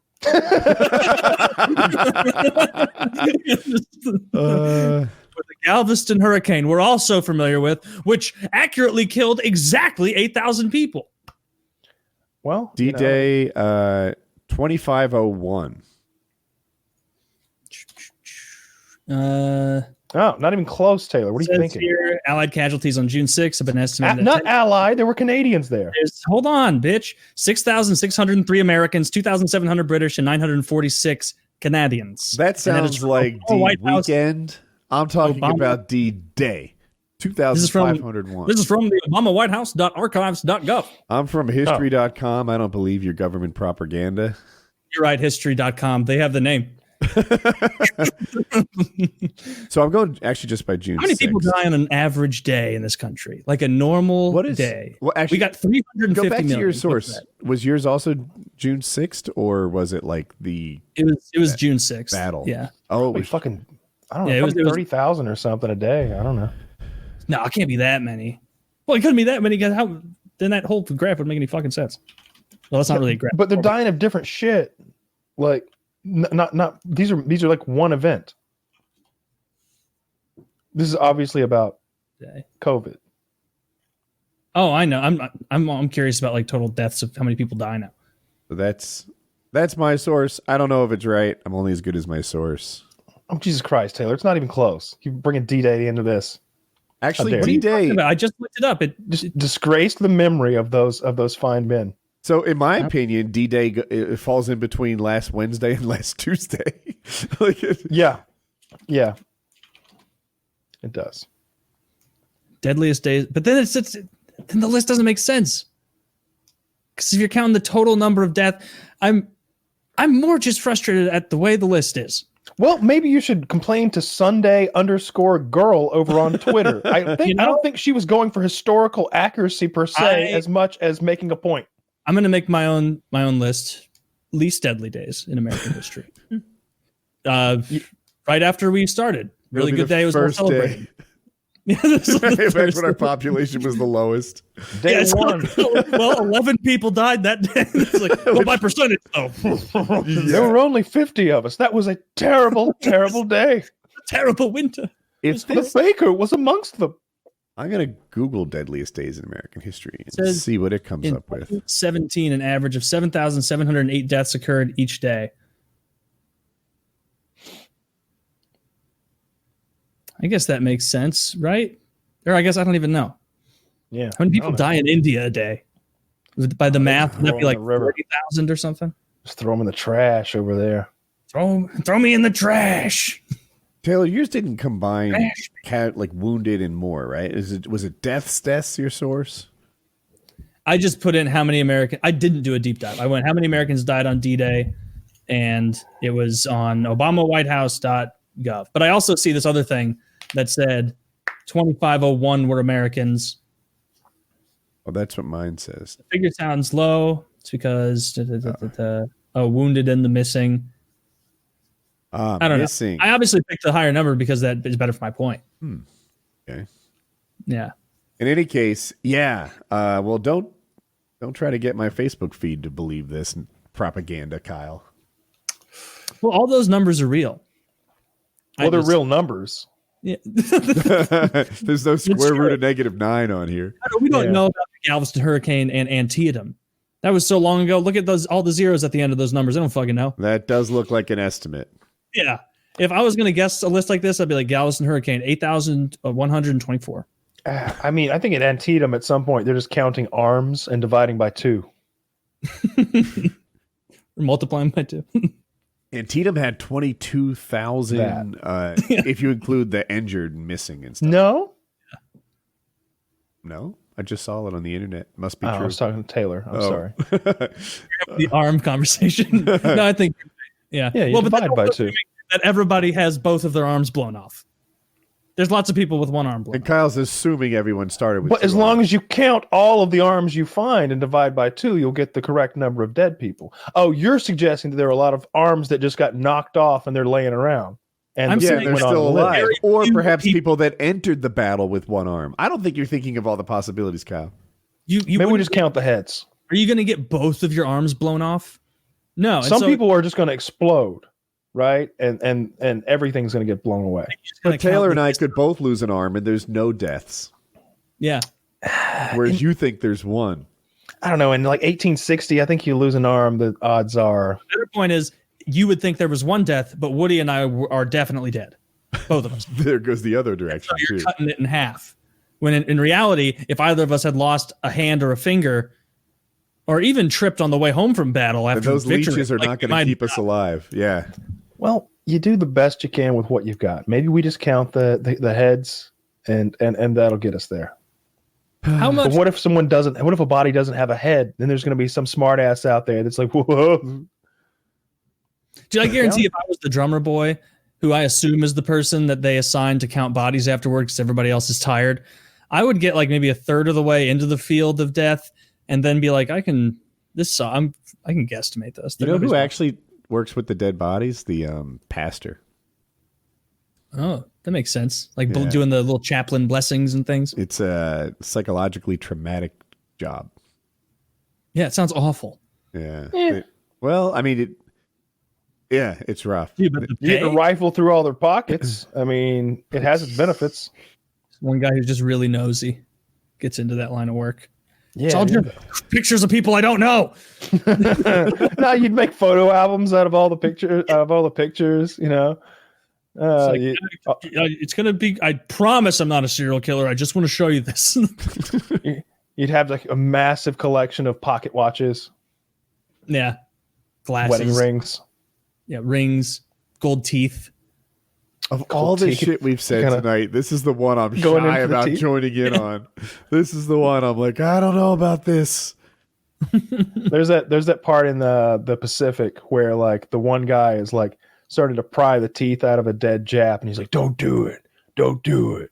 And I was thinking like, shit, I'd do it. Like, get his teeth, get his fucking gold teeth. Like, oh, you're gonna have nightmares because you peeled out a dead Japanese guy's teeth? You just massacred a whole platoon of them. Like, Yeah. and pulling his teeth out is the final straw. Look, if I'm dead, pull my gold teeth out. I don't have any gold teeth. Please don't pull my teeth out. Not even if you're dead, you want to make a pretty corpse. Please Who don't pull- fucking cares? Nobody cares. Oh, that was the one funny part in that Sisters Brothers movie that I watched. There's a part, I won't spoil it in case anybody wants to watch a bad fucking movie, but there's this one part at the end where like the bad guy is dead, and it sort of died before they could have their big shootout with him, and they get to town to like have a showdown with the bad guy, and they're like, oh, he's dead, he's over in the funeral home. They go to the funeral home, and sure enough, he's dead, laying in the casket, and John C. Reilly's character is like looking at the dead body, and he just goes, bow, bow, bow, like punches it in the fucking face 2 or 3 times. And the funeral director's like, sir, you can't be doing this. He's like, just making sure. It's great to see a dead body punched around a little bit. That old video of that guy, like, I know it's a joke, it's not real, but it's the guy like storming into a funeral, like doing a selfie video, like for Twitter, and he like gets to the dead body in the casket, and he's like, say I won't slap this motherfucker. Say I won't. On my life, B. And he just like slaps the shit out of the dead body, and the whole like funeral goes crazy with people screaming and stuff. That is still one of the funniest things I've ever seen. I need to watch Say that. I won't slap this motherfucker. Say I won't slap. I gotta watch it. Oh, can't watch it though. I know, it's a damn shame. Did you see Damn this? you, YouTube. Mississippi police looking for man who'd pulled down his mask during a bank robbery. We already talked about that one already. Oh no! What are you doing, sir? Oh, jeez. The perfect excuse. I think we did talk about this on a PKN. Am I crazy? Well, we did not talk about this. I just imagine like the bank teller is like super smart. He's just like, "Sorry, sir, I can't understand what you're saying. Could you pull your mask? I can't. You want what? All the honey, sir? We don't have any honey here. This is a bank. Want the money, motherfucker? Thank you, sir. Thank Oh, you I for heard moving. that. Right away. Let me just put that together for you. Look up and to the left just a little bit. Perfect. The money's up there. Oh, I meant over here. Like, just to get up to That's crazy. What an absolute idiot. An absolute retard. To take advantage. What we talked about, Woody, was how this was the perfect time for bank robberies. And apparently, not everyone got that memo. Ow. And he's the only person in that bank without a mask on. It's great. He's oh my. What a goober. Can you imagine him explaining this in prison? Man, I'm so glad I wasn't in prison during this pandemic. I barely skirted by. That would have been so fucked. because it was a thing. I want to say it was a thing when I was in prison. Was it? So it started in like February. When didn't you get out? I think It's been a year though. You know, it's been 14 months. But you got out in like in October, right? I think I went. Yeah. Your Yeah, first that sounds episode, right. your first episode back was October 5th, 2019. So it might have been a Chinese thing. Yeah, I guess it was just getting started over there. It seemed like we had heard of it though. I don't know. Maybe not though. But in any case, like, man, that would have sucked. Yeah. Yeah, they wouldn't do. It's nearly impossible to not have it spread throughout the prison. We're just stacked on top of each other, literally. Like we're in bunk beds, and then the bunk beds aren't even separated. Like if you're on the top bunk, you turn to the left and there's a guy on the top bunk. You turn to the right, there's another guy. Like we're just fucking sardines in there, and then we're 4 rows thick. How did 4 people rows handle wide. masturbation? Huh? How did people handle masturbation in prison? I assume that they're either. So I would see people who had like, if they were on the bottom bunk, they would have like a sheet put up like a curtain. So either they just wanted some privacy, or that's what they were jerking it, or in the shower, I would guess. Like I said before, I did not feel any urges while I was in there. I was just too stressed out. You didn't see anybody either. You weren't like, no, but I certainly wasn't looking for it. You know, last thing I would want to do is catch someone masturbating. That's actually in watching Lockdown 23. I've talked about this before, but that was one of the aspects. They're like Woody's rules. You caught me. You gotta finish. Rules came back to bite me in prison. This was way better when I was on the receiving end. So Lockdown 23. I think he was maybe a new prisoner at the time. He was walking down and he looked inside somebody's cell. Right, so I think it was much different than your situation. You had more of a dorm type, but they had individual cells with a pair of people in them. And as he walked by, he looked down, and the guy liked him, but nearly beat him down for it. You know, he had to really sort of, I don't know, apologize and say he didn't understand or that he couldn't resist. And apparently, eyes forward, motherfucker. Like when you walk down that hallway, you do not snoop into everybody's cell. And that's what I tried to do. And it wasn't like anybody warned me. It just seemed like the right thing to do. Were you able to be perfect every minute for 2 months? Oh yeah. I just pick a spot. It's like when you're driving, you just pick a spot in the distance and just focus on that. You don't look at the yellow line skipping right in front of the hood. You know, you pick something way up ahead. What if there was something interesting? You just focus. You wouldn't get sucked into. You got to say my name if you want me to turn my head. Okay. I would showers for sure. Then the showers, I'm just like, all right, I'm walking out now, like looking up and to the left, and the shower stalls are on my right. Yeah, you know. I feel like I would do the same, but I don't know that I would do the same always without flaw for years. You know, if I had 3 years, right? Like, can I go 3 years without peeking in some asshole's cell? What if it's noisy? What if I don't know what that noise is?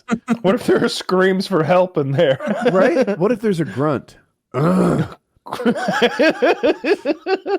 He could be lifting. I don't know but I want to know.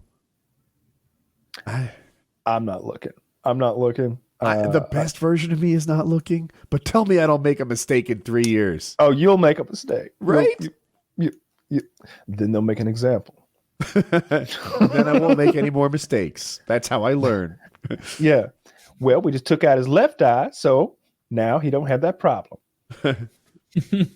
Good God. I'm so fucking glad I'm not back in that fucking prison, man. That was awful. Dude, I'm stressed about going every so often. I didn't do anything. Dude, it's so not fun. It's so not fun. It's just so lame. You go so far as to say it stinks.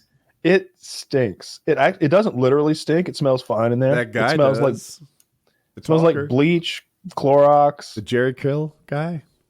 Oh, that's a different story. That's a different story. That man's hair product was obnoxious. Fucking Greg down there.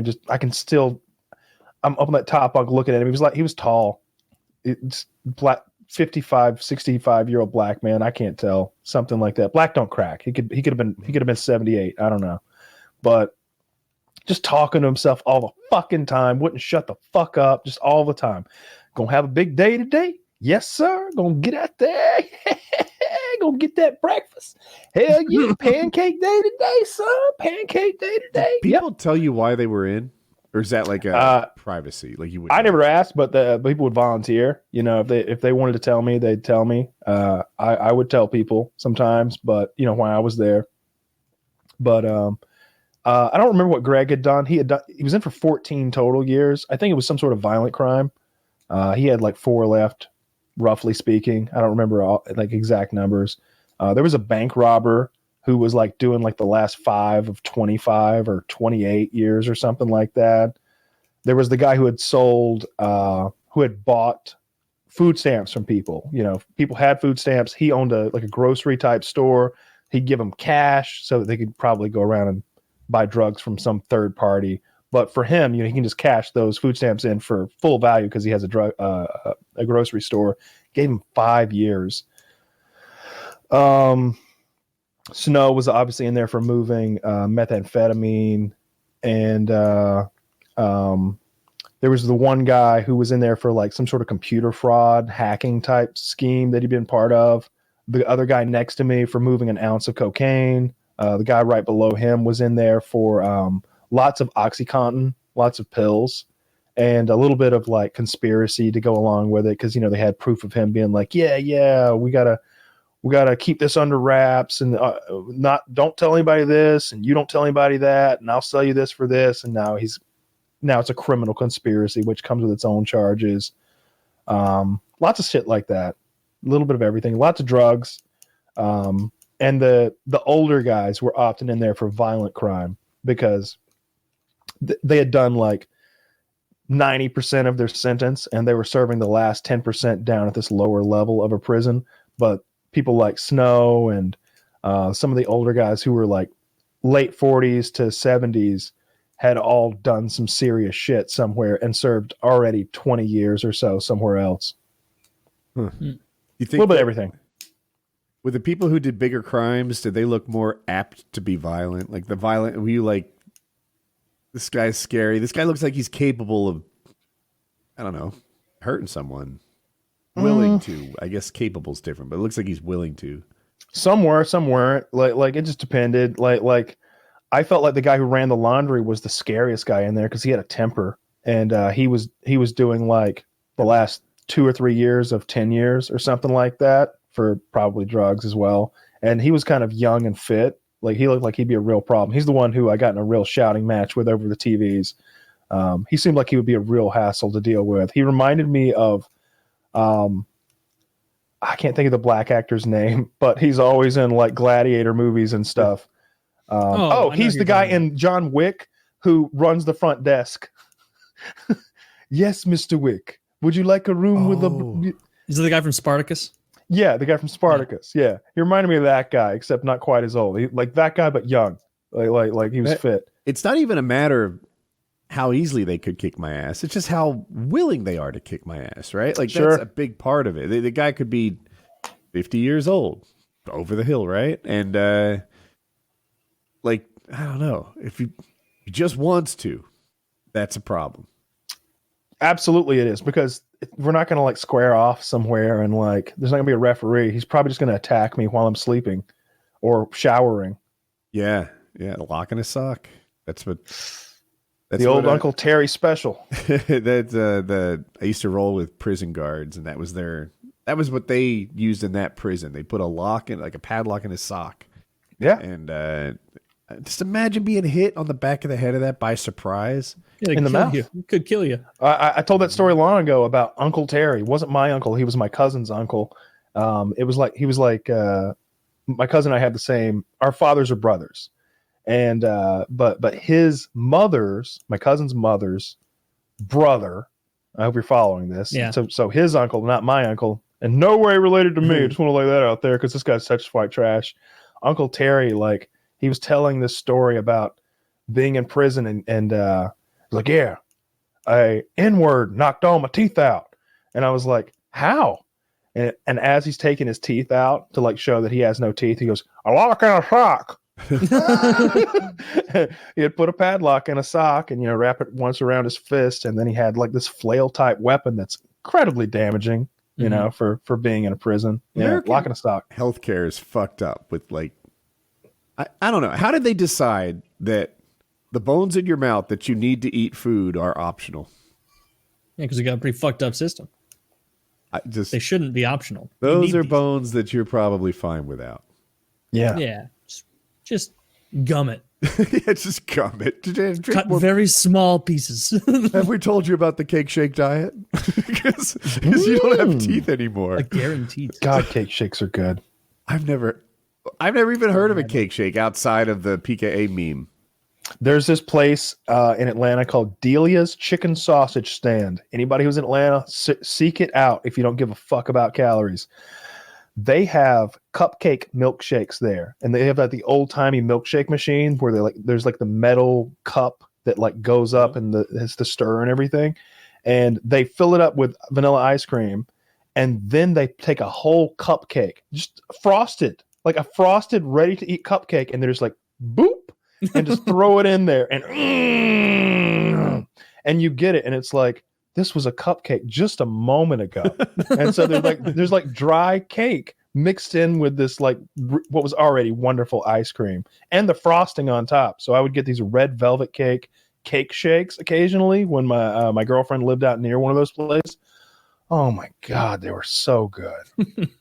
That does sound good. Can you make them at home? Of course, just take a food processor and, like ice cream and a cupcake. And you can't use a blender? Yeah, blender would do it. You might have to take that little plastic plunger thing it comes with and like make it do its thing. Make it work. I can't think of a less healthy thing to eat, though. Yeah. Yeah, let's go to show. PKA, any outros? Nope. PKA, 521.